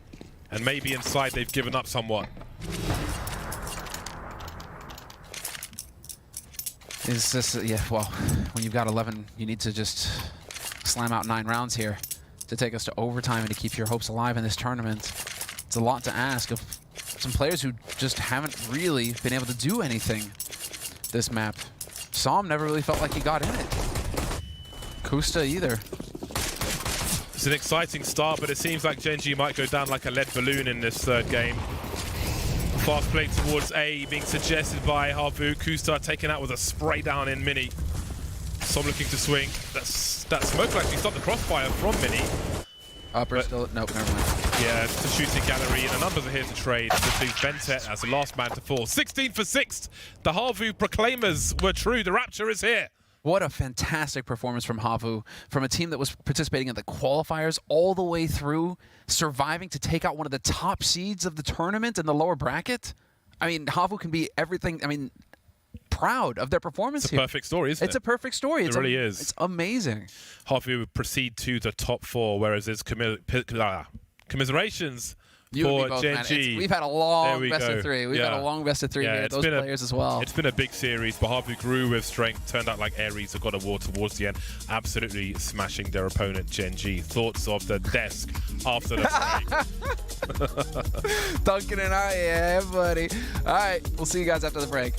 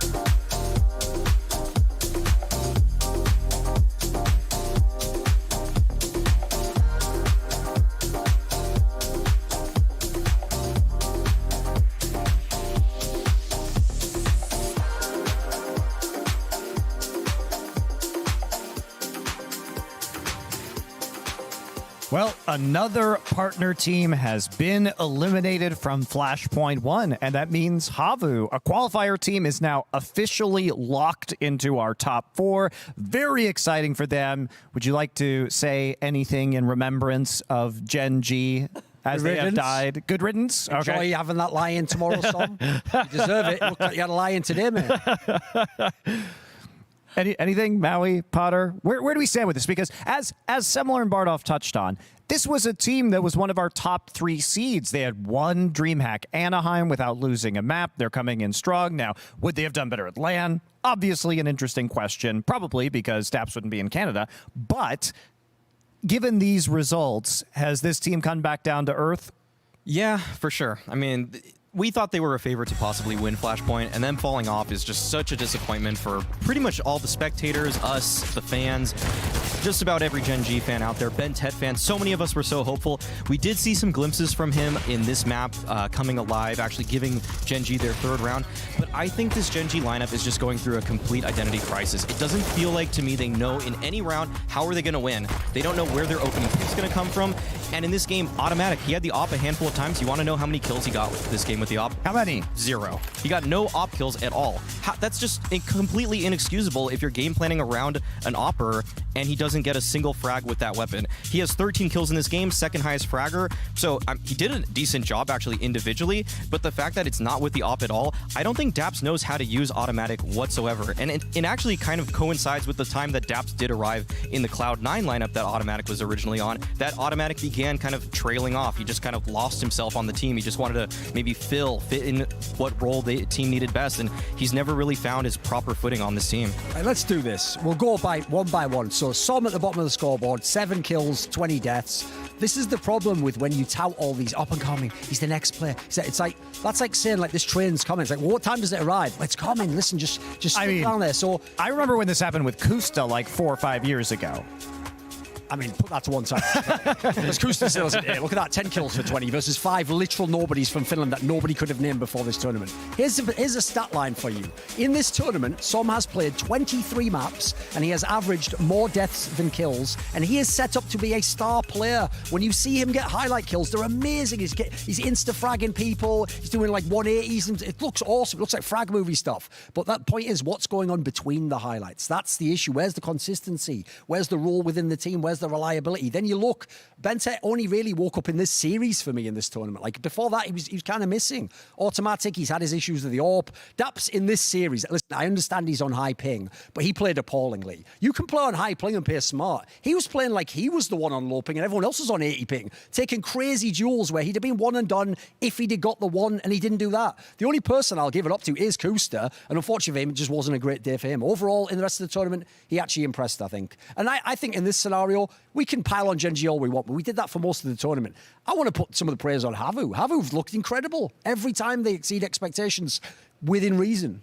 Yeah, I mean, they almost won the first map, which was Gen G selection, and then they just bodied Gen G on the next 2 maps. So they've remained competitive throughout all their series so far. What are your thoughts on Havu, Potter? I think Havu are everything that Gen G I hoped we're going to be. We saw problem solving from Havu. We saw adjustments from Havu. We saw improvements day by day that they showed up. And with Gen G, it just seems like we saw the opposite of that. Even towards the end of this nuke series, you could just tell within the server, each player just kind of gave up. There was no call-outs timed. There was no timeouts called. There was no adjustment. There's a lack of them generally from Gen G, if you know. Yeah, it was such a lack of just uninspiring gameplay all right, we're back on Gen G. Tell me something nice about Havu. I know you guys are frustrated. We're just getting sucked into the Gen G black hole of poor performance. If you want to believe that Havu can go and win this tournament, here's a massive boon in their favor. So they had Vertigo punish picked against them. They won it against MIBR. That was a team who was actually one of the few teams in the world still trying to go into that map. Then today, they almost won Mirage, a map that was one of their lowest win rates, another punish pick into them. If they're doing that on those maps, and then I was saying to these guys before, with the exception of the first phase final against Mad Lions, who powered up fully then, and then the third map yesterday against MIBR, when do you ever see Havu get blown out? Like, it never happens. They're always in these games. In fact, they nearly always account for themselves, even if they lose so well. So, like, the idea that these aren't the best players in the tournament, like, nobody's going to be the MVP of the tournament from this team. But look where they are, already top 4. And listen, they're an underdog from here on out, but bet against them at your own peril at this point in time. And I have to say, one player I want to point out, because we saw Zori with big numbers, we've seen Dorto do big things. The guy I actually like to watch the most on this team, he gives me the most heart attacks, but he's also the most exciting, is Sloy. This guy is a playmaker on both sides of the map. And I notice on every map, he has an area where on the entry side he goes to, on the CT side he tends to play similar spots. And he just masters these areas and where to take his duels and how to make his plays. And it's a really, you don't expect to find players like that at tier 2 usually. Well, we've got an interview with Slowy right now, so we can actually hype man. We can actually just get him. ask him these questions about his performance today. Congrats. Yeah, thank you. Hi, Here's the thing, Slowy. Like, when you guys came in this tournament and Copenhagen Flames and a bunch of the European teams who weren't like the big names, I saw loads of people on websites online like, oh, these guys, they would just get wrecked by any of the other team. Like, Gen G have all these, they have a major winner, they have one of the best Asian players. Like, have you guys actually felt like underdogs? Did you realize you weren't supposed to be here? I mean, no, I don't think so. I mean, all of those teams have one like problem in common, which is they just don't play the structural CS that we do, which I think is the biggest problem with NA teams. So did Dap's calling on the T side of Nuke just feel really easy to read or something? Well, I don't know. It just seemed that they were like, yeah, as I said, really unorganized. Well, yeah. I think it just looked like, I don't know, playing against some scrubby EU teams, to be honest. Slowy, I wanted to ask you about that Dust 2 in particular. Was that a punish pick because you saw how awful Gen G was on it? Or was that because yesterday you had such a close map versus MIBR and you felt very strong on Dust 2? Well, Dust 2 has always been like a really good map for us. I think the MIBR game yesterday was a bit of a fluke for them, to be honest. I mean, usually Dust 2 is probably one of our best maps, so it wasn't a punish pick. It was just like we trusting our own map pool, that's all. One area that we have been a little bit critical of your team is, obviously you guys haven't been to a million of the tier 1 lands and been in finals and stuff. And it does seem like in some of the like pressure scenarios late in the round, especially against MIBR, sometimes we see, I don't know, a choke, misplays, people kind of flobbing kills, whereas early in the game, you walk into a site, you're fragging people instantly. Has the experience factor been relevant, do you think? Yeah, of course. I think it's like 3 of our guys haven't been to a bigger LAN like ever, so this is the biggest by far that I've been in. So in the end games, it always the inexperience starts to show it. Now, Train yesterday in that third map versus MIBR, you guys kind of got stomped there. And I know Train is your homestay map. It's your comfort pick. What do you think happened? And are there any adjustments that you guys talked about you needing to make? Yeah, well, we pretty much forgot about that game already and started to focus against Gen G. But I mean, obviously there were some issues because Train is one of our strongest maps. And it just felt that they were outplaying us everywhere. It was like we couldn't do a single thing that usually works online. But I mean, online MIBR seems to be too strong at the moment. One thing I've been very impressed by is, like, today, they thought they were picking Mirage as a punish pick because you guys had a bad win rate on it before this tournament. Yesterday, I'm sure MIBR thought Virgo was a punish pick. You guys are doing very well. Bisky, have you got the entire map pool? Do you practice all the maps? Have you put in the work? I mean, obviously, if you check on HLTV, we have one like permanent ban, which is Inferno at the moment. But we are thinking about bringing it to our map pool. But at the moment, it's like before we came here, our Vertigo and Mirage were both like pretty shitty, to be honest. And we have been working on both of those maps like really a lot. So I'm expecting them to be on point when we play tomorrow. So I don't know when the next game is, but yeah, we'll be ready. Yesterday, when you guys played MIBR, it seemed like some of those 3-on-3 late round situations, you guys crumbled in places where you otherwise wouldn't. Did today your comms feel any different than prior? Yeah, I think so, because playing against MIBR, like, I have huge respect for those guys, which I think affects our game style a bit, because, yeah, they have Fur and Fallen, for example, which are both, like, insane guys. So it's a bit different against Gen G because they don't really have any players that we respect on that level, I think. See, that's the problem, mate. Like, you look up to Fallen. Well, congrats, you're in his frag movie now. Now you have to try and put him in your frag movie. That's the mentality, right? To end our interview, I do have one question. So you guys have made the top 4 here at Flashpoint 1. What is the thing that you guys are going to improve to challenge for the Flashpoint title? Well, I don't know. Like, all of you guys have always been saying like we aren't mechanically skilled enough, so I think we just have to play more DM, I guess. Well, I mean, I don't really care what they think. I care what you think you have to improve on. Nah, we'll show it on the server. All right. Well, thank you very much, Slowly. Congrats, and we will see you for your next game in the losers bracket with the winner of our next match, which will be either Orglis or Cloud9. As we take a look at the bracket, Gen G falls out of Flashpoint 1 in 5th and 6th place. Our next series will be Cloud9 versus Orglis, who will be fighting for their lives in this series and an opportunity to challenge Havu for a chance at that losers bracket final.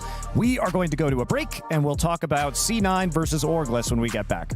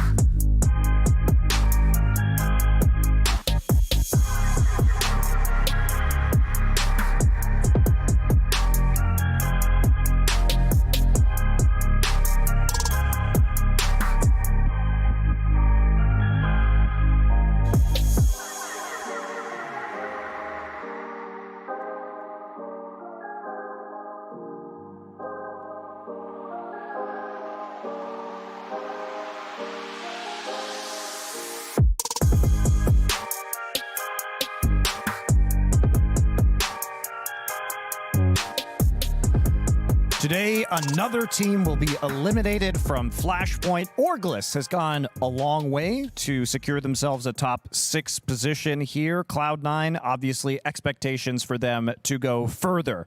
So let's start with Orglis right now.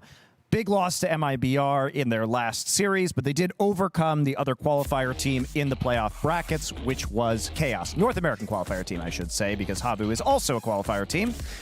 What is the limit for these guys right now beyond not playing Counter-Strike recently? I think if you looked at Orglis before this tournament started and you said to them, you guys are going to tie Gen G in $1 million tournament, they would be patting themselves on the back before they even got here. And I think that's maybe what we're going to see today. Them just kind of phoning it in a little bit, not bringing the same effort that we've seen in other games, and C9 probably having the better game plan overall. There is a lot of talent on this Orglis lineup, but that's probably a lot of what they're going to have to rely on today. Yeah, there's two sides to this because on the one hand, for most of the tournament, we would have actually billed this as like the mad skills of August, but not, a bit more loose in the style. Cloud9, they're using their tactics to overcome, kind of like a Havu versus MIBR matchup. You can't say that about Cloud9 now, especially if Sonic can have a performance anything comparable to his match against Mad Lions, because actually most of them now are activated. They're in the server. So I think the key thing for me is it's all about where the guys from August are mentally, not even the whole Valorant angle. It's like if they actually stop and think again, like we're in $1 million tournament and the guys we're playing were people that 6 months ago, we're better than them. I've done way more than this guy, like Sabrosa, Wardell. These people should really actually have confidence that they can go in, just frag out and have a chance to win this series. Thoughts on Orglis? Are you on board with this? How about let's change. How about Sonic? Sonic is a player that has been criticized throughout Flashpoint, particularly by Thorin, as not showing up as the presumptive star of this team, but he did really have a good match yesterday. He has switched over to using the op more in certain situations. Is this a more comfortable Sonic, or was that a one-off fluke? I think it is absolutely a more comfortable Sonic, and not only because he did actually pop off, which is kind of new for us in Flashpoint 1, but because he also brings so much value within the rounds, even when he's not popping off. There's 2 rounds in particular when I think about Sonic bringing value. It's on ramp. He was struggling so hard towards that ramp on Nuke. He went like 0 and 10, but he was still able to enable OC. He was still able on the T side of things, make sound cues, make movement, buy space, buy map control for Cloud9. So although in the fragging department and the stats department, he wasn't shining, he's still bringing that value and that impact in other ways for this Cloud9 team. And as you mentioned, Thorin, they have the structure, they have the tactics. And as I said,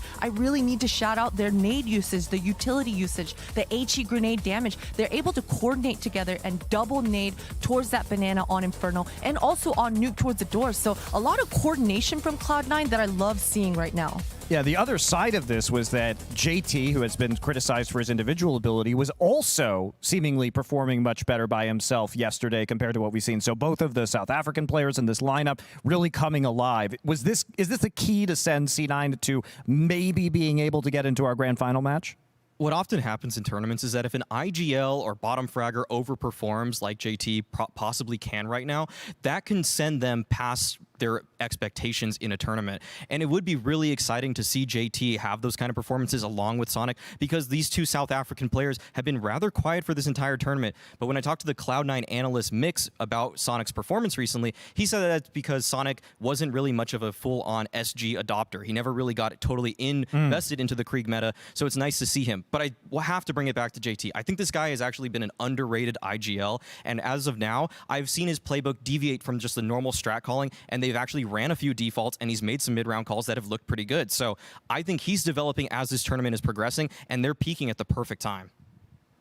Thoughts on JT? Because I know I asked you previously if you thought that it was because he's young, he's 20 years old, if it was possible for him to develop further maybe into a star IGL, and you seem to be kind of doubtful that I don't think he'll ever be a star IGL. Like that might be years down the road. I just think this is the thing. He's got his skill set and he's honing that, and it's becoming a craft. Like he actually probably is tactically top 3 IGL in this tournament. I think that's unreasonable. You might even put Saw from Havu in there. Like in this tournament, we've had this very weird field of like skilled players in weird mixed teams and teams that kind of play very loose. And then we've had all these teams that love to actually play real Counter-Strike, but they just don't have the craziest fraggers, and they have to play real Counter-Strike. The key thing for me that's exciting, in line with Maui saying they're peaking now, is they're getting some of the individual performances to go with the playbook. Like, the playbook somewhat carried them to this point, and now that could elevate them. That could actually make them a potential champion. So I don't see that going away. Like, generally, I've actually been quite impressed by what I've seen from JT in the server. I actually think, as you said, yesterday, even individually, played well. If you didn't know he was the IGL, you could have thought he was just a really good support player or something. Like, I think actually he's what I like about him. I'll contrast it with Daps. Whereas Daps literally was making these guys cringe in the green room because they were like, "Why is he dying here? And what's going on there?" The difference is you don't see that from JT because he doesn't take those kind of angles. He doesn't take stupid fights that he's going to lose. He doesn't put himself in a position that like the best players in the world hold. He actually understands and has the humility to realize he's not going to be the best player in the server. So it's kind of like Maui said. It's not about, you're not going to frag 30. It's, can I not only have 10 kills in this game? Can I get like 2 extra kills that I wasn't supposed to get? And that might win you a game. Yeah, and we also, I mean, we don't have time. We got to get into our map selection, but another player just for people to watch is MOTM, who had an off game yesterday, which was uncharacteristic of his performance in Flashpoint, so that did balance things out just a little bit. But with that, we need to get into our map draft as we head into our series between Cloud9 and Orgless. Should be a ban for Orgless on Vertigo. That's their perma ban. Also, C9 probably going to be vetoing Mirage. Yeah, so that's going to be probably the typical opening here. I mean, the interesting thing is we're going to have a very shared map pool at this point in time. Like, we can play maps like Train, like Inferno, like Dust 2. These are the three I would personally hope we actually get. I think it'd be the most exciting. Oh, a nuke pick. I was not expecting that coming out of Orgless. Wow. Probably the least expected, yeah. Yeah, that is very unexpected, but I guess that's a good look for Orgless. Yeah. We were wondering if they were going to come in here prepared, come in here swinging, but nuke, absolutely, you need to be prepared if you want to bring fire. I'll also say as well, with Orgless's style, it already was like fairly loose anyway. They could be a team that gets away without doing a million hours prep. They could turn up, and as long as mentally they haven't checked out and they're willing to frag, this could still be a great series. So obviously we know both these teams have played these maps. I think they're both pretty competent. For me, this isn't a series about the maps. There's no massive edges here. There's no, you definitely win this, I definitely win this. And also we have definitely seen Cloud9 and Orgless both lose their map picks and win the opponents. So I think this comes down to me to classic Counter-Strike. Who's got the better playbook? Who's going to actually have the individual skill? Like, it's exactly the three maps we wanted. Yeah, and obviously Inferno is going to be it because we did see Orgless take out MIBR on Overpass, so it seems like maybe not the best choice there, and Cloud9 very comfortable on Inferno. So we're going to bring in our casters now for our first round of predictions. It will be Anders and Moses. Hey guys, how's everyone doing? Good? I'm Nice. great. How are you? Cool, I'm doing good as well. Anders? Excellent. Yeah, I don't think that's what we're here for. I think we're meant to do predictions. Dispense with the pleasantries I just wanted some and small make your talk, predictions. Listen, Monty, you got to preheat the oven. I need a little bit of foreplay before I get into predictions. I'm taking Cloud9 all the way. I think that it was pretty telling talking to FNS the other day with Orgless and some of the difficulties they're facing within their roster and all the crazy things going on. A lot less preparation and practice. So I'm going Cloud9 here, and I don't even feel bad. And it's not because of the sweatpants. No, I wasn't even going to say anything. You're being very defensive, asking for foreplay. It's getting really awkward, Jason. I'm going to go with Cloud9 as well. I just think I was super impressed by them. In spite of the fact that they lost that game, I still think they played a pretty solid performance. Yeah, top team, yeah. They Very really solid. did. I thought they were cool. So, yeah, Cloud9 all the way. Anders thought they were cool. Is anyone actually going to predict Orgless here? Any Orgless takers? Maui, you're the last hope for Orgless. I think it's going to go 2-1, but in favor of Cloud9. Yeah, the actual angle that throws me off is I can't really have faith that Orgless will win their own map pick. I actually think on the other two maps they have chances still and they can do well. And certainly they can frag out. Like if Sub Rosa goes ham and Wardell does what he's done in the tournament, they'll be in the game. But I like the map pool in general more overall for Cloud9. I feel like the consistency has been there for Cloud9, which is not something you could say before this tournament.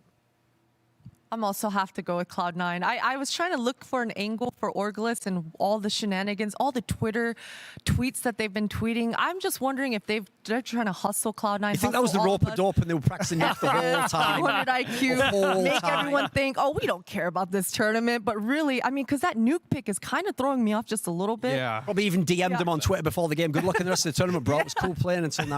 It's not a good match for the fans, though. Yeah. Elf was flying out. They're going to press tab and see. It's like, what? This guy has 5 ping. What? He's still here. All right. That would be the most next level move. All right. Cloud9, no surprise, 69%. Nice of our fans predicting it. Everyone's going to get fucked in this series. That's right. All right. Well, on that note, it's time for Anders and Moses to commentate. There's two people who are fucked in the head. Yep. So begin the fucking. Never had that throw before, have you? That's his finest work. That is the peak. Nowhere to go from here. Welcome to except down. Flashpoint. Yeah. We've lost Everyone else is lame now. Congrats. Anyway, take it away, guys. lost all the subtlety. If there ever was any, it's No. gone now. There wasn't much. Yeah, once they told us we could do dick jokes with impunity, it's... Yeah. Yeah. It was a power that we just couldn't handle. And No, we- it's too much responsibility for one group of esports commentators. Yeah. But we do have a lot of fun, so I appreciate it. I'm glad that we're in this world. Cloud9 and Orgless. It's probably going to be Cloud9, let's be honest. We would have to, we just have to see something really, truly mad out of Orgless Orglis. Well, the problem with it is like if you are, like they were saying, they're struggling to find one, and we all know what the only real thing you can say if you're going to predict Orglis to win, and it is like that whole, cornered animal concept of like, this is a team that has their issues, they haven't been practicing, even FNS coming out and saying a couple players have gotten Valorant contracts, or looking at other games and moving on, but you never know if that's just going to unleash people to just say, you know what? Not infinite, though. Yeah, not infinite. He's great. But you never know. Like, maybe people just say, screw it. Let's just go ham. Let's just frag out. And that can work with a lineup like this, with players like this. I would love to be wrong. I would love to see Orglis come out with a, way more flex than we were expecting here. Cloud9 on the CT side first. Orglis on the T side. They get onto the bomb site for free. They even take down MOTM along the way and trying to jump down almost like lemmings off the ledge. Then they just get slaughtered, and it's not going to be working out at all. Floppy, the last one left. A powerful start for Orglis. Yeah, that's a really good pistol round. Everyone, that was crafted just beautifully, going in through the smoke and mini and then waiting for the push through, and that's all 5 players gone for Cloud9. It's all 5 players for Orglis surviving, so that's a pretty comprehensive pistol round from the Orglis that worked side. out. Yeah. Normally you have to, there's some sort of price of admission to try and actually get into the bomb site. They just walked in there and they were like, oh, cool. Yeah, there was no, even outside, like no pop shots even being like taken, towards outside from Blue Box or from Warehouse or from outside Garage, anything like that to make Orglis slow down and reconsider or have the idea of what's about to hit you. Cloud9 just got straight uppercutted with no knowledge, like blindsided. These are all the descriptions there. I've used them all in round 1. It's fine. Just don't worry about it. Just gotta do it. What? Team kill. Guess it doesn't really matter that much. OC looks to be saving for the AWP. Obviously, it was Sonic and OC double opening that really impressed us the last time we saw them. Yeah. Don't really have to do double opening on Nuke, I guess. That was actually one of the things that we were a bit worried about. They did do it, though. Yeah, they did. They did go and attempt it. But I don't think that's where most of the power came from. Sonic actually played really well on Nuke as well. He just kept going. He had such an incredible series yesterday against Cloud9. That was really fun to watch. Well, Infinite probing towards ramp room. 3 players left for this Cloud9 defense, but it's Floppy to have something to say about it. 2 headshots to the SMG. AK now, and his teammates can cause a distraction, and they don't clear it. Wardell's got a knife out. Huge mistake, huge blunder, but we're into a one-on-one, and he knows OC's in the sight, and he's going to save his team. FNS, a 1 versus 3 clutch. What a round from Floppy, who we were mentioning as one of the highlight players, who kind of wasn't in the last series they were playing, but still, this is really, really impressive. What I don't understand is, where was his team? Either they should have attacked with him right then when he picked up the AK and got the, I guess, 4th kill or 3rd kill or something. Yep. But after that, I don't know why they were just running in one at a time. Like that seemed like they almost didn't expect to win, so that they just weren't ready for it. And they're going to be buying in this round. Yeah, they're just going to go for it. JT's got the Deagle. Believe he dropped an M4 over to a teammate. So some weaponry picked up. 2 rifles, and again, same strategy. This time it's a 1-for-1 trade. Good kill from Wardell. He's applying pressure, but he's dropped his gun, and there's nothing to pick up. Sub Rosa's got an important trade, and into the upper bomb site we go again. Making this choice, though, OC immediately out of range of that AWP, had to pick up the M4 instead. So I get it. They want to keep up the pressure. They knew that was a huge economic loss for Orglis in that round, but it Big could risk. absolutely backfire, yeah. Especially when you call an aggressive strategy jumping through the smoke in ramp room as the CT. MOTM, even if he gets this kill, he's going to be traded. Sub Rosa was above. Now they have the information. It's JT who's going to go down. Nicely done from Orglis. 3-0 start, and that is the red carpet to an even better beginning, considering Cloud9 have no economy due to an early force buy. He's going to have to read the whole semester MOTM based off of that submission right there. He's failed all the classes. That was not good. I don't know how he didn't get that kill. Don't even want to think about it anymore. It's making me worried, though. So far, Floppy's the only one to get any kills at all in the first 3 rounds on the Cloud9 side. Oh, sweet Jesus, I didn't even notice that. Yeah, he's a one-man army at the moment. Well, maybe if they stop jumping through smokes on the CT side, they'll be able to net something. Okay. JT is going to get a lot of pressure put on him here at mini, and it seems like he's going to have a very, very tough time in this game. Orglis not going to be afraid, not going to be shy to attack this. And this is so much mid-pressure coming out from Cloud9 in the first 2 or 3 rounds. Cool little lobby crunch going on. Will at least... He's got the bomb, so they have to fight him. Yeah, but he doesn't have any... Oh, he actually does have armor. I was about to say he shouldn't have any armor in this round, but still, could be interesting. See what MOTM could do. He did go missing, at least for the first map. He actually played much better on Nuke the last time around. He's off to a pretty rough start here again. And Cloud9 as a whole are, I guess. We'll see. They combine this round, OC, including with the AWP, which will be fun to witness if he can get that up and running early on. Although, Well, just by the virtue of what we've seen out of Orglis so far, right? They've had multiple players attacking outside, dropping on the roof, turning in towards Mini. If the AWP is going to be positioned out there, he's going to have a chance to have that impact, and that's where you'd want it. Also, if he goes through Secret, which we saw previously on this map. But he's also going to be up against Wardell, who is definitely, I mean, that could be a tough fight. And at the moment, actually, the AWP is positioned lower, heading towards Secret Stairs, so it's out of the action, out of the fight for the moment, but slowly moving into position for a pop flash.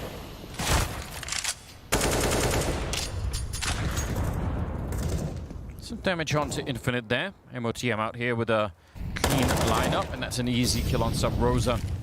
I'll take him down and just smoke it off, which is perfectly reasonable. I think those are the kind of kills that should be available to Cloud9 throughout this series. As I mentioned, Orglis, you have to think of them as the cornered animal. I think we're going to see a lot of plays like that of Sub Rosa or someone trying to sneak into a really, really aggressive, advantageous position. Once again, like Infinite, just trying to solo probe in towards ramp room, and Sonic has found one. That's 2 isolated individual kills found for Cloud9 to start this round. And add a third onto it. There's no attempt at a trade even there. Setting up with a grenade, and we'll at least get some confirmation that a couple of people are out there. FNS trying to swing wide, but Sonic was playing that really deep angle by the stairs outside of CT spawn. It's so hard to spot someone there unless you have a scope. And without the Kriegs in play, they don't. I mean, apart from the AWP. That box in ramp where I think Sonic... Yeah. Is Sonic playing there? Yes. He, it's a hard kill to get if you're the T player coming in, even if you're spotting for it as they stand up. But if you've already moved past and you're sort of clearing out towards Hell, yeah, I mean, you could almost not see it. It's an even more difficult reaction shot to turn to. Well, 4 players survived for Cloud9 in this first real gun round that they've had. 2 AKs picked up. They'll have cash for utility. MOTM will be dropped a weapon. So all good for Cloud9's defense getting started here. Look at that, Rosa. He has 7,700 at the beginning of this upcoming round. He's going to have to spend all of that dropping for teammates. So that's kind of rough. Look at that. He's just spent his entire bank just to get a buy-in. So even if Orglis won 4 in a row, yeah, they're definitely under some pressure already, using all of the money in this round. That goes down to, I mean, JT's work in round number 2, round number 3 is, I mean, pretty impressive. That's a body of work that's now put Cloud9 in this position to have an early reset of the Orglis economy, and they would love to get that treat. MOTM playing in mini, OC behind him with the AWP in the outer garage. This is a heavily stacked upper bomb site for the moment here on Nuke.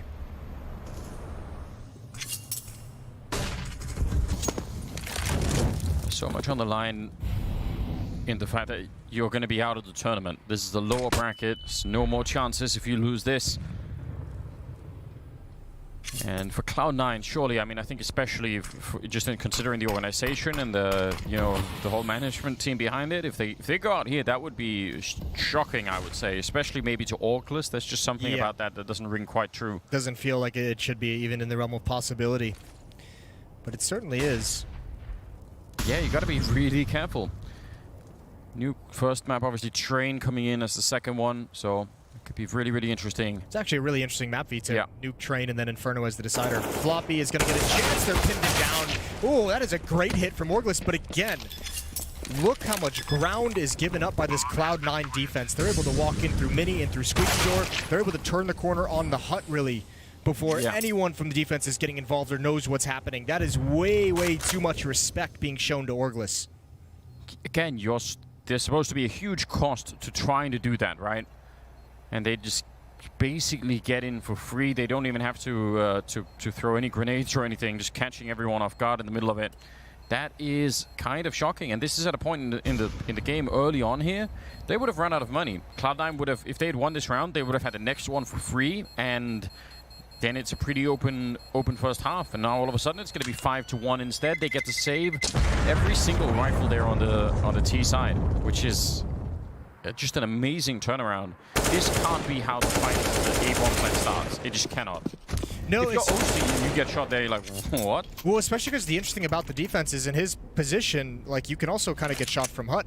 Like, you're pretty susceptible to someone pushing out Hut, so he's almost managing 2 angles. But yeah, that's way too much ground. Like, there's no pressure being applied. As you said, no nades being thrown, no one even peeking, no pop shots, no fire being taken in that area of the map. Cloud9's defense has got to be way, way more aggressive. Which is, I mean, it's surprising to see that level of a passive defense when in the previous round they found those isolated kills. Like, this Orglis team is not structured and is not organized the way that you know, you should be. So if you're actually taking fights and actually peeking, getting aggressive, chances are you're going to find some easy one-on-one battles, one-on-one duels. Or some kind of lack of cohesion. Definitely, and given the firepower on the Cloud9 side, you'd think they'd be pretty excited to try and take some of those fights. I mean, you think yesterday would have been a surge in confidence for some of these guys? Absolutely. I mean, it is. I mean, we're only 6 rounds deep, so it's a little bit early. It's early, but it's scary what we're seeing. If that's going to be a trend, nice shot from OC, opening kill onto FNS. They want to get close up. Rosa knows that ult is there. Turning around for it, he kind of maybe did see it, but that's a hard adjustment to make. JT will take 1, and MO Team comes in with a big double kill in this round. They get to save the AWP. They actually saved 2 of them, so here we go. Double op setup. They've been loving it all day yesterday. It's not that we don't necessarily like it, I guess. It's just that there is always that retake scenario. It's great if they never get into a bomb site. Well, here's the thing. It might be, just to harp on this point a little bit more early on in this match, with the way that Orglis is going to be playing, I think those ops can have a huge impact. And if they're able to get started against a team that's disorganized a little bit, then all of a sudden this double op setup can be very powerful. It can just pick people apart across the map before they even get a chance to walk into a site. Wow, that is dangerous. Rosa knew, and he almost caught him there. I'm not going to lie, I love this level of challenge from Sabrosa round after round. He's going to find a freebie here. OC's scoped in on the left side of the red box, so no chance that he would have seen a Sabrosa jump up. He's someone that I don't know, I guess just we've been talking about him less throughout the tournament that we wanted to, but he seems to have come fully alive into this map so far. He's 7-3. That was his 2nd kill of the round here. MOTM, who knows that he's about to get flanked. They're all coming for him. There's nothing you can do to survive it. Ye with a double kill on the other side of the map, and Sabrosa, though, playmaking outside of that yard. That was amazing to see. 7-3 on him, 6-3 on Ye. They're all doing incredibly well. Yeah, he's been the alpha dog out there in the outer yard. Like, there's, again, no one on defense really willing to challenge that for whatever reason. MOTM had the angle and backs away from it to go towards Mini. It leaves OC in a really, really difficult spot. And the fact that he's able to just walk up towards lockers and grab another one, it's crazy to see this.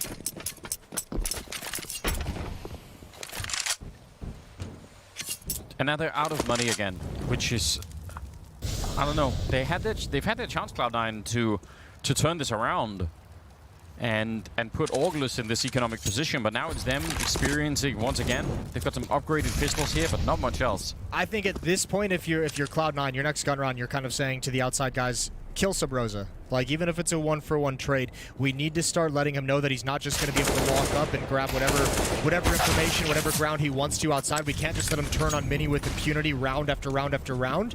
So let's just make sure that we make him uncomfortable in that situation moving forward. He's being brutal for this defense.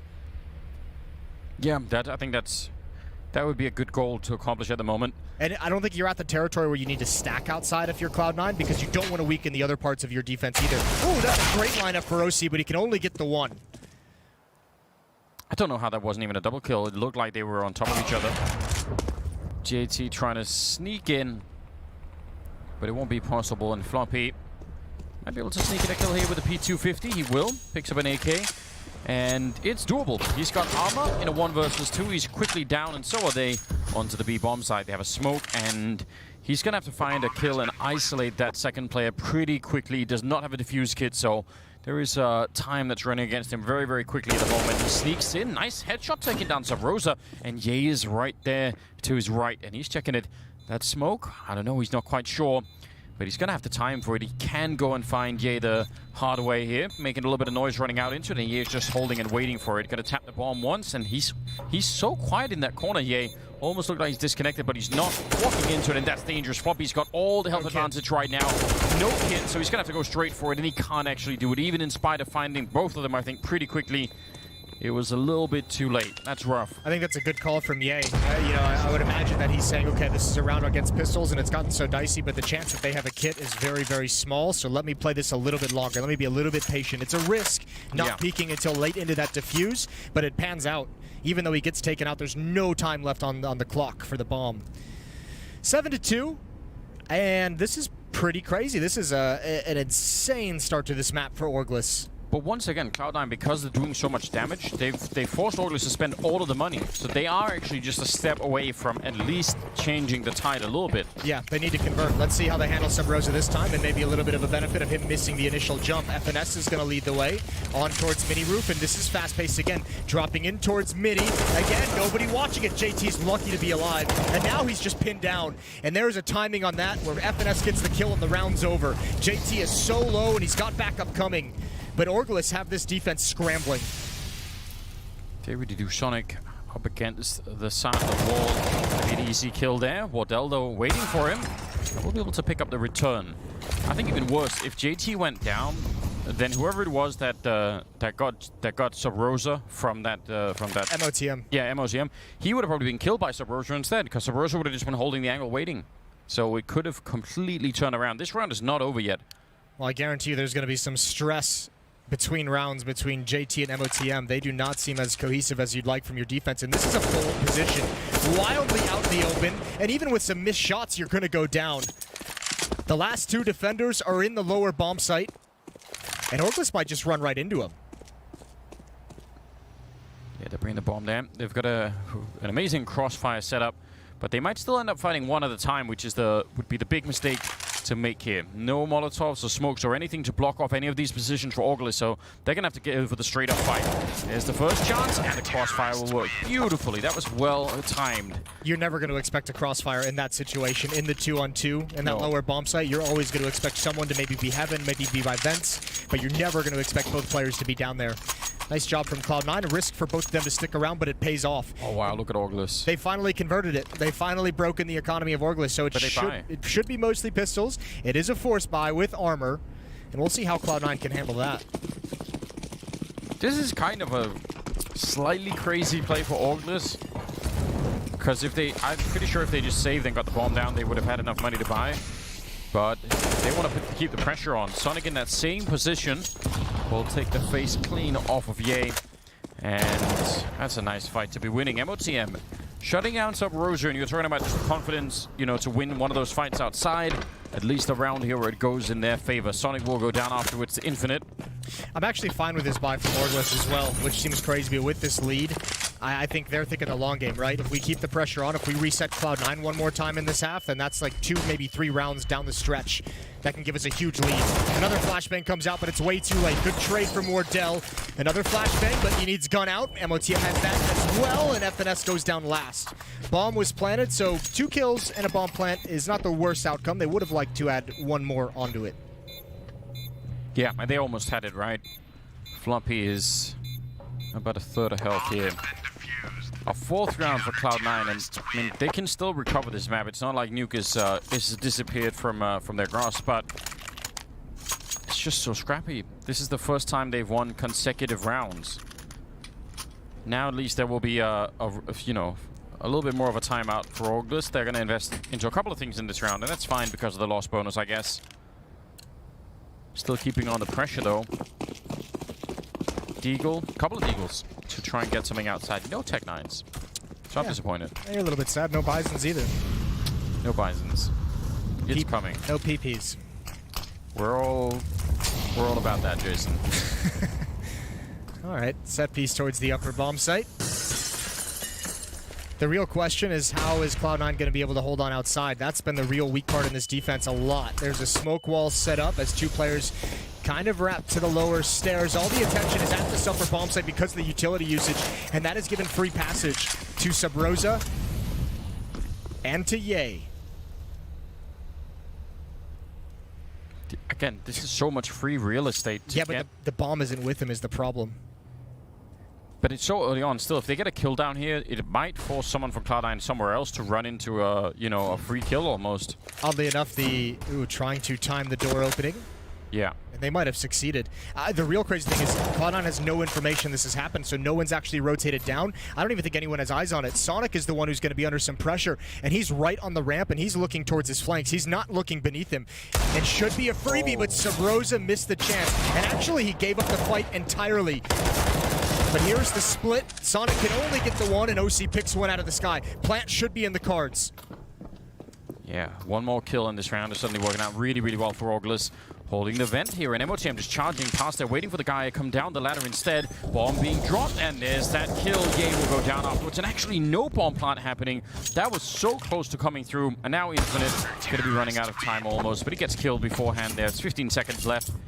That's 3 kills, though, for Auglis. What a round. Yeah, well, that's just weird communication. They actually probably could have won that. Ye was in the vents and had to have heard, I think it was MOTM wrapping behind him to kill the planter, and I'm not sure how that communication did not go across, but that's an easy way for Cloud9 to put a stop to the round. Fortunately for them, because that was getting a bit dicey.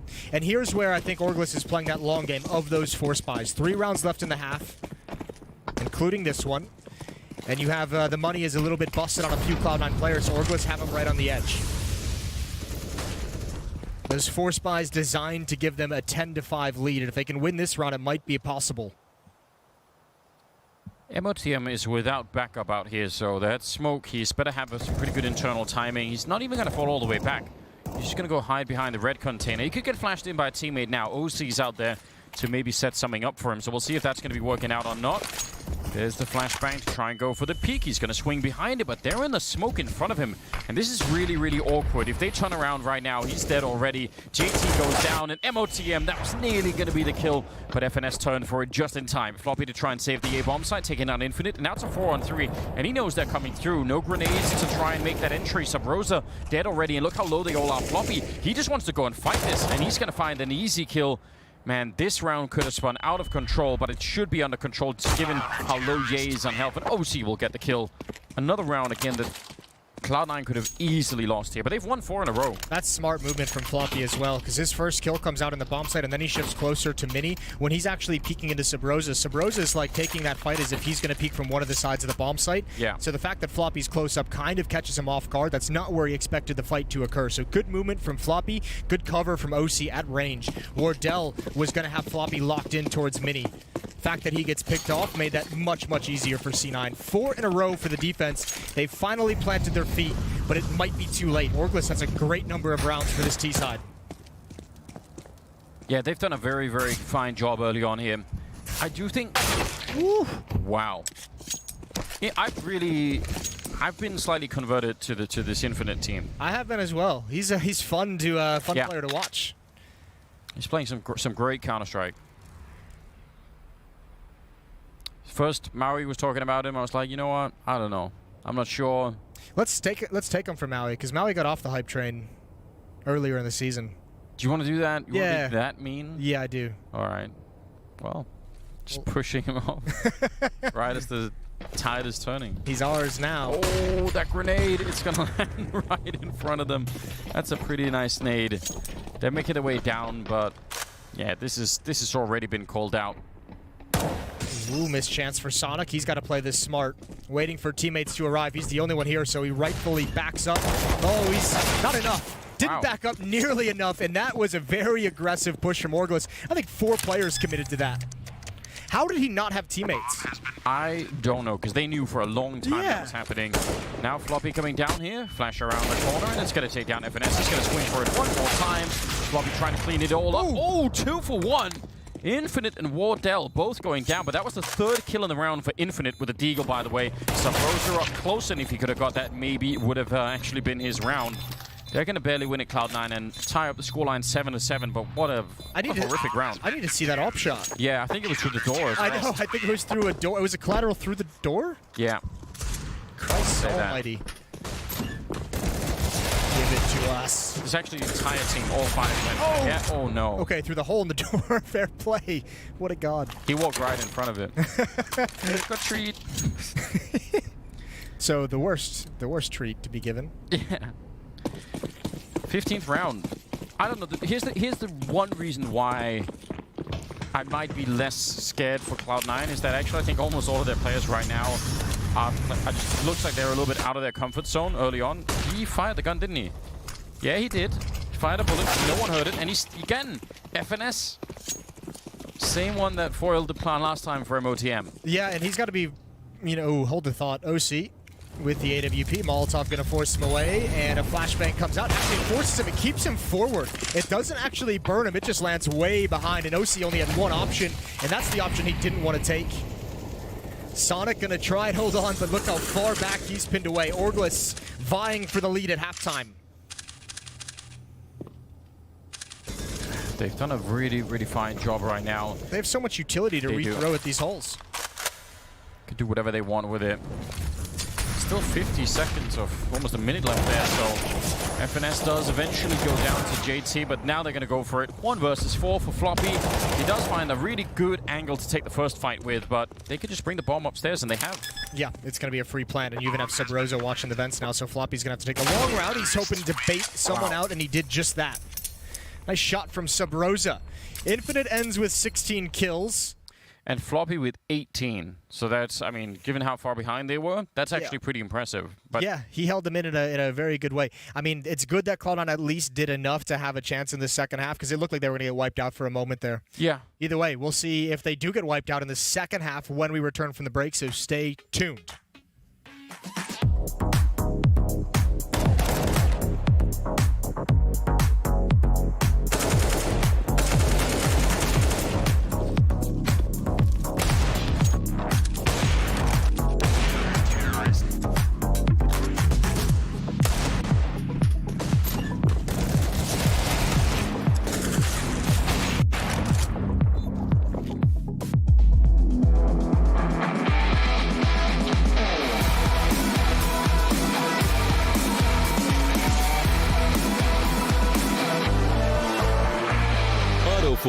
Gaming chairs for pro teams.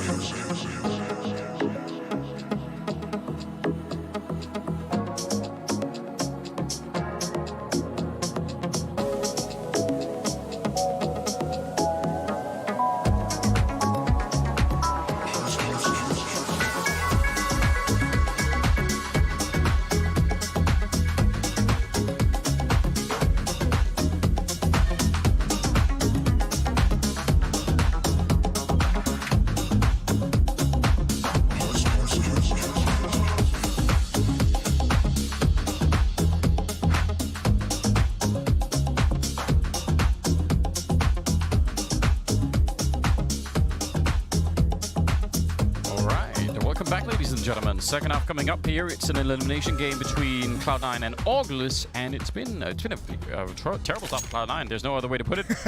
They only got 7 rounds on their CT side of Nuke. It was picked by Augulus, the map. But the reason why I'm not so worried is that I think this was just a slow start, honestly. I think Cloud9 are going to be fine. I just think, as far as I could tell, only Floppy, and I even think Floppy wasn't looking everything that he could, and he still had an amazing first half, but I actually think he can play even better than this. So I think it's going to be all right for Cloud9, but this was a wake-up call. Yeah, it was a terrible start. It was a good recovery, though. They started out down, 2-7? So, I mean, not a bad way to end the half, all things considered. Opening kill for Infinite as he gets aggressive in towards Hut. Sonic wasn't prepared. A little bit of a fake going on downstairs. It's just JT. The end game is the upper bomb site, but JT is boxed in. He's certainly going to go down. There he is. FNS can't add anything onto it. Floppy's going to have a big role to play, and he's got both entries. That is massive, isn't it? I can't actually believe he got both those kills just running through the squeak door now. He's holding it, but Wardell comes out off the vent to get the kill. MOTM only good for the 1 kill here, and that leaves OC 1 versus 2 to try and stop this defuse. They do not currently have a kit picked up, and a little bit of noise being made opening the door. They're going to know where he is, the P250, and they're going to go fight him, and that makes so much sense. Well, that nade. Yeah. I think Wardell, he had to have picked that up because he's got armor. 4 kills for Wardell in the round. He picks up an HE nade that seals the pistol round. 9-7 for Orglis, and what a great start after a first half that was very solid from Orglis. They're on the verge of a nice little upset here in map 1. Yeah, they are. Keep piling it on. Wow, Infinite actually snuck in to get that kill before they even tried to go for it. This from Wardell, though, is an outrageous round. That's a bit lucky. Yeah, a little bit. I like the theory behind going to fight him, because you know you could have, especially if you had a kit, right? Maybe you'd say, okay, you defuse, I'll keep him occupied. But the problem is, if the guy keeping him occupied gets killed, suddenly it's really awkward. So they had time to just go and hunt him, and they did. Full 4 Galil buy for Cloud9. We'll see if it catches Orglis off guard. They do have an AWP on Wardell, which might actually backfire in this round. He's got head armor, but retaking is going to be tough. They must have a strong initial hold. Sub Rosa sees the legs. Floppy's completely blind. Good trade, and FNS is just waiting for his moment, and that might be right now. Wardell, there's the off, and the SMGs do their work. Cloud9 is forced away. Wow, that wasn't even close, was it? I'm so confused because there is just a level of... There's like a lack of confidence that we saw nothing of yesterday with Cloud9, right? Yeah. Especially just individually. Looking at OC and Sonic right now, some of the fights that they're taking, that they seem so scared almost. It's not timid. Yeah, a little bit, and it's also, I mean, it's just, I think it's because of the contrast, because Orglis is playing so aggressively. Sub Rosa's challenging, Infinite's challenging, Wardell now has the AWP, so they just look like more of the aggressors, and most of that is because they just kind of have to be. That's their win condition, is taking those fights and outskilling and playing outside the box. 7-11. Yeah. It's only a 4-round gap. What would you get from 7-11 right now, Jason, if you could? Big gulps, huh? That's just my favorite line in the movie from Dumb and Dumber. I think it's funny. Right now from 7-11. Bro, there's nothing better than buying a Butterfinger bar and putting it in the freezer for later on in the evening. All right. What is this? Subverso about to do some fingering of his own. Oh. It's going to be Wardell instead. Oh, he nearly misses, and you really don't want to do that. You're not you and you're hungry. That's Snickers. I've gone off the track now. FNS, they try to spin on him there. OC there. I mean, it looked cool, but didn't actually get the kill for the 180. And MOTM now being hunted, and they don't even do any economic damage at all. Wow, this is kind of ridiculous. 12-7. I don't know if that's called to be like a knockout punch in the first gun round, but that aggression from Subrosa and then this, and by the way, they almost messed that aggression up. Wardell had his teammate walk in front of his crosshair, so he almost even missed that kill. Subrosa then is able to pick off the player who's looking to punish the push in ramp room. He gets a freebie, but he almost missed that as well. But more than anything, Cloud9 just doesn't seem prepared for anything other than standard Counter-Strike. It feels like they're playing at the moment as if, like, you know, almost as if they're playing a Danish team that's just going to go through the basic motions. You know, the first 20 seconds are going to be a default on the T side. Everyone's going to chill. Then we'll start throwing smokes and taking map control. Now on the T side, it's like, all right, let's have everyone set up, you know, in our positions. Watch for those lobby pushes. They probably won't happen. And when they do happen, you're not actually prepared for them. Yeah, it's really strange. I don't know, like, it's weird to watch because you would think the first 5 or 6 rounds that's when you start to really feel like, all right, hey, this is not the kind of game that we were expecting. Yeah. They're actually fighting back in a big way. We haven't even seen, like, you know, some of the timeouts that maybe we would have been expecting at this point in time. 5-round gap. Cloud9 gonna be investing into some pistols and a little bit of armor in this round, but it's going to be such a massive lead. Charging into the A bomb site, they will get the kill, and they will actually isolate Infinite in the corner again. It's Floppy doing about 90% of the work in this game so far for Cloud9. Yeah, he seems to be the only one interested in winning. 3 players up in heaven. There is a smoke. I don't know. If I'm Orgless, I'm just saving this. I'm just calling it a lost cause. Wardell needs to be careful. There is a deagle inside of Mini. I think I think that just got re-smoked as well. I think if you take the square root of the number of people involved, they do about like half the work. I think it's called the Pareto distribution. So that's what they're working on right now. Floppy is just he's that person doing it. The essential worker. We'll the essential worker. The essential worker of Cloud9. Try not to fire him at the moment. That would be very bad for the team. At least in this particular game. Give him everything. Give him all the resources he needs. 4 people stay alive for Cloud9. They end up winning the round, just a bit of a knockout punch. That is a good round to mentally get back in the game, but you have to build more behind it, and the expectation can't be that you can just add more rounds like that. Well, the next tough part for Cloud9 too is clawing back into this game and limiting what Orgless can have. They're going to have to win, at least 2 more rounds in a row to take the economy away from Orgless. Wardell has 10,000, Ye has 7,600. FNS and Sub-Rosa both at 3,000. So there's plenty of cash on this defensive side for them to take a loss like that and not be fully punished for it.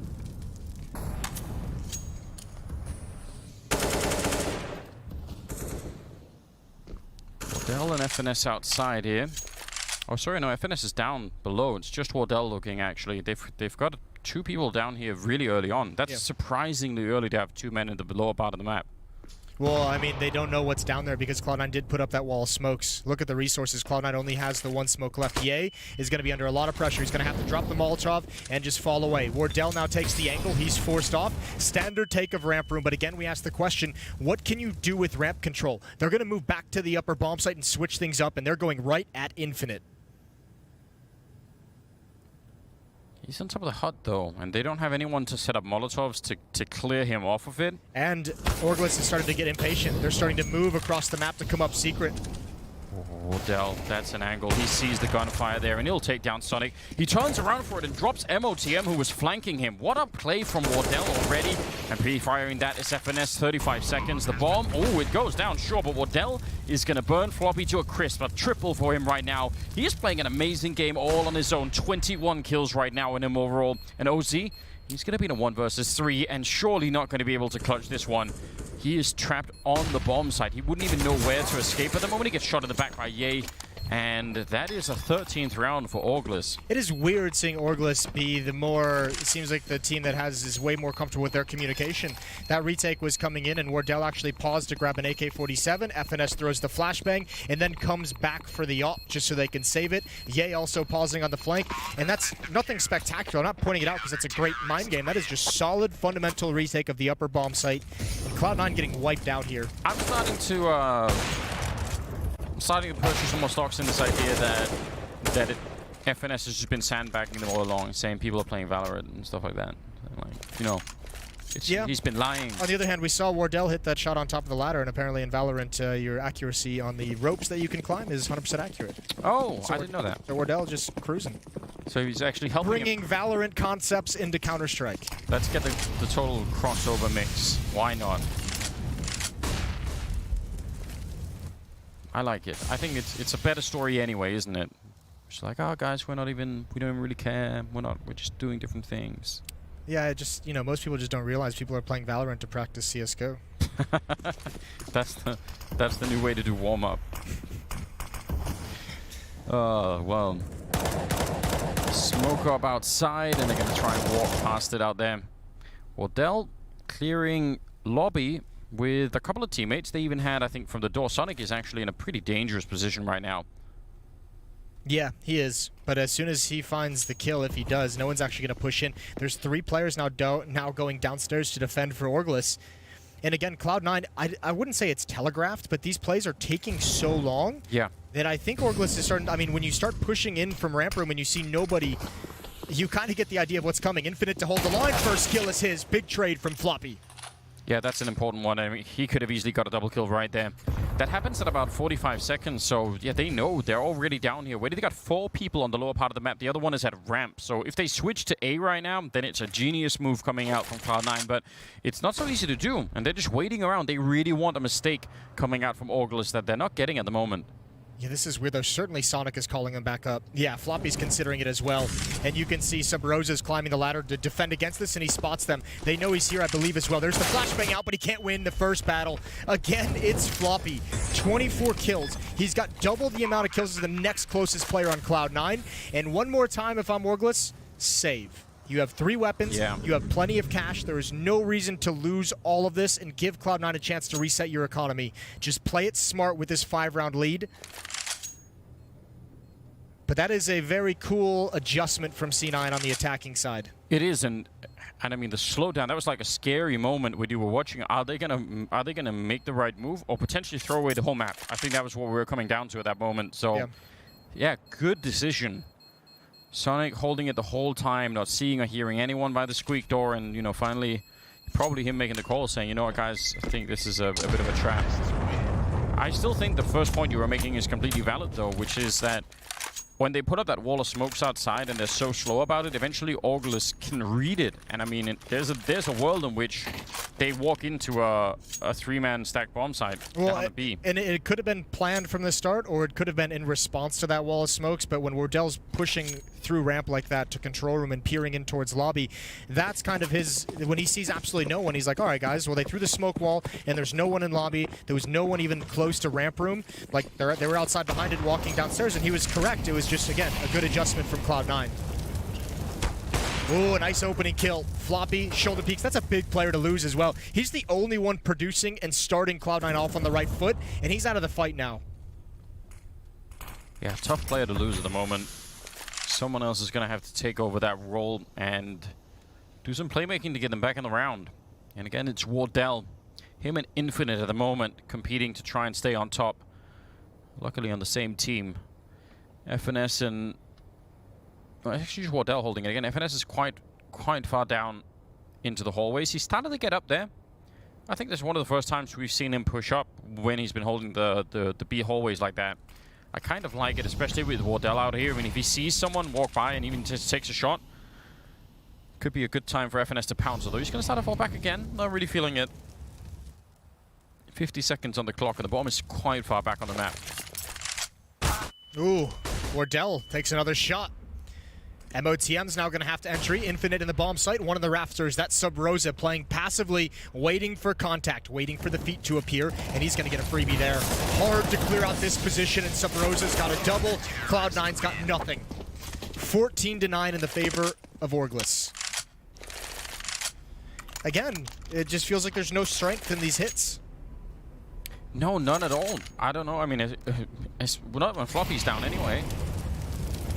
Take him out of the equation, and there's nothing left really. I've been leaning on this. Oh, he saw the ankles. That's unfortunate. JT gonna be pissed. I've been leaning on this. They must wake up, topic, but they're not. So I don't know what to say. I don't know what the next plan is. I know, and it's like between this and all the spam spots. Are you ever frustrated that nobody's listening to you? For years, Jason. Yeah, just it's building up inside of me. I don't like it. Yeah. I don't know. I don't know what to say. Well, it's tough because I think the hard part is seeing this Cloud9 after the Cloud9 that we saw yesterday against Mad Lions. Yeah. It's just like, holy hell. It's the contrast, isn't it? Yeah. But this is something that, I don't know, like, not much conversation has been had, I think, in esports. I'm sure it's been happening in regular sports, but how do you make sure you don't show up to on a game day and then you're like, I guess we weren't really like ready for that. But like that doesn't work, That's not good enough. in some sense. Oh, wow. He had 2 targets, and he just made a choice, and it was the right one. Taking down FNS. That was a cool shot for OC. Yeah, it really was. Whoa, an even better one for Infinite. That was a long battle, but he challenged. He knew it was 1 player in lobby, and this is all Cloud9 has left. These 4 players outside, and look at the utility. No smokes left, 1 Molotov, and a few flashbangs. Sub Rosa could have a field day if the timing is in his favor. And they're walking around the long way. If they check him close, it's going to be rough. There's a bit of a lineup, and he was actually even adjusting his aim to encounter that. Floppy will still take him down. 3 on 3. Still a minute left on the clock. I thought Ye was going to actually move out of those windows. Everyone patient for Cloud9 at the moment. They really don't have a whole lot of great map control. I think their best option at the moment is either splitting to upper through mini in heaven or just sending everyone in heaven. Floppy has the bomb and he's in control of it, but he's alone. If he goes down up in heaven, they have no way to recover that bomb. Yeah, that would be a bit of a nightmare. 35 seconds, and he's really waiting for it here. Infinite. Does he want to go? I mean, they know they've lost outside control. They definitely know someone could be up there. They just don't have confirmation yet. 25 seconds, and now it's starting to make a lot of noise, and that's going to be called out. Floppy's calling it in, saying, you know what? He's got to drop the bomb, though. Yeah, He's gonna stay there up we above. go. That's so smart, and I'm shocked that Ye is still alive. Infinite is taking down OC in the meantime on Wardell. Sneaking out with the AWP, but he gets caught by Floppy. And this is looking a little bit better for Cloud9, hoping to try and get that 10th round on board. Ye will win that first fight. And down to the low ground, MOTM, he has a bit of an advantage. It's hard for Ye to clear the entire bomb site. Oh, the gun showing though, and he's going to take an early shot, and he loses the fight, MOTM. I think he was shooting at the gun of Ye then, and that gave away the position. It's a little bit of a jiggle peek from Ye where the barrel is showing, and if you're MOTM, you might have seen it 2 or 3 times. Ooh, and some crouch, or some tactical crouching, as our Overwatch friends would say. Some teabagging, as the real gamers would say. Tactical teabagging. Tactical teabagging. That's a good combination. You want to make sure and land those testicles just right. Yeah, right across the eyeballs.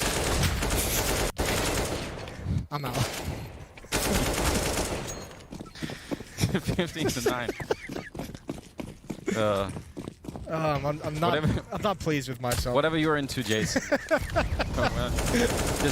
We're not kink shaming anyone today. Just tell us how you feel. Oh Christ Almighty!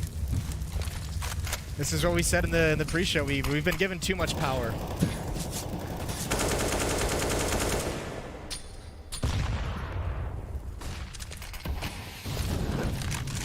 Molotov behind the red container, but the smoke actually puts it out immediately. That was a bit interesting. Could have bought some valuable time there. Wardell playing it safely though. Doesn't want to go and challenge anywhere near. He's just making sure no one's sneaking into mini at the moment, I think. That's everyone except Sonic. So a familiar setup here for Cloud9. They need to win the next 6 in a row to bring it into overtime, or they're going to lose the first map in kind of a stunning fashion. FNS walks up behind them. They knew that he was there, and Floppy, again, doing all the work. 27 and 17. Yeah, his teammates better apologize to him after this, but look at Squeaky Door Room. Look at Infinite. What a little rat. Oh, Sonic is about to get wrecked. Knife him. Sub Rosa, no way you clear this corner that late in the game. What? No, it's fine. Infinite's playing a long game right now. He's playing for information. He wants to know where they're going, and ooh. He could catch a really weird timing on this flank. Nope. No, he can't. So it's got to be 5 more rounds for Cloud9 to bring this back and bring it to overtime. Listen, I feel bad for MOTM because he's had some awkward situations. He has.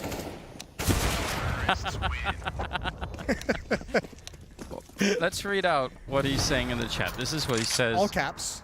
Yeah, all caps. Jesus Christ, boys. You see that with...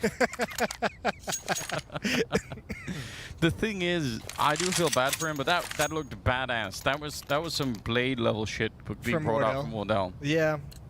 It's always some motherfucker trying to ice skate uphill. Yeah, it's nice of MOTM to be the one to set everyone else up for some glory clips. Yeah. It's like he was just interrupted in his day, like he was trying to read his newspaper or something. He was like, what the hell? Who's shooting at me? I know, who is this dickhead? Sit back down again, son.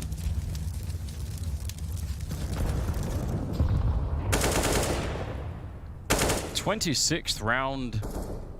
Yeah, 5 more in a row. Infinite kind of losing track of Sonic. I don't know if that would have even made a difference if he got the kill. The bomb would have still gone down, and B, they still would have been a 4-on-3. I don't know. Oh, yeah, he gets distracted. You can see he knew. His brain told him. I know. It's just a bait. He knew. He knew, and he couldn't help himself. It's like that little voice inside of screaming, like, no. Like Infinite in the door last round, like he doesn't lose. Like his team was 2-man down, so he's trying to make the play. He's trying to do trigger discipline and maybe get 2 or 3 kills, but obviously the risk didn't pan out. It went the other way. This is still winnable for Orglis. They have control of lobby. Wardell's got a kill, and look at the stack. Infinite's going to take all the attention. FNS is going to pounce with 1, and a 1 versus 2 for Sonic to keep his team in the map. He has the bomb, and he has 40 seconds, and he's going to try and make a little bit of a deeper play going into the smoke and playing with the door behind him. This is very confusing. I don't know if anyone knows what's happening anymore. Hiding inside of the smoke, though, and will take down Wardell. Not quick enough this time. 28 seconds. How do you get the bomb plant here? He could run for the A-bomb side. He could actually make the escape up the ladder, and that's exactly what he's going to do. Just trying to make it. Oh, but Sabrosa is even quicker on this. This is so cool. He's already going to be there, and Sonic... There's no way he's going to expect this. Absolutely no way that he's going to see this coming, surely. He's not going to fake play. Oh, he is. Holy hell, he's got it. What a play from Sonic. That's so next level. I actually can't believe it. I thought for sure he would have just planted the bomb and assumed that he was going to come out the vent, or maybe through mini or something. Wow. Yeah, the fact that he doesn't assume that he beat Sabrosa to the punch is so impressive. Heads-up play, especially for a situation where I think Sabrosa plays this clutch damn near perfectly. Sonic just plays it absolutely perfectly. That was a quad kill for Sonic as well. Yep. Well done. Better late than never, as they say. Back to pistols for Orglis, so still a chance for Cloud9. Huge advantage here in round 27, and then they'll have 3 in a row. Just 3 to get to overtime. But it's going to start off pretty well, isn't it? At least with the pistols here. It means they get, again, a bit of a chance to have some easier fights. Flashed out early on here. Infinite will continue his work. Not going to be able to take down JT at the very least. But yeah, Infinite is at 25 kills, man. He's playing him and Wardell, who's at 26, are doing a lot. Not again, even then, not as much as Floppy is, which is crazy. Could be overtime, yeah, 3 in a row. If they can get that, then it's doable. Still a long way to go, but at least they've taken the AWP away from Wardell. Yeah, it's an important part, isn't it? That's going to help. No kits either. No kits, a little bit light on utility. The nice thing for Cloud9, if Orglis lose this, you have to think they're going to save or at least half 5 for the next round, just for the final to have everything they could possibly want. Cloud9 desperately hanging on. Fast pace from JT. Smoke wall comes up a bit late. Oh, there's a gap in the smoke, but he still wins the fight. He got passed, and he eats a bit more spam, but he's still alive. And they're going to try and see if they're going right behind it. The flashbang is perfectly timed, and Sabrosa goes down. OC will pick up Infinite, and wow, finally a round that actually looks very clean for Cloud9. Might be one of the first rounds in this map we've seen where they actually just look like they're quite confident and comfortable. Yeah, that was very, very nice. That flashbang was perfect for Sabrosa. He was about to end their day. Yeah, going to try and keep this final M4, but look how relentless Cloud9 is on the hunt. They want it all.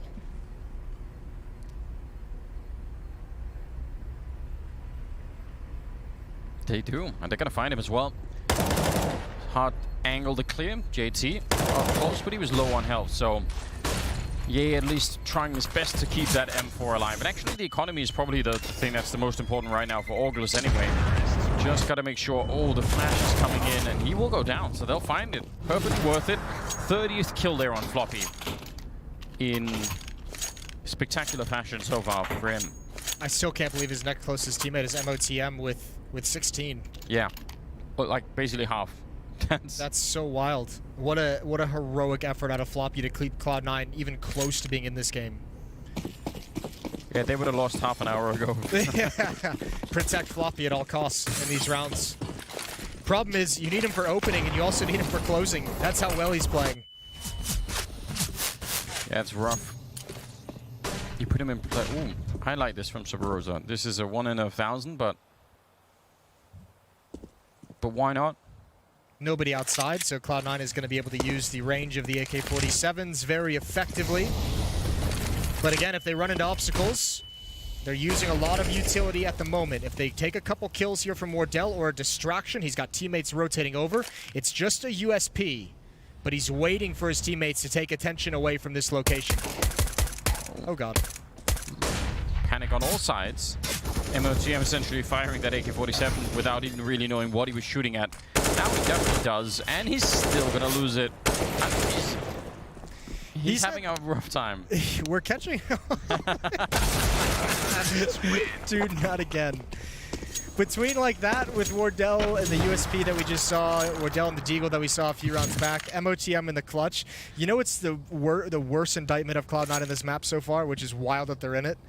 Is he has been their second best player. He's been the one who's closest to Floppy. That's true. And he also has like the 3 most embarrassing segments that we've caught on stream. Yeah, I feel terrible for him. I do, but I kind of admire the fact that he's just owning it. He's laughing it off. Like, you know what? This is not good. It's getting stupid. I appreciate that.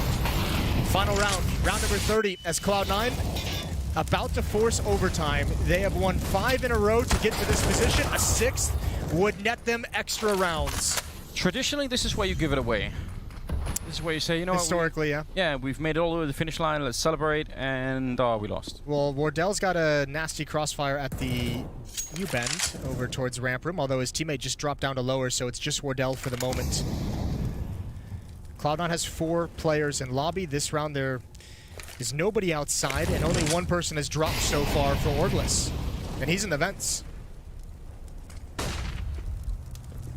No, he's not. He's in the lower bomb site. All the way in the lower bomb site, yeah.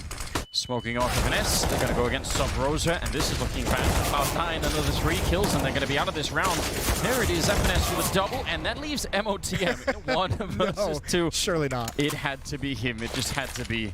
He's going to go straight for the bomb plant. There's nothing. I mean, there's no way to smartly play this thing. You just have to go for it right away and hope that you at least get the bomb plant down.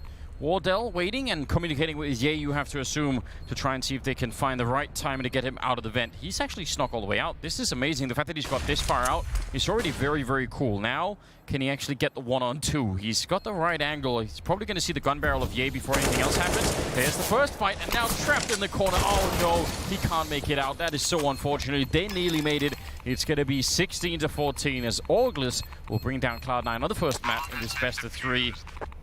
I don't know. That's I don't know what Floppy would have had to have done to have won this for Cloud9. There's not much more he could have done. He played a phenomenal game. Unfortunately, he was the only one. And for Cloud9, like, it's a cool comeback. It is. And it's nice to see them get into the game towards the end, but that slow start really killed them. Yeah. They can't have that again next map, or else they're out, or else they're eliminated. And that would just be a crazy thing for the Cloud9 organization to drop to a team without an organization whatsoever.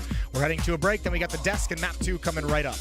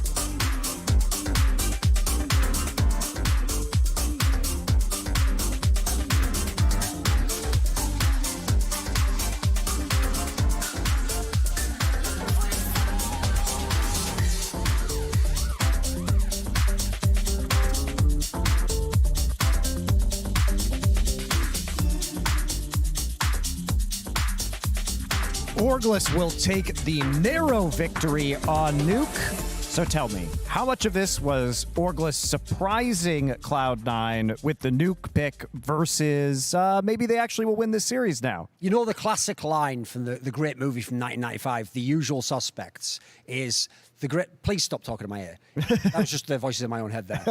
No. Explains a lot. Keep it online. No, what they said in the quote was, they said, the greatest trick the devil ever pulled was making people believe he didn't exist, right? So the real trick that FNS pulled was, he saw that everyone was riding this Valorant hype train and that, everyone's worried that CS players are going to switch over. So he managed to distract us with that so that we stopped thinking this guy had a master plan that we were all built into. That was just part of the plan.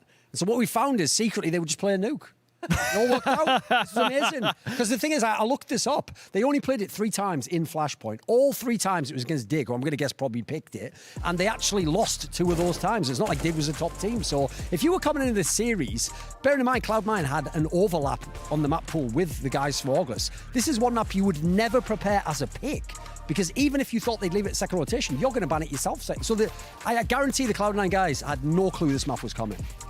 Well, I think really the greatest trick FNS pulled on Nuke was not playing Exist, would be what I would say if they're losing on that map. So what did you guys think about this?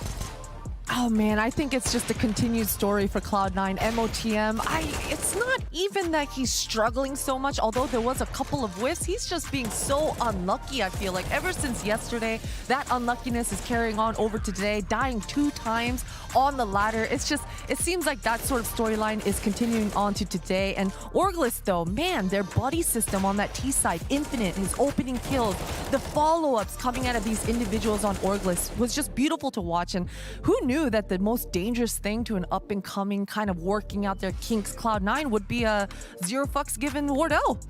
Yeah, he really came alive here, but I gotta give props to Infinite because he really carried this Orglis team in the first half. One of the reasons they were off to the hot start that they had is because Infinite, he was just entering everybody on Cloud9. He did not care at all. Usually Infinite, we've seen him in late round situations clutching things out, but he was just running into that A bomb site, dry clearing angles, and just making sure that he gave space to his teammates. And man, did they do such a great job on T side. I think the hot start that Orglis got in this game, based off of their surprise pick, gave them a huge edge here. But Cloud9, they did show some lives by the end of it. Floppy had this team on life support, and he was carrying them the whole way. And I know his back's got to hurt a little bit right now, but you did see that his teammates come alive just a little bit by the end. OC was coming, just having some shots here and there, getting into the game. MOTM, he was flubbing some things early on, but he actually ended up the game with almost an even scoreline. And for a game that felt so lopsided, this gave Floppy, I think, gave Cloud9 the amount of breathing space that they needed in order to at least feel like they've been in the server for a little bit, that they're warmed up a little bit. So I actually have pretty high hopes for them coming up. And another thing you mentioned in the green room, Maui Snake, which I thought was very relevant, was that this is the first time we're seeing Cloud9 hang into the game. Usually we see them have a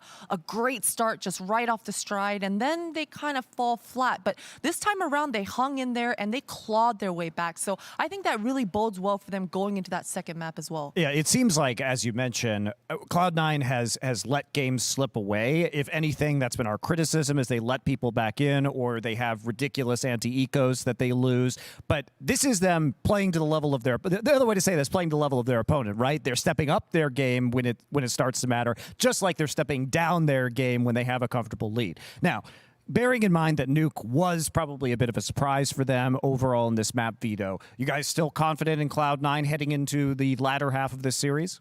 I think Cloud9 have a great shot now because they definitely didn't game plan for Nuke, but they did game plan for Train. They probably thought the opening picks were going to be Inferno, Train. And that's still going to come up here potentially if they win on Train, but they are ready for Train here. I have to agree. And also, Orglis was struggling immensely on their CT side of things, on this train, on their defensive structure. We do have to remember, though, Wardell had such a slow start in that series. This time around, it seems like he's definitely hitting his stride. So I expect him to have a stronger start right from the get-go. Yeah, the brutal thing is, though, like actually Floppy in the playoffs has kind of struggled. He was really good in the other phases. He really was quiet in some of those other games. You go on the stats page, you'll see a lot of red before then. So I actually think this could be a bit demoralizing capitalizing this performance because he actually put on a performance that deserved to win the map. So bear in mind, August only has to win one of the next two. They can definitely play these other two maps. I'm going to switch up. I'm going to say August takes the series now. All right. Well, it's time to get into our second map, Train. So over to our casters, the very fashionable Flashpoint branded Anders. Oh, if I told you Anders was a panty sniffer, would you really put that past him? Has he ever been in that situation before? Jesus. Flashpoint branded underwear. We can get there. Bikini bottoms, nice guys. I don't even know what to say. You're on your own. You're on your own with this one. Wow. I'm not touching. I'm not going anywhere near it. Well, listen. I mean, if they make Flashpoint underwear, I'll wear some. I'll do the posing. Yeah, you'll sniff the shit out of it. Yeah. Well, definitely, especially if I'm wearing them myself. There's no way to not look creepy in this mask, is there? Like, it's just not. It's not possible. It is like rejected Mortal Kombat characters. Yeah. Is what we are. We're like the beta release, and they were just like, no, these ones don't work. They're not putting those in. No. Well, anyway, we're gonna head into the game pretty soon. We're gonna be on Train for the second one. We're not gonna be wearing the mask all the way through. It's very hot. It's hotter than this. It's very warm. Yeah, different. I think if you're outside, but under the lights, studio lights, it's a little bit rough. So I don't know. Do you want to switch sides? Do you want to try and counterpick yourself? I'm not gonna switch yet. I have some, actually, I mean, I guess now is really the only time you can switch. I agree with Thorn. Like, after that performance from Orglis and the way that they're playing versus the way Cloud9's playing, you can have a bit more confidence in them. But remember, Cloud9 on Train yesterday, this was one of the maps where that double up setup was brutal. It was. And it's surely it's supposed to work, once again. I don't know. OC Actually, and excuse me, Sonic. that wasn't yesterday. When did that? Yeah, it was not, because it was on Inferno, right? That they were playing Inferno Nuke yesterday. My bad. But even so, this is a map where you should be able to do the double Make the double up setup work. My God, I'm gonna have to take this off. It's too much. It is very warm. It's way too much. It's very intense. Here we go. Live in the pissed around. Cloud9's got their tournament life on the line. If they lose this map, they are eliminated from Flashpoint 1. And this is a team that has topped their group. They have looked good throughout stages of this, and now backs against the wall. Floppy is going to be the first player down the ramp. Infinite with a nice headshot. If you're holding that far back of an angle on the B-bomb side on Train, getting just that one kill in there, and you feel really good about yourself. Now, he's going to need some backup, and they're getting really close, and that's actually a problem. MOTM winning that fight and taking control of the deep end of the bomb site, but he gets overwhelmed at the end by Ye and Wardell, trying to see if they can maybe take that fight. So Roger is on the flank as well. So now they're kind of locked in here, Cloud9. This is a really awkward position to be in on the T side. Bomb is down, yes, but you can't go anywhere, and they all get shut down. What a great retake. A phenomenal retake, and again, it stems from the fact that they were able to stop that aggression. The player behind High Train, MOTM pushing up. Look where the rest of the three Cloud9 players died. They all died around Pop Dog, around that lower ramp. They couldn't actually progress into positions to defend against that, and those USPs went to work. FNS even had a smoke for the bomb and a kit if it came to that. 1-0 for Orglis. And one more time, let's just reiterate, like on Nuke, we cannot see Cloud9 come off to a slow start, because even when we saw them come back, it was just insurmountable. Yeah, it's hard to even think about that if they'd had some of those earlier rounds on Nuke, wouldn't have needed the comeback, probably would have at least been able to get overtime, could have even maybe won it. 16-14 at the end was the score if you missed it. And if they lose this one, yeah, they're out of the tournament. That actually would be shocking. Orglis would be such a massive win. So Rosa with the MP19, great work. MOTM good for the one kill. They're going to be all going down out here in the yard. There's absolutely no chance for more kills. So that's super acceptable. Just losing Sub Rosa. AKs are now being picked up, though, all across the board for Cloud9. That was a quick round. Yes, it very much was. It feels like they wanted to get to this one. They wanted to get to the round where they could have AKs on the board with the help of that plant earlier. So, remember, we saw on Nuke as well, they went for that early buy. They went for a force-up. They went for the Galils. But this is much better. Yeah, they've got a legit chance to do a lot of damage in this round. Plenty of utility as well behind it. See how quick they want to be, if they actually want to put some pressure on, or if they want to try and develop more of a standard play. And it looks like they have gone for that, which I don't mind at all. Gotta lose Sonic, though. Oh dear. Sabrosa turned the corner. They're all there. But they know. Infinite is pushed up. Wardell is here. FNS is rotating over. All the footsteps down the lower ramp. Infinite has the idea. I cannot believe he just gave up his position like that. Good tag on the way back up, but Infinite has got to play this really, really smart. Molotov to block him off. Smoke goes way too far. He's pushed backwards. Thankfully, nobody can punish him, but what a hectic situation. And Infinite just lost the play. Yeah, that's a big giveaway for seemingly no reason at all. Well, Dallas snuck up quite far. I don't think anyone's expecting it yet, so he might know he's going to get found by MOTM. Otherwise, could have been an interesting position there, but I don't know. If he just snuck in behind them, that's probably the round-winning play. Yeah, I wonder what prompted him to take those shots. He actually, I felt, played that pretty much perfectly up to that point. Like, he had himself in such a solid position to backstab that whole attack. Maybe he thought... Or just be the nuisance at the upper ramp. Like, even if you don't want to push, you could have fallen back and stopped the plant and delayed and just wreaked havoc on the Cloud9 offense. I mean, maybe he thought that the player running down around, there were going to be more people joining him directly afterwards from the white holes, and he was just like, I need to do this right now, or there's going to be too much of a fight. Either way, from our point of view, it definitely looked a little bit strange. MOTM nearly getting caught. Also nearly getting shot in the face there, I think. Sabrosa down low, but he's got a deep angle in towards the bomb side, and they just can't defend this August. Cloud9 gonna run them down in this round here. There's no doubt about that. Almost with a kill, but some teammates, Sonic specifically, helping out. That was tough. That position from MOTM just wreaked havoc. Orglis could not defend both angles. The one towards Hell and towards E-Box. So nicely done. It funneled the defenders into the open for the Cloud9 players attacking along the wall. And we're going to be all tied up at 2-2. Small buy for the Orglis players, although Sabrosa is fully bought down to 450. Everyone else is going to be good with rifles in the next round, so they'll get back into the buy pretty quickly. But it's nice to see Cloud9 getting off to at least a 2-2 start. I want to see more before I can... Before you start feeling good? Yeah, I need more evidence before I can start celebrating.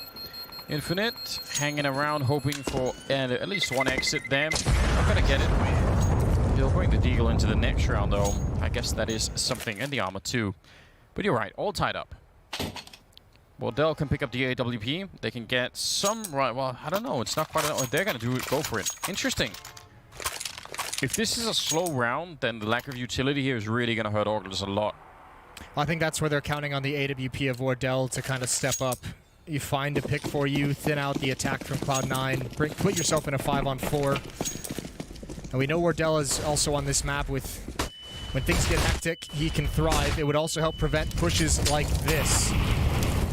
OC gonna have to put out the Molotov. Decent damage done. Yay, he pre-aims way too deep. Floppy at a new angle, or a different angle than he expected. And the op still not getting involved is a bit scary. Yeah, in fact, he's been pushed all the way back, and that smoke is gonna make his job very, very tricky. Now they're out in front, and they're on the A yard coming in from T main. So this is a very compromised bomb site at the moment. Sabrosa down here and almost getting the kill, but just takes a little bit too long. And now Wardell, I don't even think he can save the orb at this point in time. He's going to get the kill on Floppy, but surely they're going to come for him. Why would they let him save this AWP? Yeah, so many players, so much money built up on Cloud9 as well. They could throw everything at him.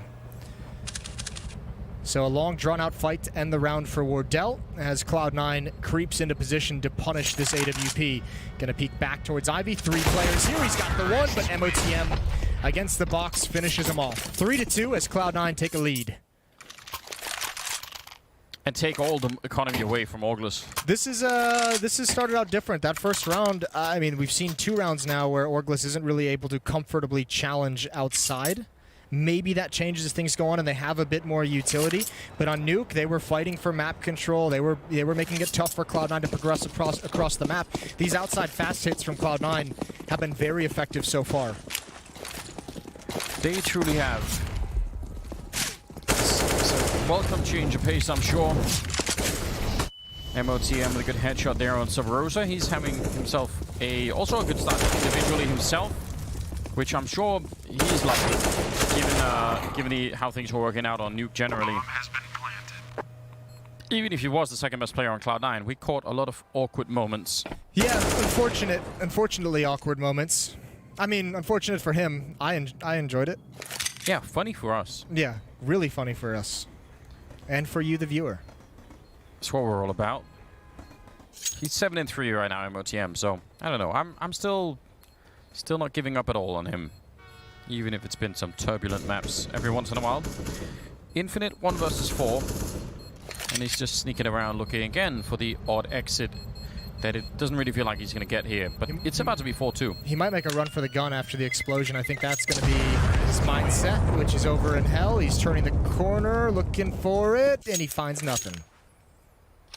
Had the right idea. 4-2. The AWP is back in the hands of Wardell. A little bit more utility picked up from Orglis. They still have no kits.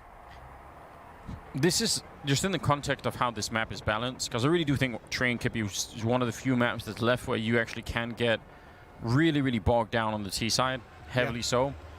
Might even be more true now that we don't have the power of the creeks to take some of those deep fights. Yep. So the fact that they're 4-2 with the AK meta presumably more prevalent is actually just amazing news for Cloud9. It's good. We'll see how they go, because I think the second half, or the second portion of this opening half for Cloud9, it usually turns like you're still in that window where the T side can scrape rounds together by virtue of having the advantage in the economy. Yes. Which they've done. Once Orglis is able, maybe they win a round, maybe they set their feet, maybe they get some money growing behind him. Then you get to see how this Cloud9 offense will be tested round after round against 3 rounds straight where there's an AWP and there's M4s. Yeah. I mean, some of the theory that we saw out of Orglis when they were playing on the CT side of Nuke, right? Some of those lobby crunches with Wardell coming in from the ramp with the AWP. Yeah. The same kind of thing, or the same kind of theory at least, or approach to the game can actually be brought into this map. They start with 5 people in the A-bomb side just to throw grenades, and then presumably a couple are going to be rotating back pretty quickly. That's interesting. But I mean, you can go aggressive, and they did it once up in the hallways, right? Remember with Infinite behind the box? Yeah. I'd love to see Orglis at least try it every once in a while to put Cloud9 off their game.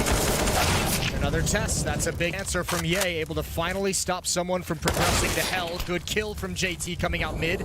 That puts Ye in a really difficult spot because MOTM is going to know his position inside of the smoke as it fades. MOTM not attacking just yet. There's the flashbang. Good kill.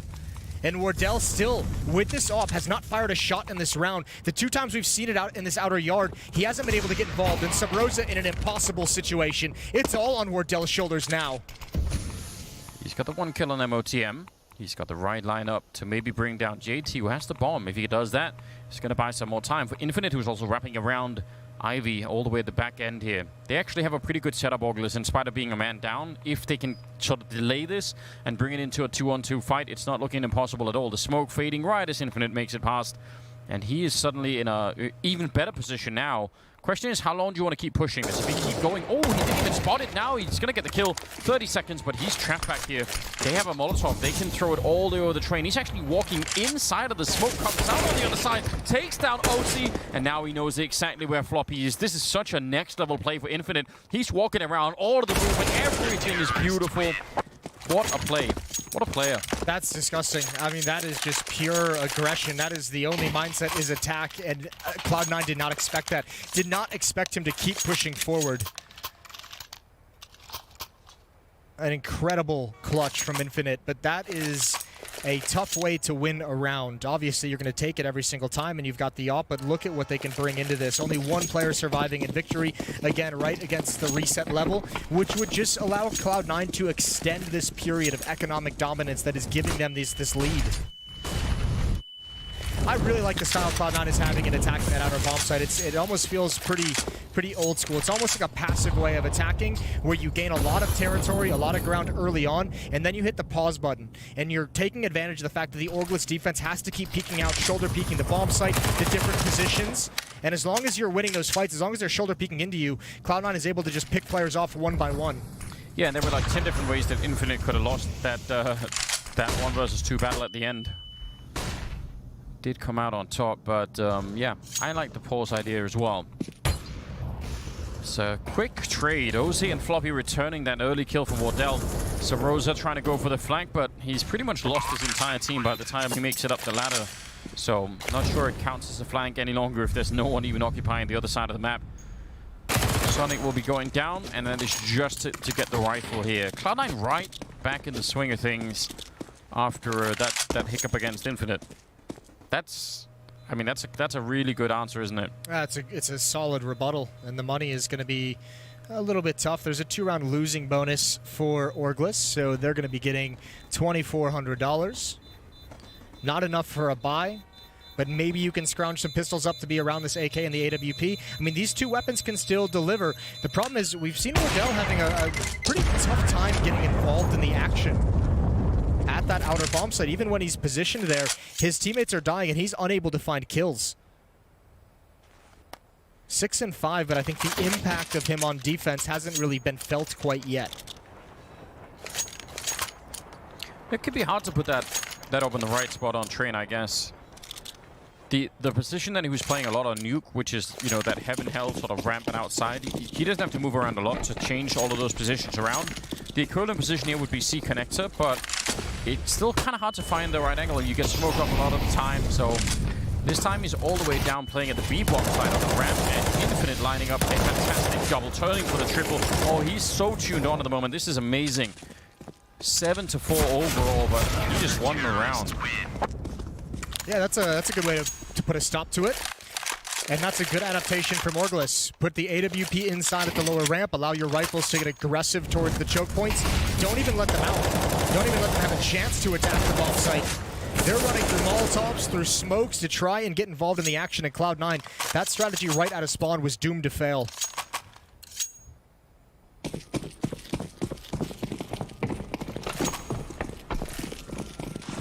What a knife's edge for Orglis to walk on for 3 rounds in a row, and now the result is that their economy is feeling a bit more flush. You have the Molotovs and the nades to slow things down, the utility to make this kind of a push in.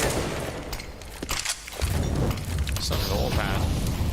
Molotov will force him back from T-main. Double up also in play now for Orglis, which that's going to be fun to see on Train. That can be super effective. Yeah, and Wardell even taking the shot and then switching positions with FNS, who gets close up inside so the AWP can play far back. Very centralized for Orglis outside as well around the E-box. 2 players, including one of the AWPs, keeping an eye on Ivy. Very much prioritizing ladder and E-box control. And they're going to be in front of these smokes, you'd imagine, if the hit does come in.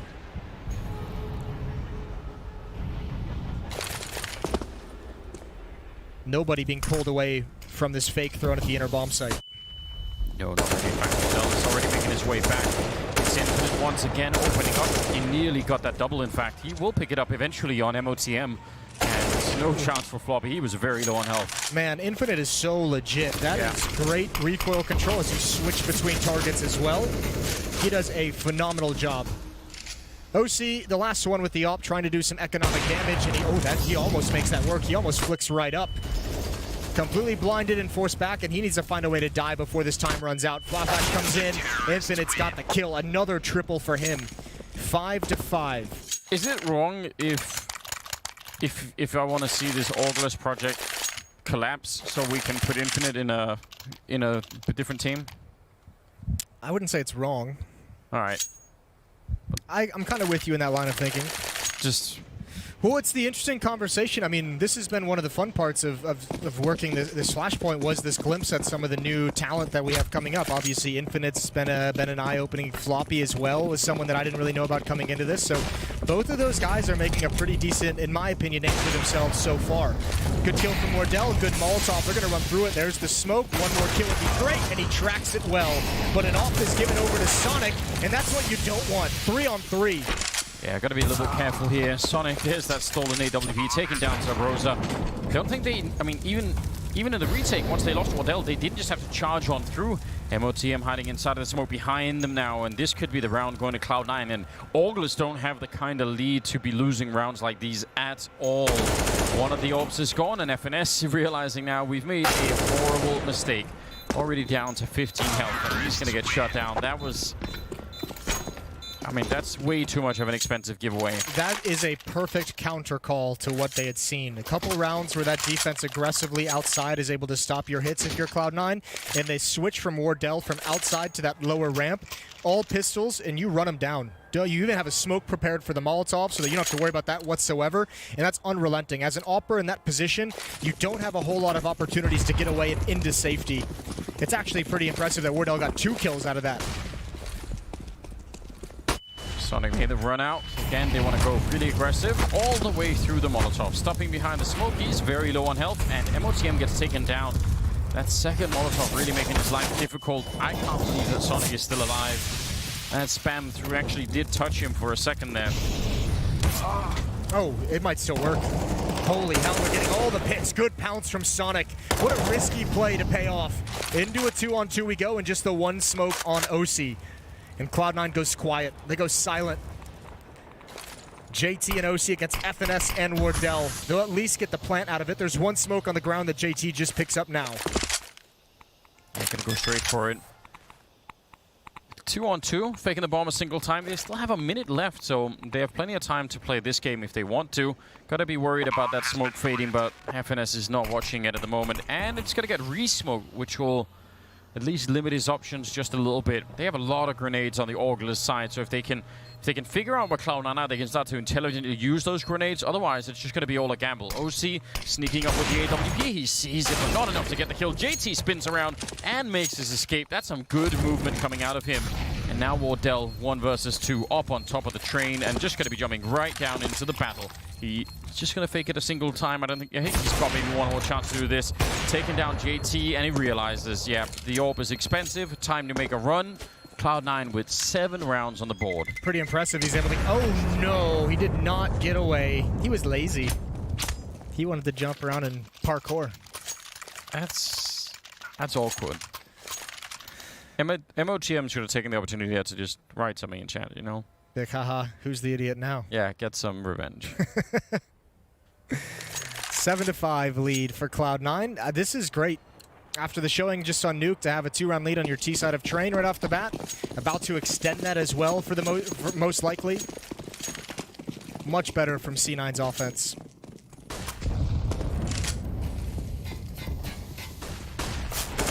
Yeah, the economic collapse for Augurless in the first half has really put some pressure on them. Sonic's also starting to get himself warmed up. Even if it's just against pistols, I think he'll take it no matter what here. Infinite, always good for a kill it seems. Sonic forced to reload while being shot at. His teammates far away and unable to help him at the moment. He's doing a little bit more. Infinite, can he add to the scoreline? He won't be able to. Sonic with a quad kill out there. That's not, again, not bad at all. Getting some of the star players warmed up a bit. 8-5 in their favor as we go into the last couple of rounds here in the half. Augurless need to really wake up all of a sudden. Lost the last 3 rounds in a row. And again, I mean, the way that Cloud9 has been winning throughout this, that small stretch of hope that Augurless had, winning 3 out of 4, just the way the timing of their wins have worked out is they've just always had the advantage of the economy and of the money. And Augurless is just constantly getting reset. Look at the utility they have to work with. This time there's no Molotovs towards T-Mid. This time Cloud9 pushes out immediately, and there's no communication. This Augurless defense is discombobulated, struggling to work together. And without the Molotovs and nades to slow things down, Cloud9 is just able to steamroll over them. Yeah, it's a hard problem to solve when you're out in that A yard, and you don't even get to really put your feet on the ground. You've already lost 1 player, so now you're covering 2 different angles at the same time, and you know, a second later it gets slightly worse, and you never even really get to slow down. That's what the grenades are meant for, right? That's where you want the luxury of having that easy execute. Go teabag him. Teabag him. I think you wanted to. Maybe you wanted to jump off the train. He was going to do like a superhero jump into a teabag. Powerful way to go. It is. 15th round here, and 4 straight for C9. And obviously just putting all of the cash into this round, Augurless. And it's not that great. Even the full investment not looking good. No, but I mean, they almost, I feel like it's almost more important for them to drop down to the weaker weapon so they can stop these kinds of plays. Cloud9 has been doing this the whole time. Whether it succeeds or fail, they've never gone away from it. Ye just caught the last footstep. He had no idea until that point. Sonic is going to be the next one to challenge. And look how many options he has. Finding him as he was using weapons and taking down some Rosa through the smoke. I actually think the only thing that saved Ye in the first fight even was the fact that he jumped off the ladder. I think that was that little jerk out was the thing that put MOTM off. Bomb goes down, and JT will be quick enough to get the kill on FNS. 1 versus 3, Infinite running and gunning with the MP9. Actually, it's heads up play to turn around and spot for that. But still going to be very hard to defuse this bomb. He's going to take down Floppy and goes for it. No kit, so it's a 10-second defuse. He's just going to tap it a single time, and the fact that he's making noise running around will tell OC that there's nothing happening out here. Now he's going to at least pick up a kit. Got a kit, yeah. 3 seconds, go straight for it. Oh, 1 second left, and OC will catch him. That is annoying if you're Infinite, but there's nothing you can do about it. No, I actually almost thought picking up that kit was going to win him the round. I thought maybe OC wouldn't peek back into it thinking he didn't have the kit. Yeah. Regardless, that's a phenomenal half from Cloud9 considering they lost the pistol as well. To string up 10 rounds after losing pistol, it's very impressive stuff. Good to see Cloud9 bounce back this way after a tough nuke. And we'll be right back in the second half to see if Cloud9 can survive and take us to a third map.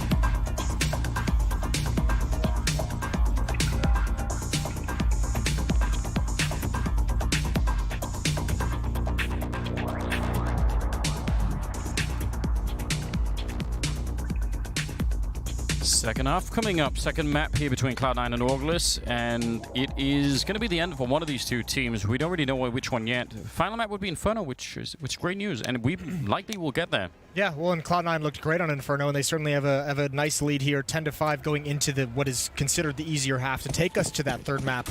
So it's been a good recovery for C9. Their T side looked great. And here we go. Orglis is going to try and do the same thing, but that's a bad start. That's a really bad start. I like the idea of sending an Infinite. He's been great, but this was a shutdown. Floppy ready to fight. There's no finesse here, no accuracy. He's just spamming away As and fast getting the as he kills. can. Yeah, trying to set some kind of a record there. But whatever. He's got the double kill. We'll let him have it. Almost counted a triple. Ye is down to 7 health. And Sonic, oh no. Sweet Christ. There. Why is everyone whiffing against Wardell? I don't know, but there's a real possibility that Orglis can turn this around. Wardell with that USP and armor, if he plays it at length, he's close up right now to protect the planter, his teammate, but he's going to back off pretty soon to use that USP appropriately. Smoke. And JT is so low. At least they have a smoke. Wardell is down as well. That's a good kill for OC, but you're absolutely right. I mean, this is terrifying for just a second here. Now, Ye is very low on health and in a very awkward position. Gets the one headshot. My dear. It's going to be around anyway for Cloud9, 11-5, but that was way too close. I mean, can you imagine a world where OC doesn't hit that trade on Wardell? Ye gets that kill just there, and we have a very uncomfortable one-on-one for OC where he has to drop the smoke, and then you're just, flipping a coin. Yeah. 11-5 for Cloud9, marching towards Inferno, towards that third map. But in their way is Orglis, who with the plant goes for second round investment. AKs are dropped, Deagles are picked up, a little bit of utility sprinkled in on Infinite. It's Ye and Wardell with AKs, Sub-Rosa with the Galil. Yeah, Orglis want to fight back early on. Infinite has the AK-47 as well. Picked one up late. Great. He's actually the only one, I guess him and Wardell right now, that I want to have it, so. I want Ye. I like Ye with an AK. How did MOTM and Sonic must have run into their own grenade down at Ivy? Yeah, just for the turn of the corner, just for the extra information. Ye, AK's out, and he can't win the fight. Wasn't prepared for it, and MOTM, why not stick around? There's no falling back now. It's a long route. See if you can find one more, but Wardell's perfect. Don't think he had to show himself jumping up. I'm pretty sure he could have stayed crouched jumping up and he wouldn't have been visible from that position. So slight misstep perhaps. They still get the other kill on Sub-Rosa, so it's still a 4-on-3. And everything is kind of riding on this round for Orglis. I mean, I guess all the rounds are like that right now, but if they wanted to swing back in this second half really early on, then yeah, winning this round would be the critical moment. Wardell not seeing the top of his head, although Sonic was up there. I guess that was just a slightly obscure scenario there. This is so close to being visible for him.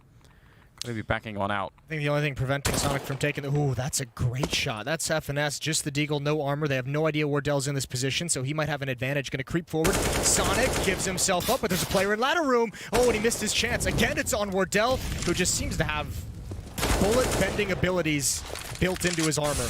Yeah. Can't be shot, apparently. 2-on-2, and smoke is going to be annoying. It means when they go for the bomb plant, someone's going to have to keep an eye on it at least half the time. Wardell continues.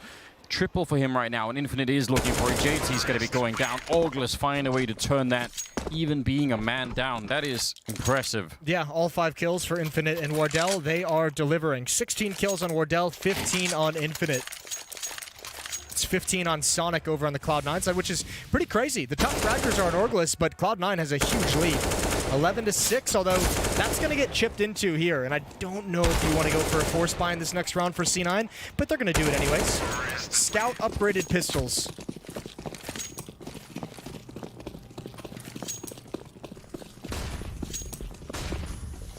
I mean, a bold move could work out. Smoke, I don't think they're going to be respecting it. Nice shot from Floppy and a great double. Finally, Sub-Rosa comes in with a kill, but that worked way better than I was expecting. Normally, when you come through smoke like that, there's a flashbang or something to follow, and it's going to be rough to hold it. MOTM going down, trying to sneak up the ladder. FNS to get that one, and a 3-on-3 in a very, very tricky retake. I don't know. Don't think they could do a lot actually do this. Could do some more damage, obviously. But Orglis probably going to get a 7th round here. Let's take a massive mistake, and JT takes the fight over the flames from above it. Sonic, they're at least making it costly and expensive. Molotov out onto the bomb, and that's going to seal the round. Sonic's going to back away with the saved AK-47. OC with the scout, he's backing away as well. So a 7th round for Orglis, but they paid for it. Wardell backing out into the corner. And this time he won't go up with the bomb. Did you know that down by the spindles where people hold on the ladder side, you can Molotov that from up high? The same way you throw a Molotov down onto the bomb like that? Just throw it at a more shallow angle against the door? It's possible. Okay. It's not easy. Actually, you don't throw it at the door at all. You throw it even further back. But Oh, okay. throw it like where the guardrail is. What is it percentage of success to hit where you want it to? How frequently can you land it confidently on those spindles? A lot. Okay. But it takes a long time. It's really obscure, but you can do it. You can get it so that you know what you're doing. It's just like a walking forwards and letting go. There's not even any kind of deep trick to it. It's just an awkward angle to be aiming at, I guess. This is what you don't want if you're Orglis. Sonic with the AK-47 getting that first kill. That's Sub Rosa trying to be the aggressor. OC is going to move up. He does get a tag. Good trade from MOTM, and another one for Sonic. Oh, no. A 2-on-4. FNS going to come down the ladder. Takes a bit of damage from that USP, and they're getting way too chipped up before they even get involved in the action, and FNS is left to pick up the pieces. 1 versus 3. He's got OC coming around from Ivy as well. Bomb is dropped back in T mid, but FNS with a minute to play with wants to find Sonic first. It looks like he's going to be able to, but there's still such a long ways to go. Hoping to see if he can get the double. Actually, might have just got the chance for it here. The problem is they're a little bit far apart, so yeah, he's going to go for that one. But the distance he has to run back, he's already escaped. Oh, that is annoying. It's a cool idea for FNS. I mean, this is about as good as he could have hoped for, I think. Well, the problem is when you don't convert on that opportunity and you've just worked your way so far away from the bomb, now you've got a 1-on-2 with 30 seconds and you have to go back to T mid to find the bomb. So this is going to be so difficult. And Sonic just ends it. A saved AK-47. He gets 3 kills. And the captain of Cloud9 brings them right back. 12-7, maintaining that 5-round lead.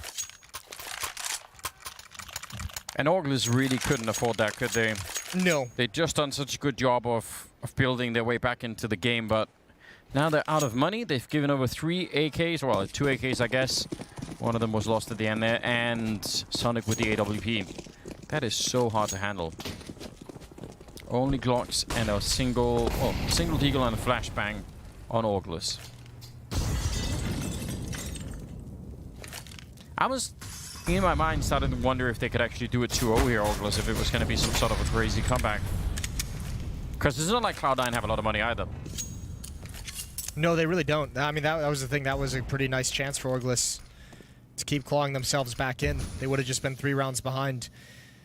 Now they got to do it the hard way, especially on the T-side train. See if this flashbang lands in front of OC or behind him. If it's in front, that upper push could be interesting. Oh, he's reloading now. They need to throw the flashbang. It's a little bit late. He's going to have a chance to get involved in the action, but there was a window there. Ooh, great kills. Holy hell, they've made it work. It landed right in OC's face, and as you said, his teammate was already reloading, so they went at the right time. Infinite, picking up a gun, but not getting it out in time. That's a bit of a shame. Bomb has been planted, but the Glocks just aren't really holding anyone back at the moment, even up close here. Yay falling back and trying to tickle away at Sonic. He almost brought him down. It'd be a nice kill, but the bomb is still getting defused no matter what FNS does. He's just trying to hide with the AWP. Oh, man. 13-7. Imagine a world in which the bomb was played on the side of the train and FNS was able to get that AWP. Man, 13-7, but Orglis is, I mean, they're at least finding the entry in that fashion. That's got to be scary for Cloud9. Yeah, that was one defensive player reloading, a flashbang, and a deagle, and they lost the bomb site immediately. Yeah, I mean that's what can happen is you can't unload your whole magazine at that situation as that smoke clears, and FNS rightly just pulls the trigger as soon as he hears the spam end.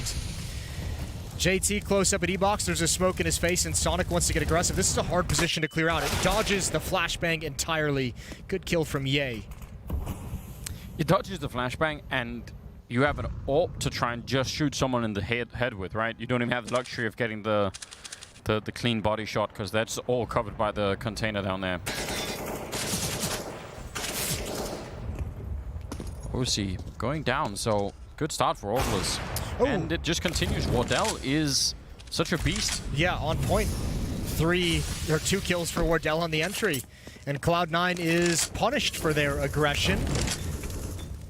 I'd love to see how Wardell found those in mid, but that just seemed like a dry peek with the AWP, or someone peeked into him. Floppy and MOTM can do nothing but save. 8th round for Orglis now.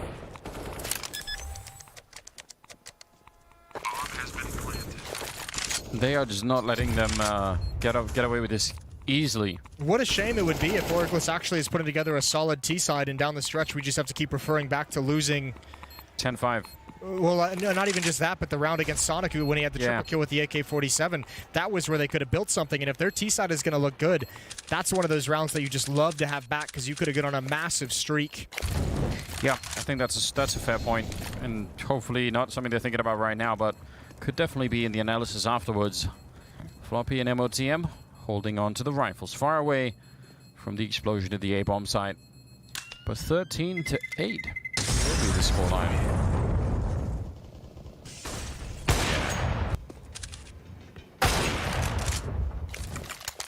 This is the kind of Wardell we just want to see every time. We want to see. Teams don't want to see. True. It's hard to deal with. That plus his ability to not get shot is really powerful combination. He has those like Magneto powers. Yeah. On himself. Again, why hasn't someone made an X-Man mod in this? It's a really good question. Fear getting sued, maybe? I don't know. Surely not. JT and Floppy pushing all the way out. This is boosting. That's a unique boost. That is... Oh, the smoke is going to ruin it. Or the Molotov is going to ruin it. They're going to smoke it right away. Yeah, well, because, I mean, you think it might be an AWPer, right? But it's actually someone boosted up. But, I mean, certainly that smoke pretty much forces away anyone from challenging. Cloud9 is out of money. This is the best chance Orglis has to stay in this game. And, again, the bullets just can't hit Wardell, and he reacts in time. He's really figured it out, hasn't he? Just dodge the bullets. Oh. From ladder room, the smoke clears and OC is offered up to the god of Sub-Rosa. Sub-Rosa the god. Yeah. The god of Sub-Rosa. I don't know. He's he not so much on this map. On Nuke he was playing, I think, especially early on, right? He was looking very good. 3 on 5, and Orglis looking for a 9th round. If they take this one, Cloud9 are out of money, and if this is... I think Cloud9's making the only call that makes sense. Yeah. Everyone rotates to the inner bomb site because we're going to save if they come outer, and obviously wanted to keep the M4 and AK in hand, not wanting to fight for control because they had just lost way too much. 9-13, and Cloud9 is out of money. Oh, sweet Jesus. Maybe the god of Sub-Rosa is himself in a Duncan kind of way. That makes sense. Yeah, it does a little bit. I know what you're getting at. Well, that's I mean... They get to save the AK as well. I was going to say, like, it's one thing that... It's nice that Orglis has gotten Cloud9 at the breaking point of their economy, but now they have 3 rifles saved. JT's going to... Like, even if you save this round as Cloud9, JT's 100% buying light armor with that AK-47. Yeah. And, I mean, who knows if it prompts them to drop some upgraded pistols over to OC and Sonic. But it's going to be another battle for Orglis. They just continuously are making this comeback harder on themselves. They could even drop Thomas's over to teammates and have 5 rifles. I don't think you'd want to do that with a 13-9 lead. I think you'd rather preserve the money, and I think that's why Cloud9's calling the timeout, to figure out, you know, lay out the financial planning for the rest of the map. I mean, it's about to be very important, isn't it? Because it's just a 4-round gap. Outside of the pistol round, which they won, then lost the second one right away, they've only won 2 rounds, you know, past the pistol. Yep. So it's looking pretty shaky here on the second half, to be honest.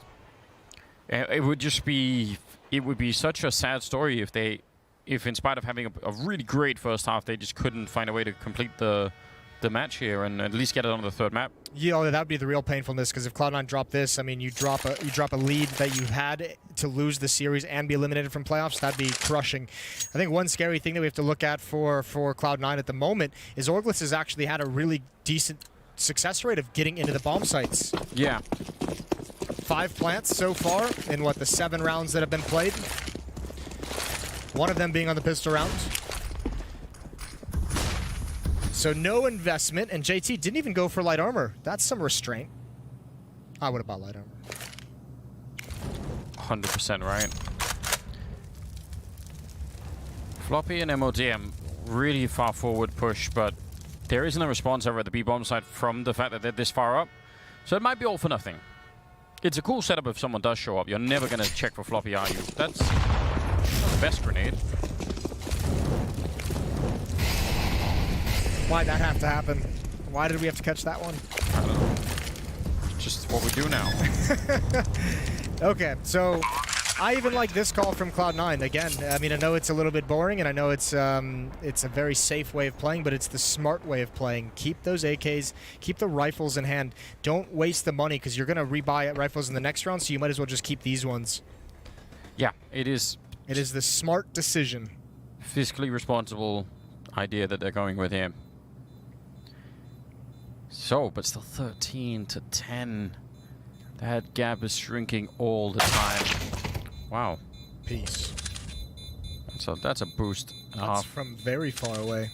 He never expected that. I bet he jumped out of his chair. Yeah. That is the kill that happens, and you freak out. Just getting a heart attack.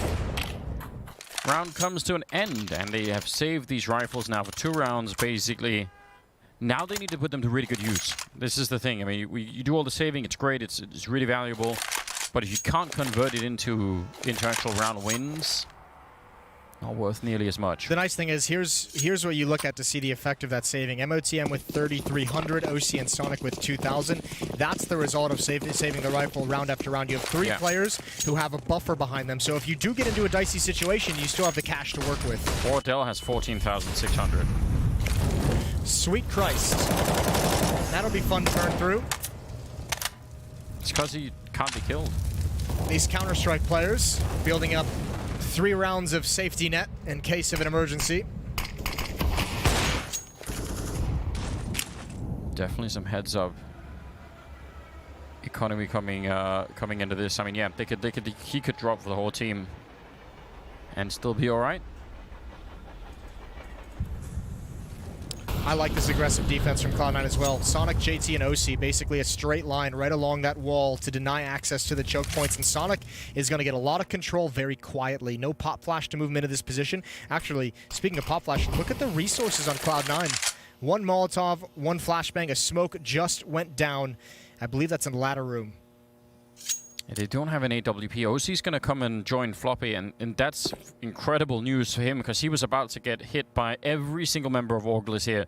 This is going to be such a rough defense. Again, they don't have anything to really stop it with. Nothing to confuse them. Deep grenades coming in. A lot of flashbangs. Here's another one. So, oh, this is a fake. They're just running FNS down the sidewalk, but they're actually going back down into Pop Dog. Very late to be calling this kind of a fake. Floppy goes down, but JT, he sees it coming. 20 seconds here. Could have had that kill, and he will. Wardell finally shot in the face, and that will be the round for Cloud9. Oh man, I cannot believe that was a fake. They had such a good hit towards that inner bomb site, and when no kill comes out from that player going down lower ramp, the fake is ruined. Yeah. Nobody's rotating on Cloud9 if no kills come out. They're going to trust their 2 teammates to hold that. And Orglis rotate right into their trap. Especially with such an aggressive setup, there's no way to get out of ladder room. When you have someone in team mid, you have someone at E-box, like it's just not possible. I mean, in a perfect world, fake at least works enough to draw JT back from the E-box. So he's sort of like, oh, I gotta get closer to that C connector to help out. But he was just waiting there, and they were running into the Molotov. 14 to 10, Cloud9 2 rounds away from getting us onto Inferno, which is the deciding map here. Sub-Rosa, deep run down. He's been spotted, but that doesn't solve everything here for the defensive side. It's still really annoying having a T player this deep right off the bat. Molotov nearly forcing him into a fight, but he's just skirting on the edge of it here. And they know it. They want to see if they can do it. Oh, forcing him back. I can't believe he's still alive. Yeah. That he's managed to get around all the Molotovs. Now he's going to go right back to his position. Look what it's done to the defense. These players, OC on the bomb train, Sonic up in heaven, they can't do anything as long as that position is held. And JT's out in the open, but FNS, there's a flank from ladder room. He never saw it, and now the kills are coming out. The attack from Orglis was stopped, and they had no pass forward. Again, Cloud9 rotates into perfect positions. That's awkward. Very awkward. There was also a Molotov that got caught by the wall down there that was meant to block off Pop Dog, so that's probably one of the reasons why they lost at least a player down there. That was really weird. JT, Floppy, and OC all alive here on the Cloud9 side, but still 45 seconds. This could end badly. Nice shot, and Jay, he had the right read. Now see if anyone can take down Wardell in this round. Wardell, the bullet bender. He's got a chance. does. 30 seconds. Here's the tough part. The information he had, right, was ladder room. Floppy's now moved. He's got a triple kill in the round on this defense, and he's rotating around to team mids. The longer Wardell takes, the more unlikely it is that he can actually win this clutch. Look at how much even OC sunk back so far for this exact play, and he's got the shot. 15-10, Cloud9. They've struggled to close out throughout Flashpoint, but they've got 5 chances to deliver us into a third map. Yeah, they do. A big chance being taken there by Wardell, just making a run. And they're going to have to spend a lot of that economy they built up. Wardell actually down to $100 after everything has been bought here. But they do have whatever they need. Orgless would need to go on a 5-round run. That's a nice shot. OC not impressed by the wild jumping coming through.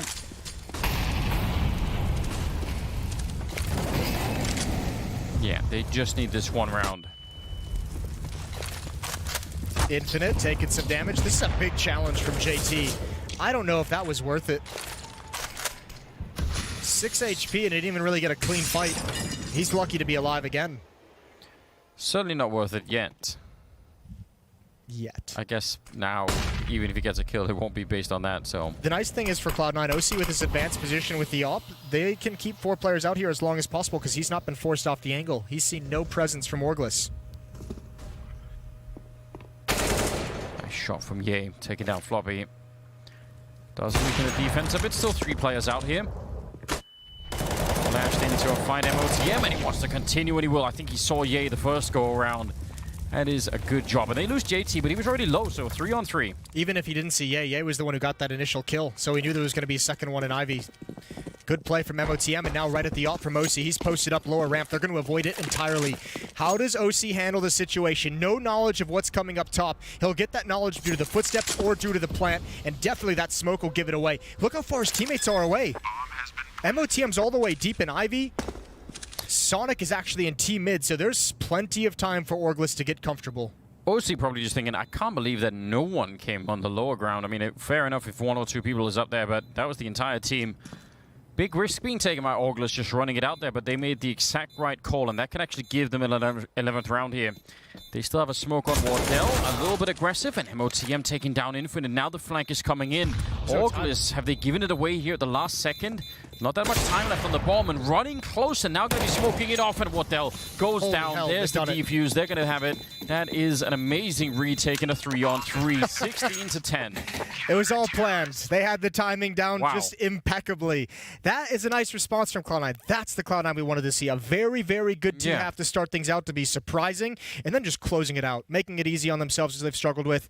We liked that. More of that on Inferno. This is the map they looked very good on against Mad Lions. They played a very cool game yesterday, so Orgless has it cut out for them. We'll see how they can do on Inferno when we return from the break. We're going to find out who goes home.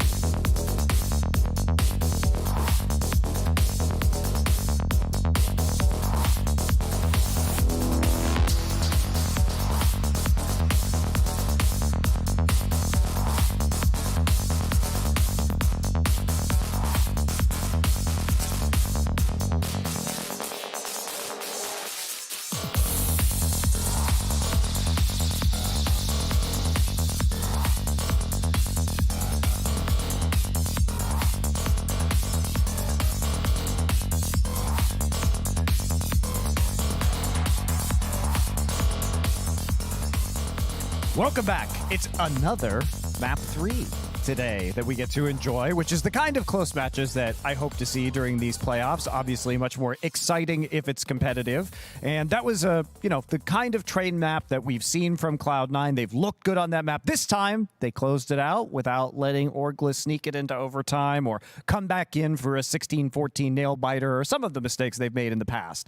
Cloud9 returned to form now. This is one of those games where I have a slogan. I say that the scoreboard lies to you. Because 16-10, I was like, it was comfortable. It's like there was a bunch of swing rounds here. Basically, there was sort of like 3 key rounds in the game, I think, that if Orglis had won 2 out of the 3, they'd probably win this game. Cloud9 probably got 2 out of the 3 off the top of my head.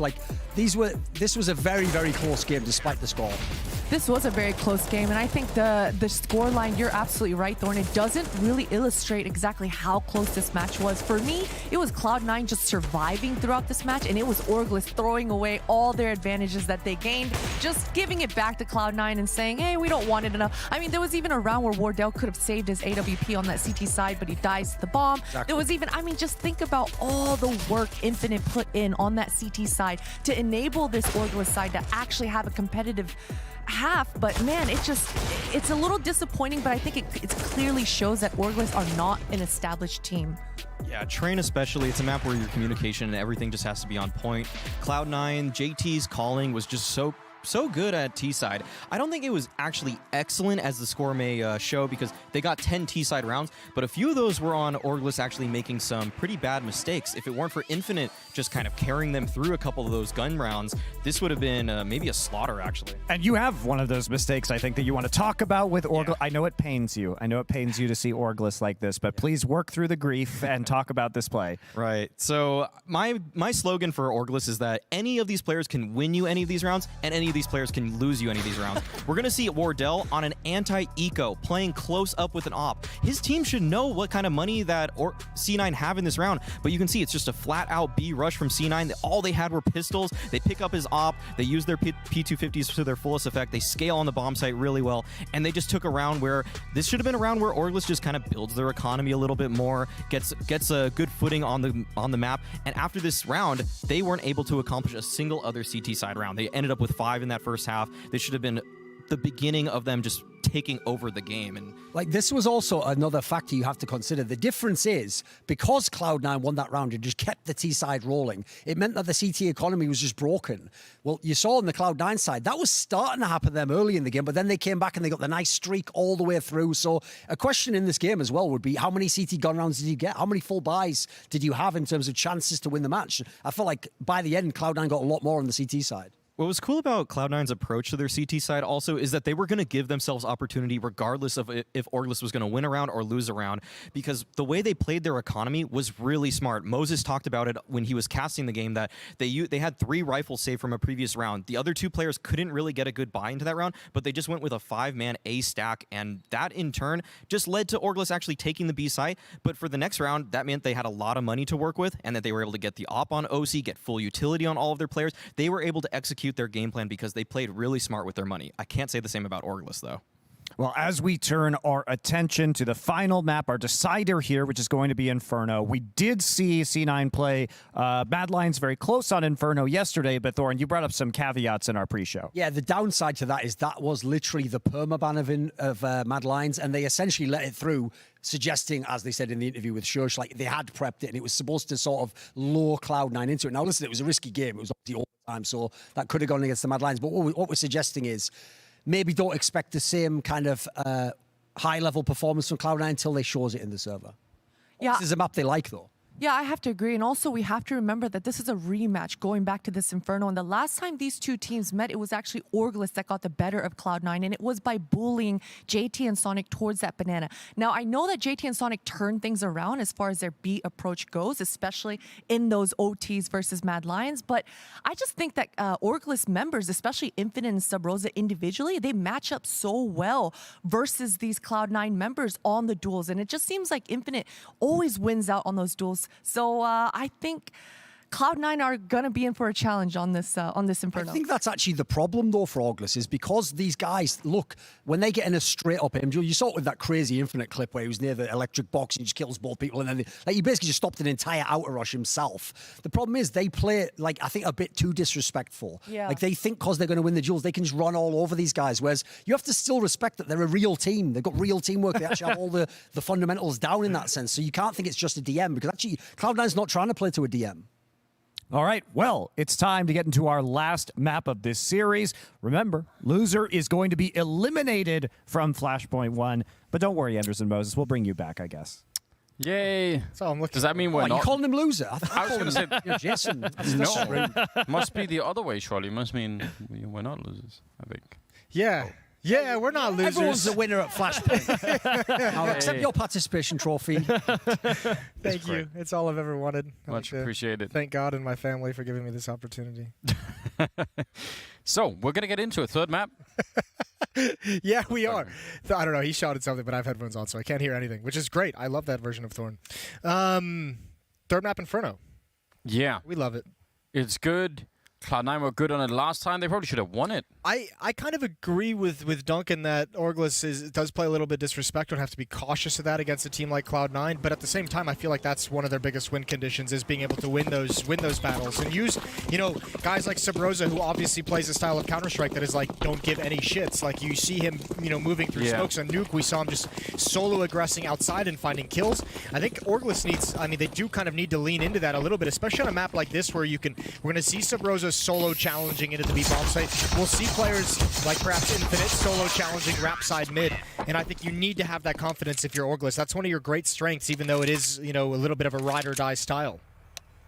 They almost committed to the run boost in the 9th round. I wish they had. That was a good idea. You can't have everything in the world. No, I guess not. Cloud9 will win the 9th round anyway. They're going to start on the CT side. Orgless on the T side. Let's see what they do. What do they bring to this? There's so many ways to run Inferno T rounds on the pistol side, right? On the pistol round on that T side. But on the CT side, we often see straight gambles. Looks like more of a default kind of a setup here for Cloud9, at least for now. Yeah, Sonic's got a smoke as well. Ooh, I cannot believe OC wanted that fight. He is shot in the face where he'd had no armor. Look at MOTM. He's sneaking forward to win the fight, and he wants to keep going. That's actually the third level of aggression, because there was OC in the middle. Floppy was already looking for one of these fights up in the apartments at A, and then MOTM is the final one, and they just weren't ready for it. I actually like that secondary peek from MOTM as well, seeing if he catch the jumping player a bit off guard. They know MOTM's there. Infinite's looking for it. Oh, it's a low HP player, and thankfully OC gets out of trouble before it begins. Hit towards Pit. Wardell's got an opening, so does Ye. Good trades into the bomb site. It's just JT here, and he's got to wait for Sonic. That is incredible trading, Orgless. I don't think they should have been anywhere near this close. They were so flashed when they came out, but no one was shooting at them. Sonic comes charging through. Wardell is back there, and he's been found. Straight headshot. Infinite trying to bring it back. He's nearly out of bullets. He's got 4 left here. Jumping up and taking down JT. What a kill for Infinite. He was trying to make that jump happen for quite some time. A huge clutch. Again, though, great play for Cloud9. The deep smoke to isolate Wardell inside the bomb site. That worked like a charm, but Infinite is just too strong. He's been fantastic in this matchup. 2 kills in the pistol, and Orgless off to a good start. For now. For now. Well, and since we saw Cloud9 yesterday against Mad Lions, and this is kind of weird seeing this buy out of them, their #1 priority has got to be getting ops in the hands of OC and Sonic. Both of those players have bought a deagle, but not armor. They're saving as much money to get those weapons out ASAP. Makes a lot of sense. The other thing that worked incredibly well, right, was the grenades on Banana. They were so powerful. Kept trying to explode Bubsky in that position. Did it a lot of the time as well. Yeah, he had a nightmare of a time in Banana that game. I don't know. It's going to be interesting to see what Orgless does, because most teams you'd say, like, oh, if they'd done their research, like, they'll know this double op setup is there, they'll have protocols, they'll have an idea of how they want to work around the double op. But I can't even be entirely confident that Orgless did that research just because of some of the struggles that they've spoken about in post-game interviews. Might have been playing Valorant instead. Yeah, it's very possible. So, There's this interesting thing where we just kind of talked about, we know Sub Rosa likes to get aggressive. We know he's willing to do it on his own. If he's doing that into a double op, then I think the double op is going to just reign supreme. I think we'll see that be very effective. But if Orglis comes into this with the style of, we're not going to be afraid to challenge, but we're going to make sure that we just have constant trading and constant progression forward, then those ops can get overwhelmed. Yeah, I mean, that was one of the things that did finally work for Mad Lions. It was actually putting some speed behind some of the hits and getting into the sites, forcing into the retakes. Yeah. Which, I mean, just the standard stuff to counter the double op. And I mean, there is another, almost like a secondary question, which is, FNS almost had a heart attack there. We should say the two tactics that really work, because I think Mad Lions got pretty much stopped for like the first 10 to 12 rounds of the first half yesterday against the double op. But the two things they found that worked was a pretty fast-paced hit into the B bomb site and force a retake, or the waterfall out of halls into the pit worked very, very well against Cloud9 as well. I think they ran in the last round of regulation to get into overtime, and they had success with it once or twice in the double overtime section. I guess we should be careful to not expect that Sonic is going to have the same kind of a game again. Not that he's necessarily going to be bad, but what he did versus Mad Lions was really insane. He had like 39 kills, I think. It was upper 30s at the end of that Inferno game, so yeah, you can't with the overtime, I think it was 47 or something like that. Oh, Jesus, here we go. Push down Banana. Yay with the MAC-10 waiting for his time. They're fighting in the fire, and all the danger that was once present is negated. So, the first 3 rounds going in favor of Orglis. Straight into the double orb. And let's see what happens. They've held on to one of the MAC-10s. That is a nice tool to try and run down an AWP. All you need is, you know, for him to hit a leg shot on you or to miss the shot entirely. Like any little thing that might work out. And you're going to be in a good mood. Let's see how it goes. This is the first question that we have for both teams. Cloud9, will this double op setup look as effective? And for Orglis, do you know how to get past it? Here's that utility, but no one is in Banana in the early stages, and there's the first op. OC's forced off the angle.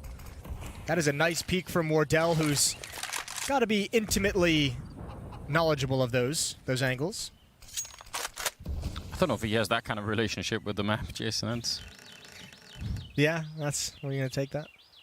I don't know. Oh, here we go. OC, you have to think he's going to get flashed off the angle. There is a MAC-10 in Boiler. Floppy's the only one with head armor. JT doesn't have any. This is just a weird kind of dirty talking, isn't it? What an intimate angle you have there. Very Karma Sutra. Infinite, I think this is one of those positions. Well, he's gonna get grenaded, but if you can get here early enough and people just forget about it. Down the middle though, Floppy, big fight, and JT staying alive against Jay. I was about to say, sometimes people will walk around in the A bomb side and just get shut down, but now that the fight in the middle has happened, he's going to have to move. Orglis did him a big favor by just sitting on that mid-ramp and waiting for Cloud9 to take the initiative, not ever trying to attack anything. Frozen in fear, perhaps, or frozen behind the utility, and it's a perfect setup for that pop flash peek. FNS would love to do damage. Would love to take this op away, but it's not going to happen. Good kill from OC. Double in the round for him. Double from Floppy, who had the peek down mid. First round on the board for Cloud9. Not at all bad. Saving the double up, I think, is really the critical part of that. I mean, getting the rest of the rifles is also really important, but it's one of the things they also successfully did against Mad Lions when they picked up that double up early on in the game. They kept it alive for such a long time. Yeah, they did a great job keeping it in their hands. We'll see. OC going to be challenging down the middle. At least for a bit. He keeps running, taking up a position of what's second mid, which you can do for a while when you've got back up there. So Rosa's going to swing. Oh, and they weren't expecting it. Nice return kill from Sonic. That just saved the bomb site. Probably saved the round. Listen, that recoil control is the sign of playing too much Valorant. That should have been a double. Either way, nice play from Sub Rosa. He found a perfect timing for it. Sonic, unfortunately, still has the AWP inside of the bomb site, so they killed JT the Rifler, but they still have that AWP to contend with. They've got 3 smokes, 2 Molotovs, and a bunch of flashbangs for this bomb site if they do eventually want to come back to it. I actually imagine switching between the 2 games must be one of the worst feelings if you get slightly used to one and then next week you're doing something like... No. Yeah, just a little bit of a difference. You're close, but it's the minutia that slips away. Yeah. FNS walked into the grenade and he's down to 15 health. they still have plenty of smokes and molotovs here on the T side to be able to do a lot. They've just picked up the bomb at 45 seconds. I'm guessing Infinite is just going to... Oh, they're going to leave FNS here, I guess. Looked like they... I mean, they could have gone either way. I just thought maybe Infinite was going to make some noise and then they'd all run back to B. I think FNS is here to establish... I mean, he's only got 15 health. He's got one more smoke. So a backstab, maybe he drops a smoke to keep them there a little bit longer. MOTM struggled in pit in the later stages of the half last time around against Mad Lions. He's going to have a big task here if they commit, but they're backing off again. It's FNS. The challenge in, but he's lost the position. It's only 17 seconds. Yeah, this is madness. He's got to start running right now. I don't even know if they have the time. Infinite needs to get this spawn player. He needs to get Floppy. Yeah, I'm just going to turn for it. Ye going down 6 seconds, and the round is lost. That's too much indecision. Again, it's much like the previous round. This time, they're just very slowly moving up mid with never actually attacking up lane. They're at top banana with never actually attacking the B bomb site. What's really tragic is that any of those calls would have worked. There was 2 on A, 2 on B. If you had committed to any one of them, it would have been a better choice than what you just did. Than whatever the hell that just was, yeah. Well, another round for Cloud9. 2-3. And it's going to cost Orglis a fair bit in the economy. Wardell with a Tech 9. This is a problem, though. I mean, that round, it's not just awful because of the way it looked and just straight up losing the round, but it's because you don't attack, you don't have the ability to take weapons away from Cloud9, and for a team that wants an expensive defensive setup, like getting your 2 or 3 kills is so critically important. Oh dear. No head armor. That is unacceptable. You must buy that helmet. That is a dirty little peek from Subroza. So, we have pretty much the same exact situation. It's deja vu to the previous round. A 4-on-4. Subroza goes 1-for-1 at top banana. This time it's the AWP that's taken away from Cloud9 at the B-bomb site.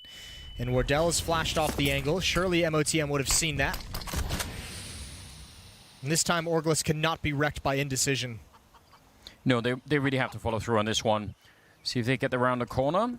Grenade can land behind MOTM. He's going to be so upset. Peaked in the really, really bad timing there. Floppy will at least get the kill on Ye, but OZ's hiding inside of the bomb site, and he needs some backup pretty quickly here. They're going to be wrapping around him from all sides. 30 seconds left right now. FNS has the ball. It's going to get dropped in small pit. They can't do it. 28 seconds. Wardell in a 1 versus 2, and he's got to get aggressive on this player to site. 1 versus 1 now, and JT reconsiders his play. Smoke is up, but the Tech 9 comes through, and he's going to take him down with a headshot. Couldn't even see him. And he had the right idea. Run and gun and just don't stop. You love it. To see it. You are loving it. Listen, I'm just telling you. You know, everyone is doubting it right now. I'm not doubting it. I just haven't had a chance to see it yet. The Tech 9 Bison meta is coming for all of you. It's coming in hot. Hot and sweaty. Oh, dear. All right, Orglis, this is your chance.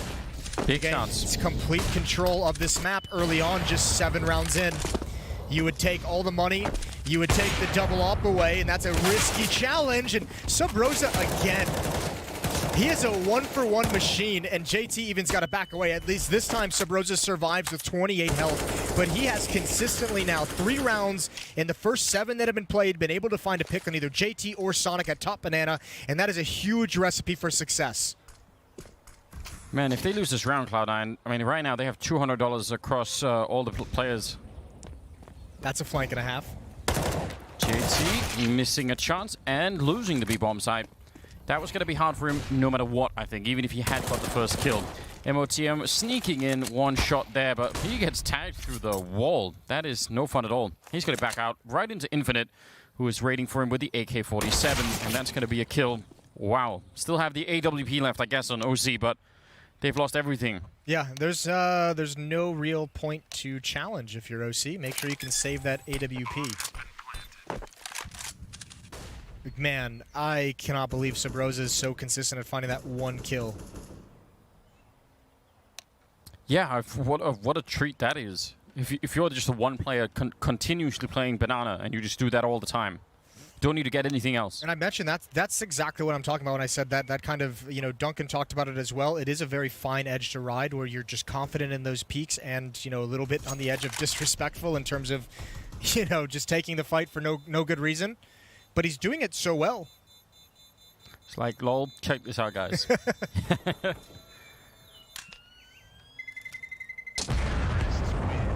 Well, disaster strikes for Cloud9. They're out of money. They have the one op. Everyone is stuck in the mid-2,000 range from 2,400 to 2,750.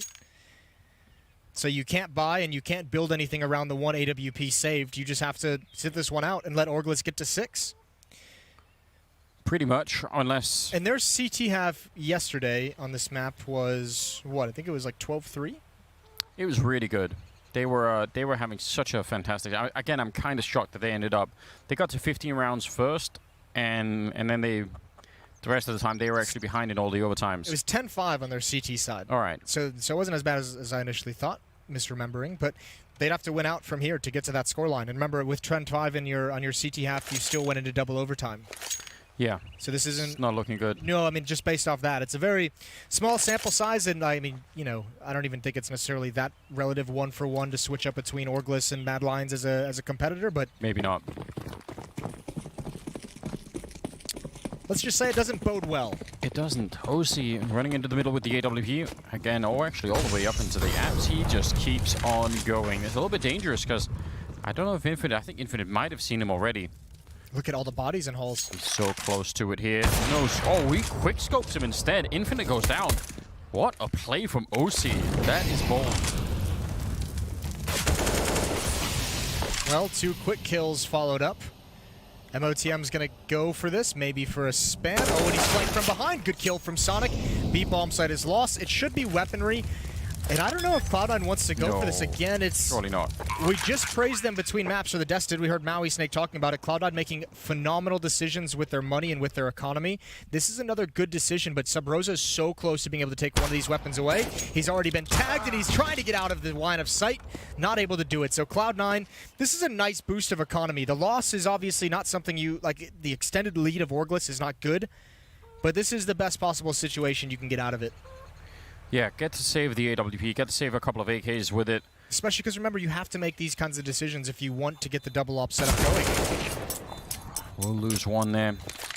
MOTM really not enjoying Inferno again today. It's not devastatingly, bad, but... Didn't enjoy Nuke. Didn't enjoy Nuke. Now he's not enjoying Inferno. Rough couple of maps. Yeah, didn't enjoy Inferno yesterday.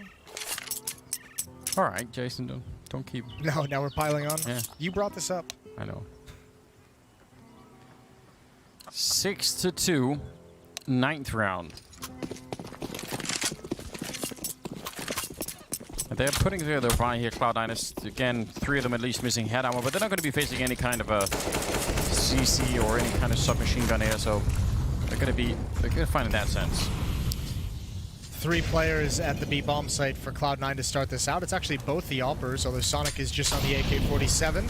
Some delayed control coming in. A counter flash is perfect, but Subrosa's very blind as well. Oh, and I cannot believe that has worked so spectacularly. What just happened? Sonic just held the trigger. That was so awkward, wasn't it? Long, extended fight. Actually... From our point of view, it looked like Sub Rosa could have probably won that first fight. It might have looked a little bit different on his screen, I'm assuming. That was rough. Infinite and Wardell. The power combo that was doing so much work on Train. Listen, I like that response from Cloud9, though, because, I mean, that's just... I said it on Nuke as well, that you're going to have to put some bodies like outside in that yard when Sub Rosa was just challenging and mini over and over, and you can't just let him feel like he can do that whenever he wants. They just kind of had the same concept here. This nade should be a kill. Hell yeah. Now there's just one defender here. Oh, if they're not attacking with this smoke, they're slowing it down, which gives time for MOTM, but oh my god, the Molotov's gonna be perfect as well. Real chance, and Wardell missed it. But oh boy, if he'd gotten that, a real opportunity would have been there for Orglis. That could have been so cool. Infinite now fighting 1 versus 4, and he won't get much more than that. They're gonna have both the orbs saved in spite of the Molotov making it a little bit tricky. So, good round out of Cloud9, all things considered. They just need to continue on this path. And wow, this fight is Labored. Yeah. Okay, at least Sonic saw the second guy when he gets, or the third guy when he gets that kill, whatever it might have been. Still. Good job from C9, and as they just won and they punished that kind of a play, this time it's only 2 defenders over at the B-bomb site. They have to win this round. If they do, August are out of money and Cloud9 can actually start to build something back up into this first half. But if they lose it right now, it's just going to be absolutely devastating. That could almost cost them the series here, because it's going to be such a lead suddenly for August. OC, he's going to have a bit of... Oh, the smoke up. He sees the gun barrel, but maybe just the pixel off there, or at least getting the damage in. Subrosa really, really wanted to challenge that. Safety smoke for OC. Didn't exactly go where he wanted to go. It actually denies himself vision towards mid. Good dink. Although, look at this. They're going right at MOTM. He struggled with these kinds of hits yesterday, and his teammates are in transition. There's the peak. Immediate trade, and Floppy has got it all to do. And he's answered the bell a number of times for Cloud9. He's going to do it again here. One more. Beautiful, beautiful stuff from Floppy. A triple kill. That's next level. He's not even an AWP player. He does all of that. Squad kill to add to the end. That is fantastic. It's the decision. He didn't even want to reload, but that was so lightning fast. He was the last hope of that defense. Everyone else crumbled. The one thing that Orglis could not accomplish with that hit is actually getting off that balcony, actually streaming into pit. MOTM and Floppy do just enough. Subrosa's frozen in the open. That is a nasty flick down. Yeah, very, very cool. Rushing up second mid, they have a single flashbang on Wardell. He's going to be a little bit behind. I think they're just going to try and go out the apartments again. Maybe into middle. We'll see where that flashbang ends up going.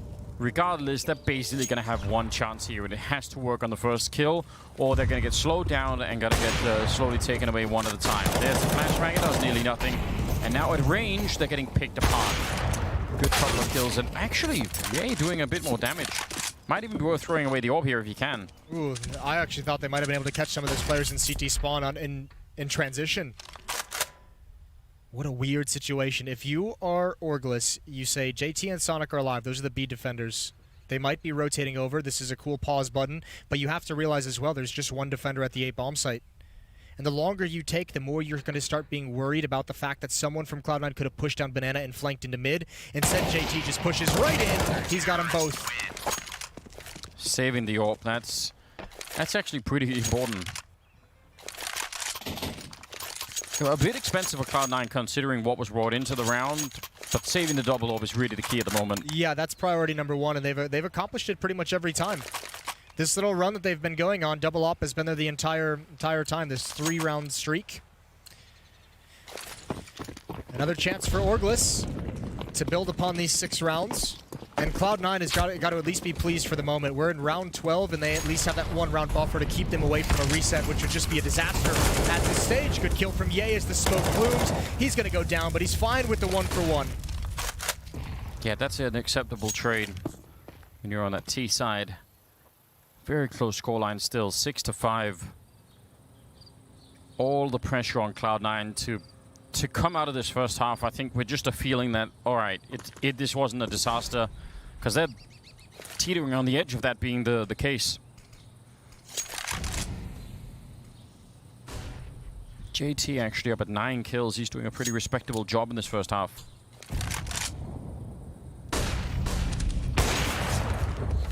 Big shot there. I like the idea. A quick peek. Relative safety. Slow to rotate is Cloud9 as JT and CT spawn. I think possibly because he knows they can hear him. And now he's just going to turn the quarter. He's got a smoke for his teammate if he can get to the right angle, but they're already through. They catch him off guard. Sonic was turned for a flashbang, and he's got to give it up again. One more shot and a prayer, but Orglis has the bomb site at Cloud9. You have to back away. If Sonic cannot stop the plant, there's no reason to risk this double up again.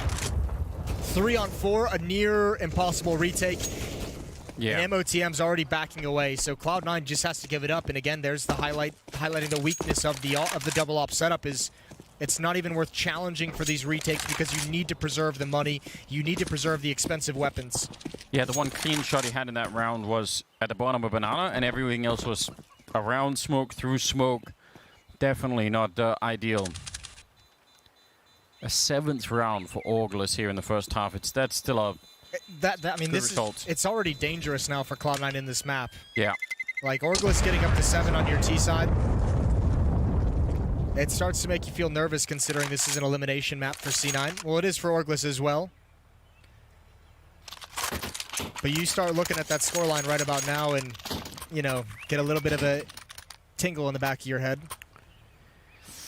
Yeah, double up is back, you know, still there, I guess, being saved from the previous round.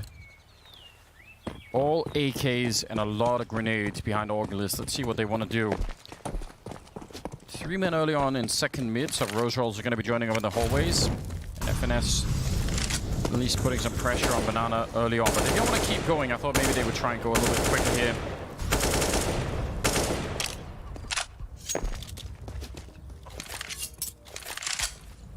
Everyone on the A bomb side over towards quad or pit, which could be great if it's straight mid. It's very tricky if you lose control of the apartments, though. Oh, he's got the lineup, but he can't complete the kill. Now he's got to get away, but he does find one more. The backstab, and OC's prepared for it. I really like that decision from Infinite, and it's a shame it didn't work for him. But good heads up from the op on Cloud9. Yeah, they could have both been dead if OC wasn't quicker to get that one. Sonic covering the line. He's going to see if anyone sneaks through. He's got JT over at the coffins. This is actually sick from Sub Rosa. The fact that he's paused here despite them knowing his position, it kept Sonic away for as long as possible, and that's good aggression from Cloud9. It's only so long Sub Rosa could hold that on his own, but he at least kept an isolated defender, just one defender at the B bomb site. They just couldn't find the timing to actually attack it. Oh, a leg shot, and JT denying the bomb plant as well. Good return and good answer here for Cloud9 in this round. It's going to be 6-7. Again, they saved the double AWP, and with the bomb plant, still not quite enough money for Auglis, I think. This is very similar to what we saw against Mad Lions yesterday, as Cloud9, even in losses, just able to keep this double AWP alive. Yeah. And that's why they make the decision to save it, because it just gives you the chance to fight for the next round. Well, they will buy in the round. Fair enough. Yeah. I think they're just going to go for it. 2 rounds left. Yeah, I don't really blame them. 4 AKs is good enough, especially, again, it feels like this is a very simplified, you know, take on what Orglis need to do. But with this buy, like, your #1 goal is just get into the bomb sites, because you'll take a retake against 2 ops any day of the week. So you don't need to have an incredible level of utility to take map control. It's just about this execute. Oh, wow. It's almost like I think they were shooting that wall just to pretend that no one was sneaking up, because they were not ready for it at all. Floppy, can he save the day here? He's going to bring down Sub Rosa and pick up the AK-47, but the bomb is going down, and it's a 3-on-3. And if this works out for Auglis, I mean, they could end on such a high note. They could maybe even get to 9 rounds. That would be worth celebrating. Trying to see if they can go for this retake. Floppy, I don't think he could be the lead guy going into this. They're going to need a flashbang or something to set it up. Down in the pit he goes, and a great headshot. Floppy absolutely breaking it wide open. Wardell trying to bring it back, and he'll just clean them all up. What a ridiculous 1 versus 3 from Wardell. How is that not traded? That position is so common, and that's heartbreaking for Cloud9. Floppy, again, much like Nuke, he just delivered you everything you needed. Coming into pit, Yeah. he's the entry on the retake, a stunning shot on Ye, a better one on Infinite, but Wardell cleans house. Sonic as the follow-up player, just to harp on it, there's the glimpse of an AWP trying to retake a very tight angle. 8-6, Orglis have at least a 1-round advantage going into the second half, and they could build upon it. Oh man, that's rough for everything that Floppy was doing in that round. That was so clean. The fact that he even made it down into the pit the way that he did, hoping it all up. But Wardell has been, I don't know, a big part of the reason why Auglis are looking so strong in this. Floppy and MOTM again holding the A site. Sonic and JT are close, but if they can't stay alive in pit and side here. They're still going to be far away, even over at the arch here. Oh, and a bit of noise being made jumping.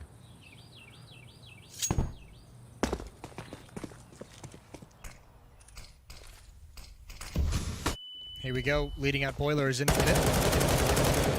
Hosi is so far up on Banana.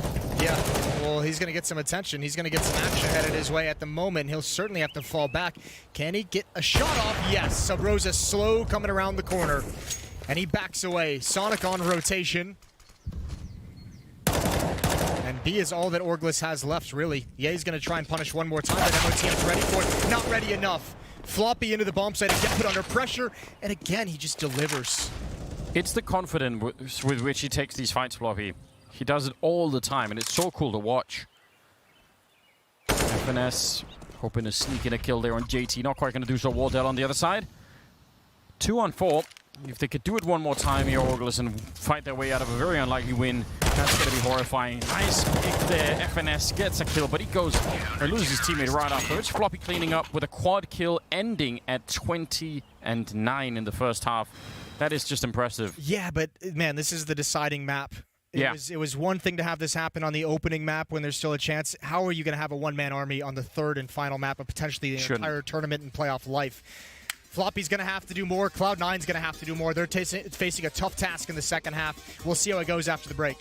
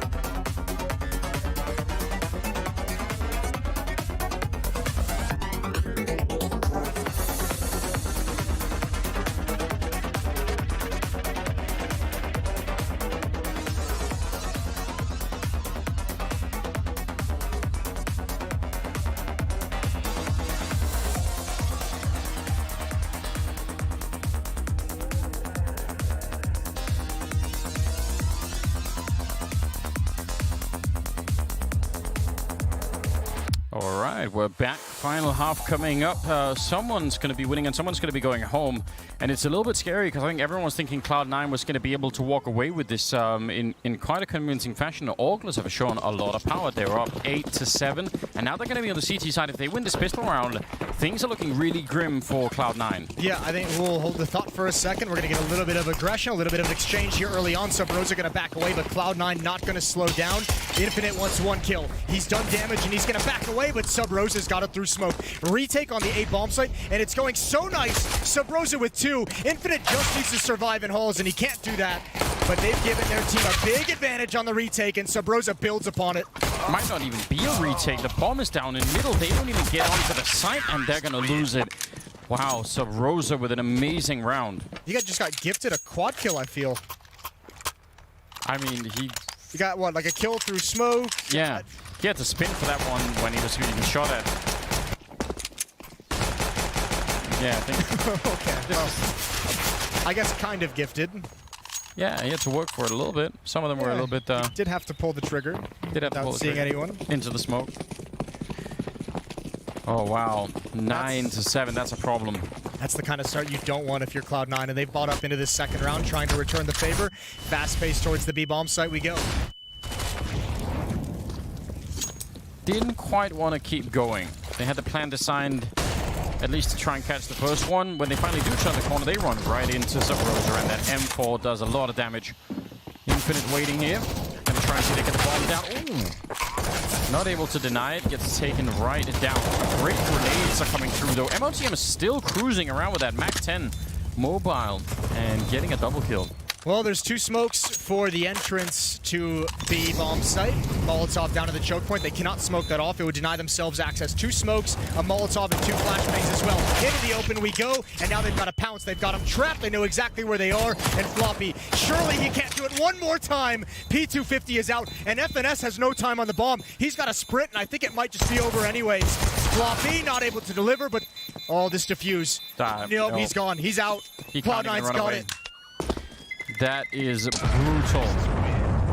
How is Floppy doing this all for Cloud9? I don't know, but he is way outworking the rest of the team at the moment. It's just the confidence, and I don't know, it's great to see. I don't know how you teach people this. I don't know how it gets built in, but there's a certain level of just sort of intention. It all seems really planned out. It's fun to watch. Yeah, it's just, I just can't believe he's not getting a bit more help. This is wild to think how many times on this map specifically, he's bailed them out of really tough spots. Even on Nuke, a map they lost, he's the only reason they even had a chance to come back in it. Well, Floppy just gave them what they need. Now, someone else has to join him and step it up. Surely.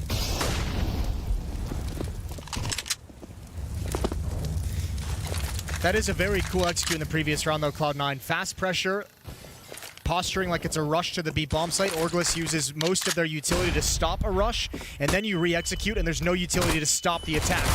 Sub Rosa goes down first. Wardell goes down second. Again, previously it was the MAC-10 on MOTM. Now it's on JT, and it's doing some work.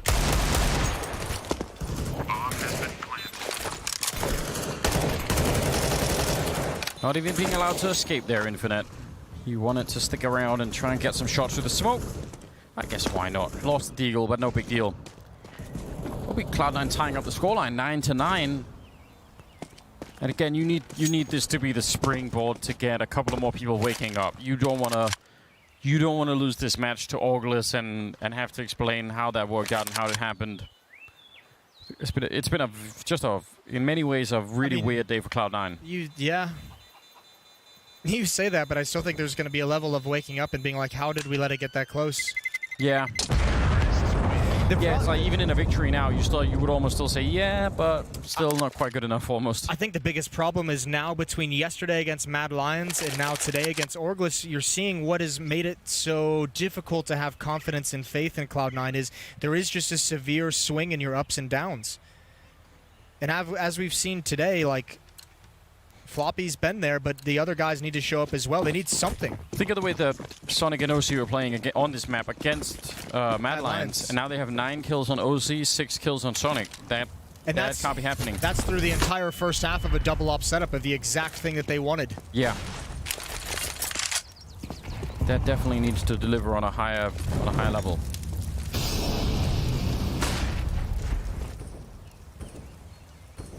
Let's see. Clearing out Banana once again using the grenades and leading the charge with the MAC-10. It's all pretty much what we want here. Smoke in the front of the bomb site to give you a little bit of safety, wrapping the corner. Everyone's blind, including JT now, including Wardell. And that's the round. Yeah, that UMP not quite showing up in time. That's going down. That's a Galil. That's a bit of a mistake, and maybe he can convert that into an AK if he wants to challenge, but I imagine with the getting started on trying to build your money into a nice play, CA will at least use that Galil or drop it to a teammate. Surely, yes. That's money you don't have to spend. He's going to look for a couple of more kills if he's being allowed to. He does have head armor, so the MAC-10 should not be that much of a threat. He's being wrapped upon. That's the threat. MOTM is going to get a freebie in this side. That's armor and a gun that probably didn't need to lose. Those are the kind of decisions that kind of tilt me. I'm not going to lie to you. The downside was pretty big and almost no upside. Yeah.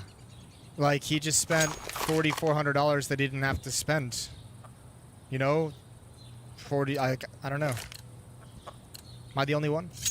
No, I agree. I think it's a little bit. Look at what they have. They have 2 for masters, right? So saving the Galil and having the armor would definitely make a huge difference to them. He doesn't have a kit. Doesn't. Yeah. Maybe. Anyway, anywho, Floppy gonna lead the way up Halls. Yeah. He's up there really quickly. Very, very quickly. There's the confidence that you've mentioned, just streaming into the halls. Pretty standard default from Cloud9 to start this out. Sonic and OC in mid, MOTM and JT challenging Banana. Floppy's already got control of halls, as we saw for free. And Orglis is holding on to their utility. Yeah, they got slightly sprinkled with shrapnel over at top Banana. Nothing serious. A nice boost, and that's a straight headshot to take down Infinite, who did see that coming, but just couldn't find the kill. That was one of the FAMASas. It's going to pull the defense away. Wardell started to transition to the B-bomb site. Although he is called back for the moment, I think they might want to see what happens when that smoke fades. That's beautiful for a default like this to get a pick in that fashion, because you still have enough players spread across the map that there's no real indication of where you're going to end up. But look at the triangle. Inside of A, which is where Cloud9 are coming. Yeah, but this hurts FNS. There's nowhere for him to go. Yeah, he needs a really quick early kill. He's dropped that down into the pit, and they don't find no Jay and Wardell. Oh, the defense looking so good. Not a single kill happening. They thought they had that figured out, Cloud, and that feels so bad when you get the entry and then you walk right into the strongest part of the map. Small mistake as well is that smoke being dropped from the Halls player onto the balcony. If you're going to have the main point of your attack be wrapping around the bomb site, you want that vision clear. Yeah. You're praying someone's up there because there's nowhere for him to go. And even if he drops into pit, you can see it happen. You know exactly where he's going to be. And you have an extra second before he can finally get into a position where he can defend himself. Well, it's all tied up, 10-10. They only lose one person that round, Orglis. Again, for them, from their point of view, building that economy is so huge. Still early on in the second half, so they need whatever they can to keep the buy going. Some damage onto MOTM, who was leading the charge on Banana, but he's fine for now. Subverse and Infinite both holding on the CT side of, or on the CT spawn side of the B-bomb side, which that can actually spiral out of control really quickly.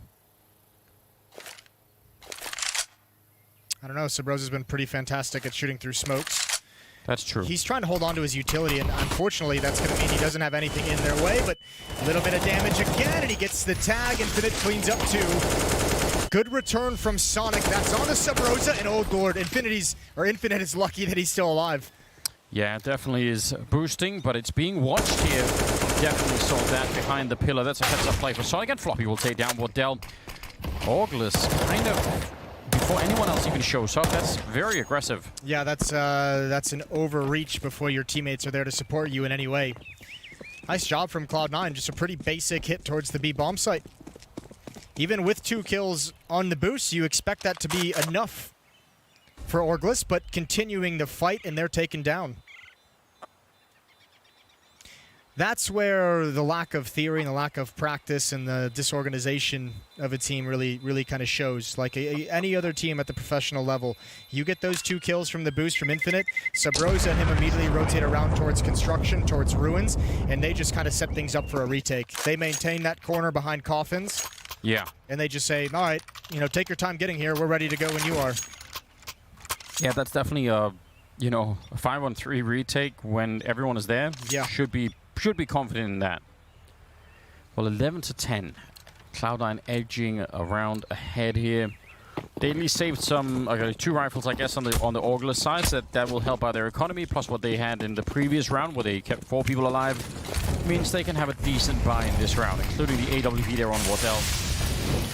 This game is way too close at the moment. It's impossible to say who's going to be winning it.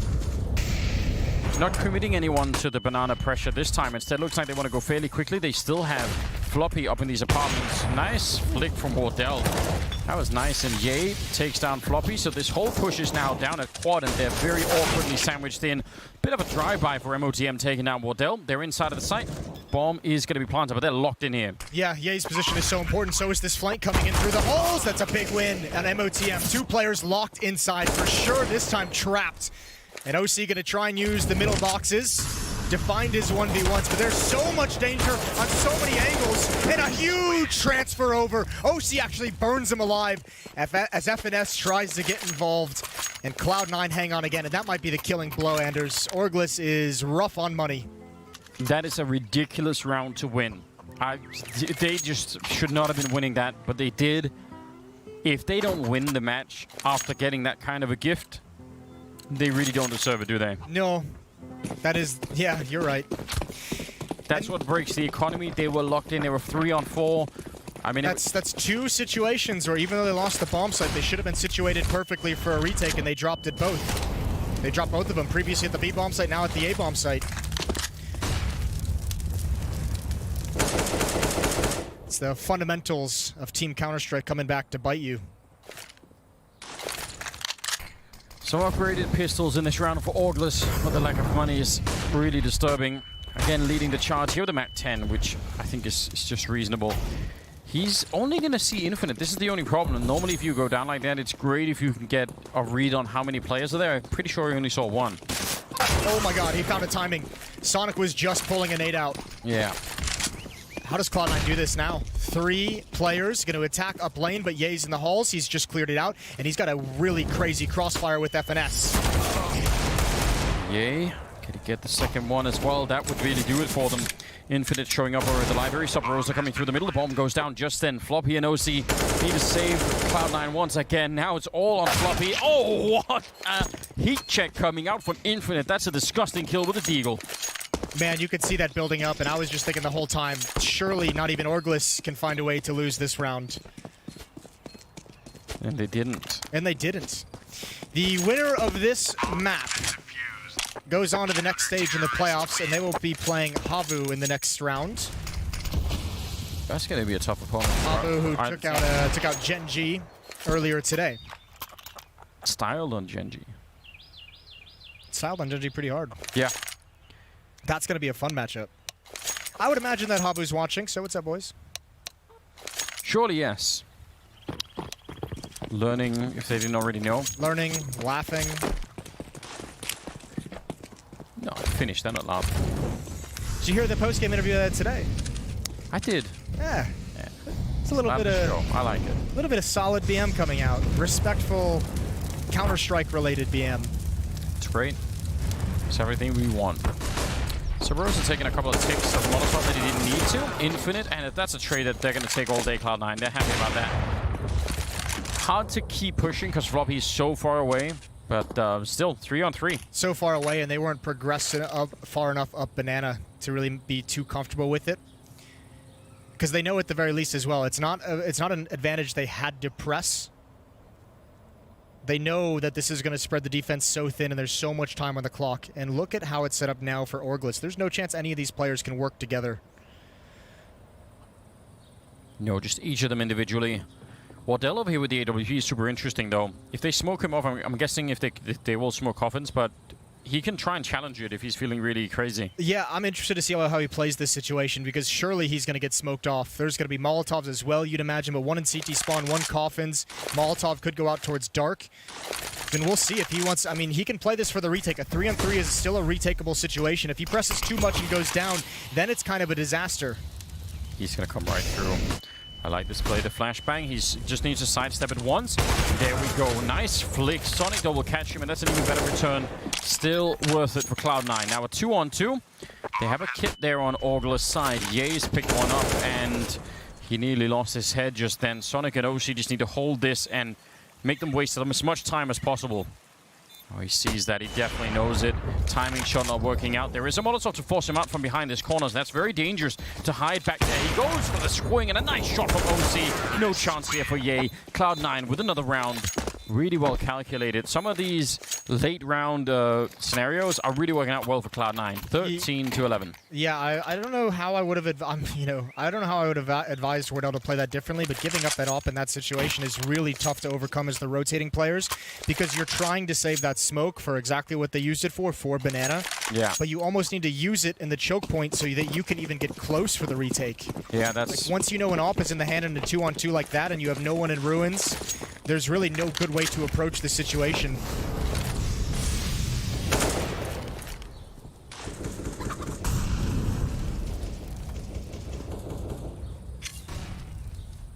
Double AWP, M4, MP9, and CZ 75. It's a weird constellation of weapons they've got picked up there on the Orgla side. Busted, we'll call it. Yeah.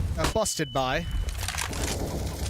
But you just know Wardell's going to want to be aggressive. Try and find an opening for your teammate. Oh. He gets traded. I think he even saw the grenade, but didn't even want to try and turn for it. 4-on-4 down in the pit. That nearly actually connected on Ye.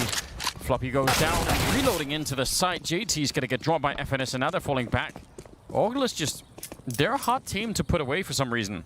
Yeah, again, another cool stack. That third player was never expected. I can't believe Infinite is at this angle. They've got to smoke it off. It's OC holding him blocked in for the moment. They had to appear that hit.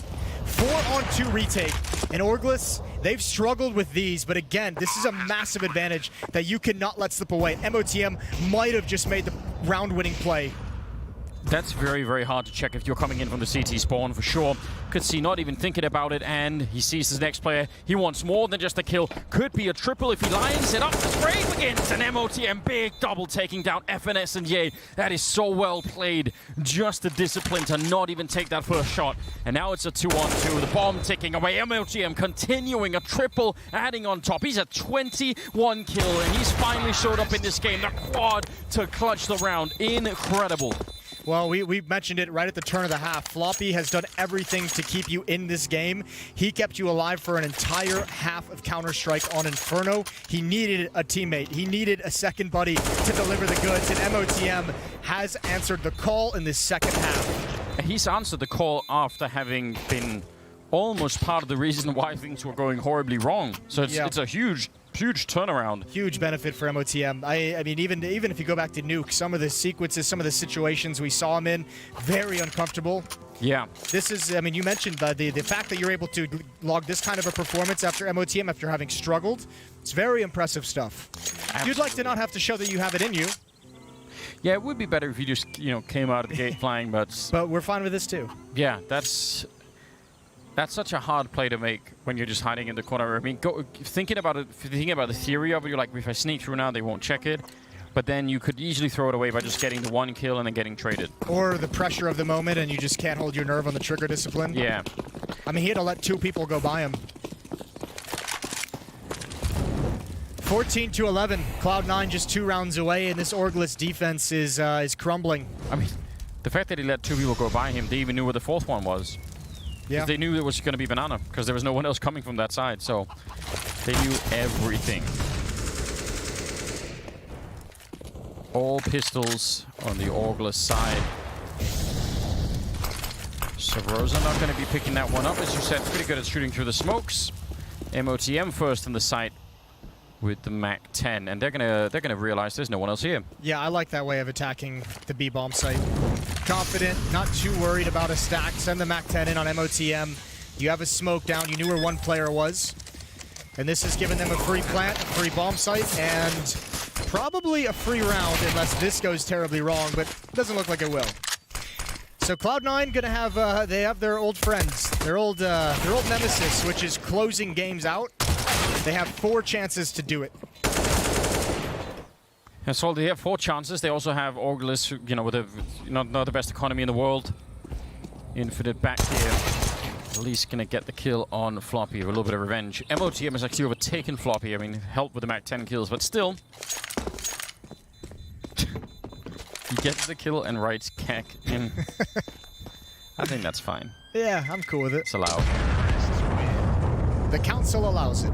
I noticed it's a small little point, and it wasn't really needed this time around. Okay. But OC, as he was putting down the bomb, had at least 1, maybe even 2 that were spotting for the boost up and towards CT spawn. Yeah. It's just it's a basic thing that people seem to forget a lot. Like, we see a lot of weird kills that way, where, you know, even at a man advantage, you suddenly use the guy putting the bomb down for no reason. So good to see them being aware of that.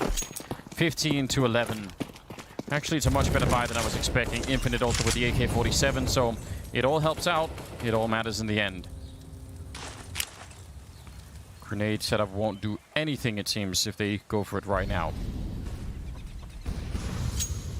No, but I think they're holding it just because their teammates are calling out so much action towards the A bomb site. They have to know there's very few players in Banana. Oh, JT doesn't clear the angle the whole way. That's a big peek for FNS. He's back behind the smoke. Still almost lost his life. It's OC who takes the leg shot, or JT, excuse me. Oh, that flashbang that was thrown from OC in the middle, and it stops FNS from doing anything. Wardell, he gets a grenade right in his face, and he's still sticking around. That's so dangerous. This could be it right here for Cloud9. We'd almost ridden them off, but now they're right back into it. A 2-on-4, and they're about to be at 16 and knock Orgulus out of Flashpoint 1. It's Infinite and Wardell left. 2-on-4. I don't know how you could even dream of retaking this. They don't have a kit. They have no grenades or anything to do this with. They're bumping into MOTM inside of the smoke, and he's going to go for it. He has played such a great map and such a great comeback for him individually. He's getting into 26, and Cloud9 have done it. That is so cool. Yeah, but what a long, grinding series, and that was obviously a much better Cloud9 to finish the series than started it. They came out to a tough start, but, I mean, the only thing that I can really say, Floppy saved them so much in this series. Yeah. Floppy deserves a steak dinner. He deserves a drink if he's 21. Yeah, hand job. Well, all of it. Yeah, you'll get him that one. It's on you. We'll see. We'll see. We'll figure find out the blind spot. Don't ever do that again.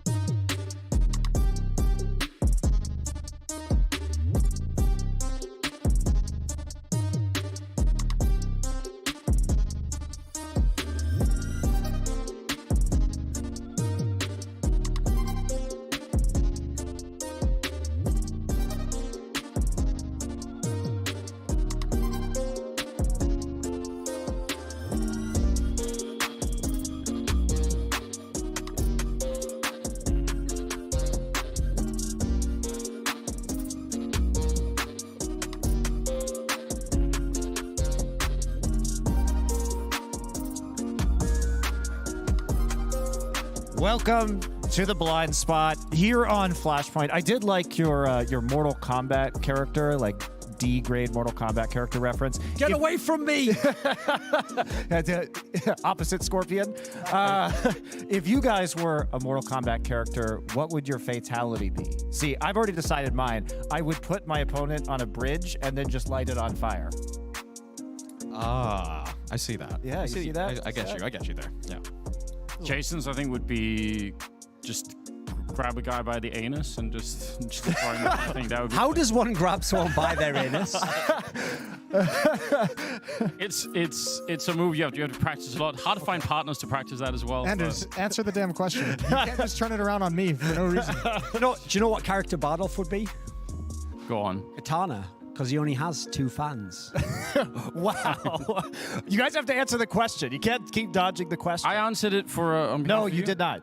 Obviously, Anders would kill someone in the most ridiculous manner and then just incredulously start screaming, "Are you kidding me?" I think verbality'd them. I think Anders' fatality would be just talking to someone about all the different conspiracy theories that he believes in until they just die of boredom. They just literally roll over. They lose all will to live. I was gonna say maybe like a lion comes and mauls them and he just narrates it like a nature documentary. Yeah, that's pretty good. That's it. Come on, the rest of you. All right.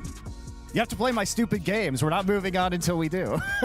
What I would do is I would actually use the power of illusion to transform my opponent into me, and then Brazilian fans would just rush them and devour them. Like World War III, they just eat them alive. And That's a good one. Only I like bones that left one. over. I like that one. I just wouldn't be able to decide how I'm going to kill them every time. Okay. And, They just die of old age? Yeah, they would just fall over. Okay. What about maybe you could turn them into Motum on CT side in the pit, and then they'd just be dead on the run anyway. You wouldn't even need to do anything at that point in time. Like they wouldn't be able to survive. I would just well let than Floppy that. kill him for me, actually. You just like point and Floppy just Floppy shows just up. comes out of nowhere and it's like fatality. Nice. Yeah. I love it. All right, so you brought it back to the actual game now. Cloud9 wins on the back of Floppy. Yeah, that's not even a joke. The sad thing about this is, listen, some elements of what Cloud9 did on T side I like. Their CT side was an abomination, and legitimately, I don't often use the term deserves. They deserved to win maybe like 4 CT rounds. What happened was they would constantly lose Motum in the pit, and then Floppy basically, whenever they were in like a man disadvantage, would just 3k out, and they would just win the round. Like, August have to be so frustrated with the way this game played out. Well, I mean, they really only have themselves to blame because when I look at Orglis, I think they had a great T side against Cloud9. It's really their own defensive side where they couldn't do anything with retakes, whether it was overextending before the retake began or an inability to properly retake in a 2-on-2 or a 3-on-3. Down the stretch, they lost, I think, like 3 retake scenarios in the final like 8 rounds of that map. So that was the real dagger that destroyed Orglis. I mean, especially that round where they went for the boost to try and kill the bomb planter after they were in a 5-on-3. That's kind of unforgivable. That's like the pinnacle round, isn't it? And it's also the kind of way you'd expect a team like Orglis to lose, where we heard FNS talking about some of the disorganization and the lack of ability to practice for various reasons. Those are the kind of things that slip away from you first. It's not the skill of your individual players, which was on point throughout the series. I mean, I think Sabrosa did a very good job of, just being this solo, bastard who just rolled in and just killed someone immediately every round. But the inability to retake is just, it's unforgivable.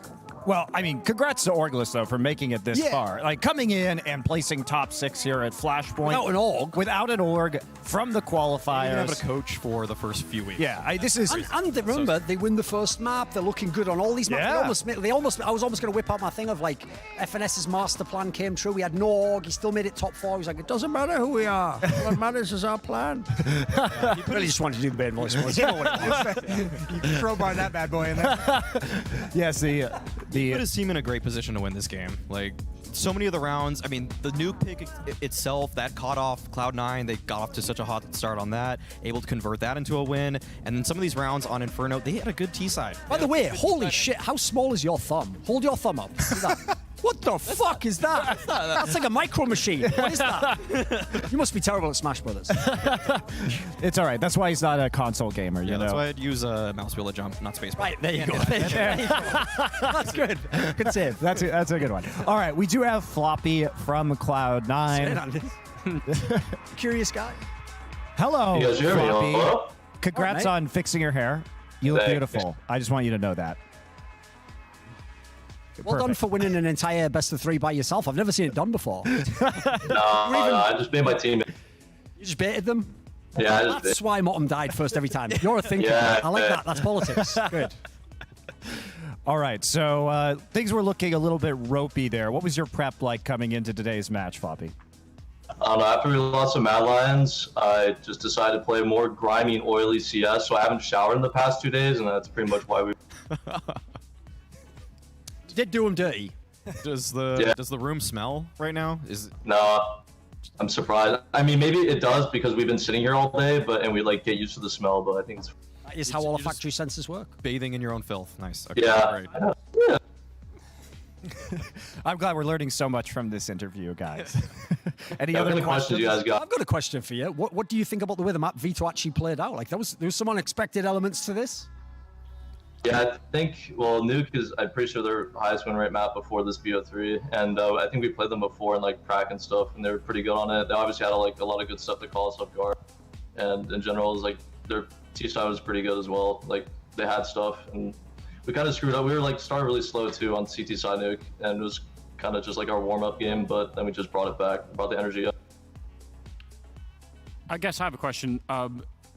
The way that you're playing right now, you seem to be the sort of the standout player in most of the games. And if someone was going to come by with a large contract from another organization to sort of like get hyped into, let's say, FaZe or something like that, You just won the game. They're still in the tournament. My apologies. Keep going. Listen, This is going to be good. I think he's probably going to say yes at the end. So come on. I'm not about to ask him if he's going to jump ship in the middle of the tournament. No, why would you do that? I'm just saying this Cloud9 project that's being built, is the interest in sort of continuing this and building that over the next 6 or 12 months or how long it's gonna be to work? Or How the fuck do you expect him to answer this question? Let's not judge. Let's just see where Floppy goes. let it go. Floppy, would you like to hear the cut question. all your Yeah. teammates and join another team right after you've won this match? Are you going to stab them in the back? No. Like, I love my teammates. I've been teammates with them for 7 months, and if something like that were to happen, I would be like sad, honestly, because I love them as friends out of the game as well. But Still be friends outside the if something game. like that would happen, then Now you're whatever happens, happens. All right, let me ask a less extremely loaded question here, which is what has been your biggest area of improvement so far over the totality of Flashpoint? Area of improvement? I don't know. I'd say like I really don't know. It's just like I play my own game and I just win. I don't know. Yeah, the land portion ended. Yeah, we get it. Here's a question. Yeah, land's over. If Flashpoint worked so that every time you beat a team, you could take one of their players, you don't have to say who you'd kick. Who would you take from Like a better Orgus? version of your question. Who would I take from Orgless? I'd definitely say Infinite, because that dude's literally a beast on land and online. Sadly, I don't think he'll be joining Cloud9. Just a guess. Yeah, probably. Never mind. Anyone else? Anyone? Anders took Any my other question. questions? Wow. Where were you actually going with that question, though? Where was it going to end? I was just trying to set him up for future, so we can look back and Big himself up and. No, so that a year from now, when he does betray his team, we could say, "Aha!" So I don't want to be a snake, guys. All right, enough from you. All right, let's talk about your next match. So you've guaranteed yourself a top 4 placement here at Flashpoint 1. Your next opponent is Havu, who played earlier today. What do you think you can exploit that you've seen from Havu so far? I think Havu, based off playing them in prac and matches, I think what we can exploit is just like they really have like a lot of set defaults that we can counter. Like we pretty much know where everyone is on the map at any given time, just because they play really well, Team CS really well, and as a result, we can just like exploit things like that and like find as many reads as we can based off of our own games and other games that they play against other. I got a question now. Good job, Moses. Thank you. We saw yesterday like a really sick performance out of Cloud9 against Mad Lions, and that kind of performance gave us a lot of confidence in predicting you guys to win against Orgless. But this was a series that was very ropey all the way down to the end. So, what is like the main thing that is like causing the inconsistencies in the team performance? Like, why are you guys so up and down from day to day? I mean, you guys lose your own map quite a lot, but win the opponents. Yeah, it's been happening not even towards us either. I see like in other teams they lose their map pick. I think versus Mad Lions, me specifically, I really just played horribly, and I needed to really step up for my team. And Sonic and OC stepped up for me, but unfortunately, it just wasn't enough. And Inferno was just like a really like close game as well. So, I mean, anything can happen, but yeah, it just sucked. How high do you think you're going to be placing here at Flashpoint? At least top 4. Congrats. Nice. Checkmate, Nailed Monty. it. Checkmate. All right, Floppy, we'll let you Now, go. who would you cut in the top 3? No, we're not asking those questions. Myself. He cut himself to join a better roster. See, we got it. We got it. There we go. We got him. He's coming full circle. No, just kidding. All right, thank you very much for Floppy for today. Congrats on a really, really strong performance. We'll be looking forward to your match versus Havu tomorrow. Cool. Thanks, guys. Yeah, we'll talk to you later. All right, we're going to take a little break, and when we get back, we'll be discussing the playoff picture more broadly.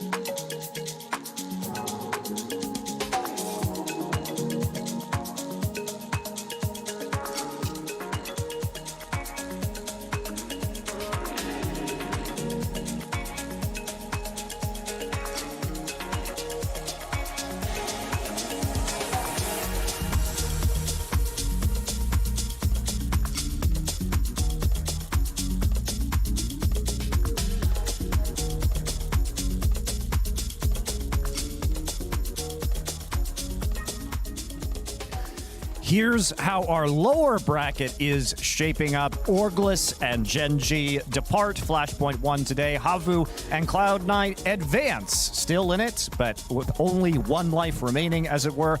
Upper bracket, Mad Lions versus MIBR. 2 lives remaining. 1 will be headed to the grand final. So, taking a look at everything, we have 4 teams that are remaining. All of the teams, as of today, have now played on our new patch. So with that in mind, how is this changing your predictions for the last 4 teams in this playoff? I think my first reaction is I think MIBR is going to have a tougher time winning. I think their percentage chance of winning has just kind of dropped, specifically just because I've seen KNG on so many T-sides just be a beast, specifically with the Krieg, that it worries me how much impact and how much he's helped. That's my big one. That's actually my biggest takeaway is that I think MIBR, I think their chances of just winning is just so much more difficult now. I actually think this is like a mild buff to Mad Lions and to Havu in the sense that they're tactical teams anyway. Like they can get all the things that they do generally done with an AK. And if anything, they're also never going to face a Krieg on the CT side, which is what can really shut down some of these teams if an MIBR gets the weapon on that side. So like, I'm not really sure for Cloud9 where they come down. I feel like they're not really affected as much. I think Cloud9, Havu, and Mad Lions are going to be fine without it. MIBR, I agree with Jason. I think that they're going to have the hardest time with this. We saw so many clutches from players like even Taco just getting 3K on the defense of a retake just because he has a Krieg. It felt like. It didn't feel like with an AK he would have had those kind of successes. And also Fallen said himself, KNG and Fallen, they're not the best riflers. They've been struggling with op identity for that team for a while now. Yep. And now that KNG doesn't have a scope weapon, it's going to be a lot harder for him.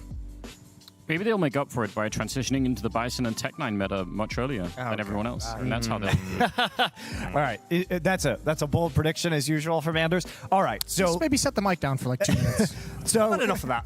Considering this weekend.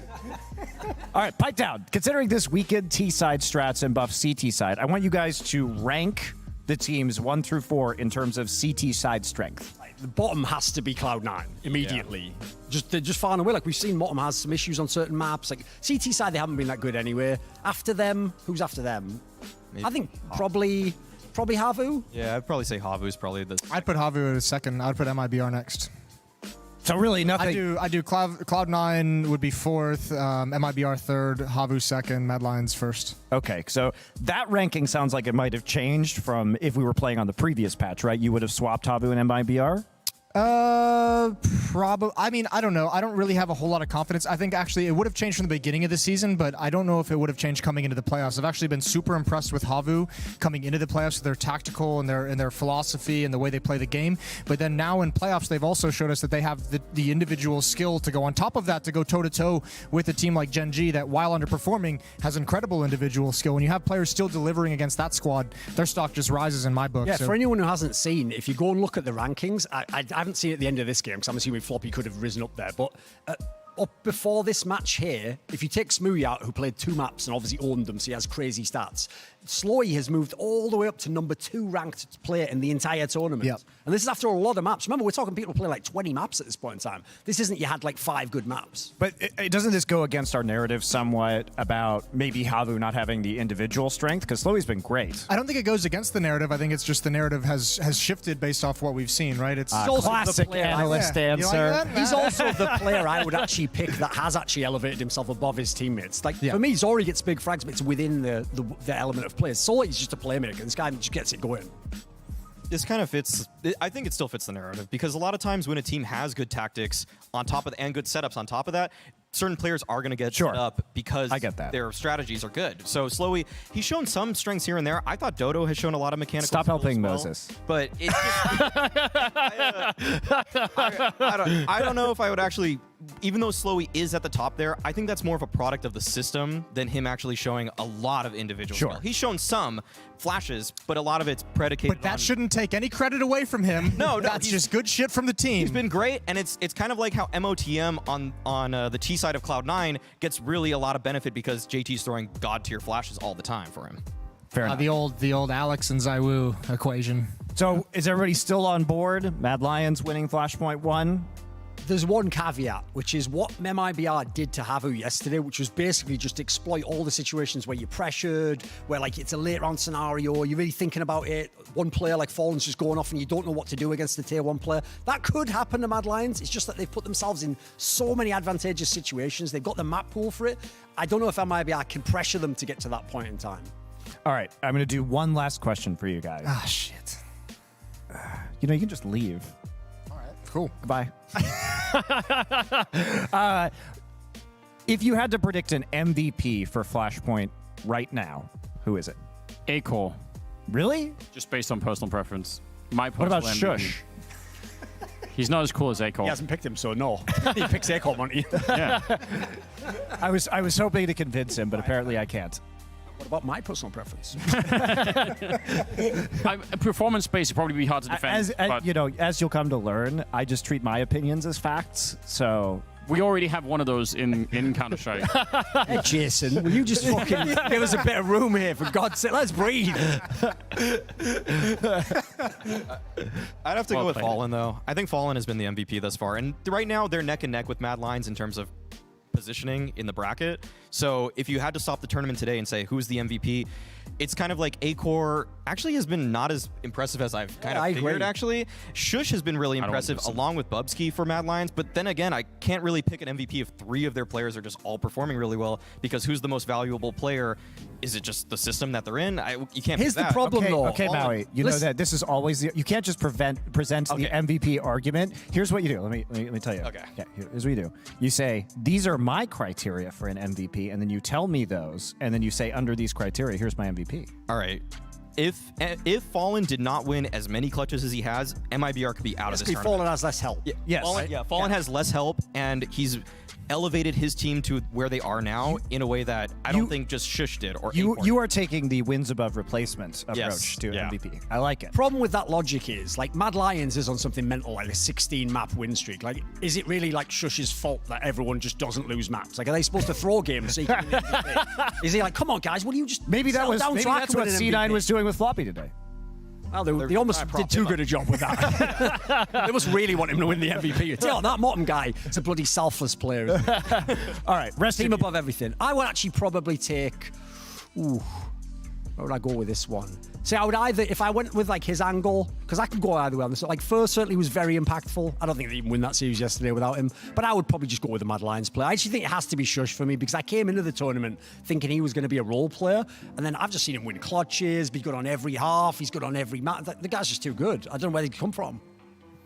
Denmark. Nailed it. You got that one. What's your criteria? To myself. I will confess, I actually haven't even thought about an MVP in that term for this tournament. You've had 5 minutes since we started the conversation. I mean, I would probably go with. I would probably go with the Mad Lions. But I'd probably go with Bubsky or Shush. I think it's hard to go away from either of those, especially because I think Bubsky, for me, plays a super impactful role because he's frequently on maps that I notice he's like kind of one of the guys who's alone. He's kind of fighting individual duels. He's challenging. He's trying to read the game and know when he can find a one-on-one. And I think that's a really important skill in my book. So I mean, he'd be my favorite going into it. But Shush is right up there. So I think it depends. But Bubsky right now for me is the favorite. All right. Well, we're going to see who's right in the end. We'll revisit this. Dun, dun, dun. We've also somewhat highlighted there why Mad Lions is a favorite to win the tournament. They've got 3 MVP candidates. Yes. I mean, it's hard to say that they aren't an overwhelming favorite at the present point in time, but we'll see how it all plays out. Obviously, a new patch. Tune in. Yeah. Something might happen. I don't know. Also, they're a cool team to watch right now. We'll make some jokes. Also, I think every other team, if you want to predict them to win the entire Flashpoint, there's always going to be an if statement.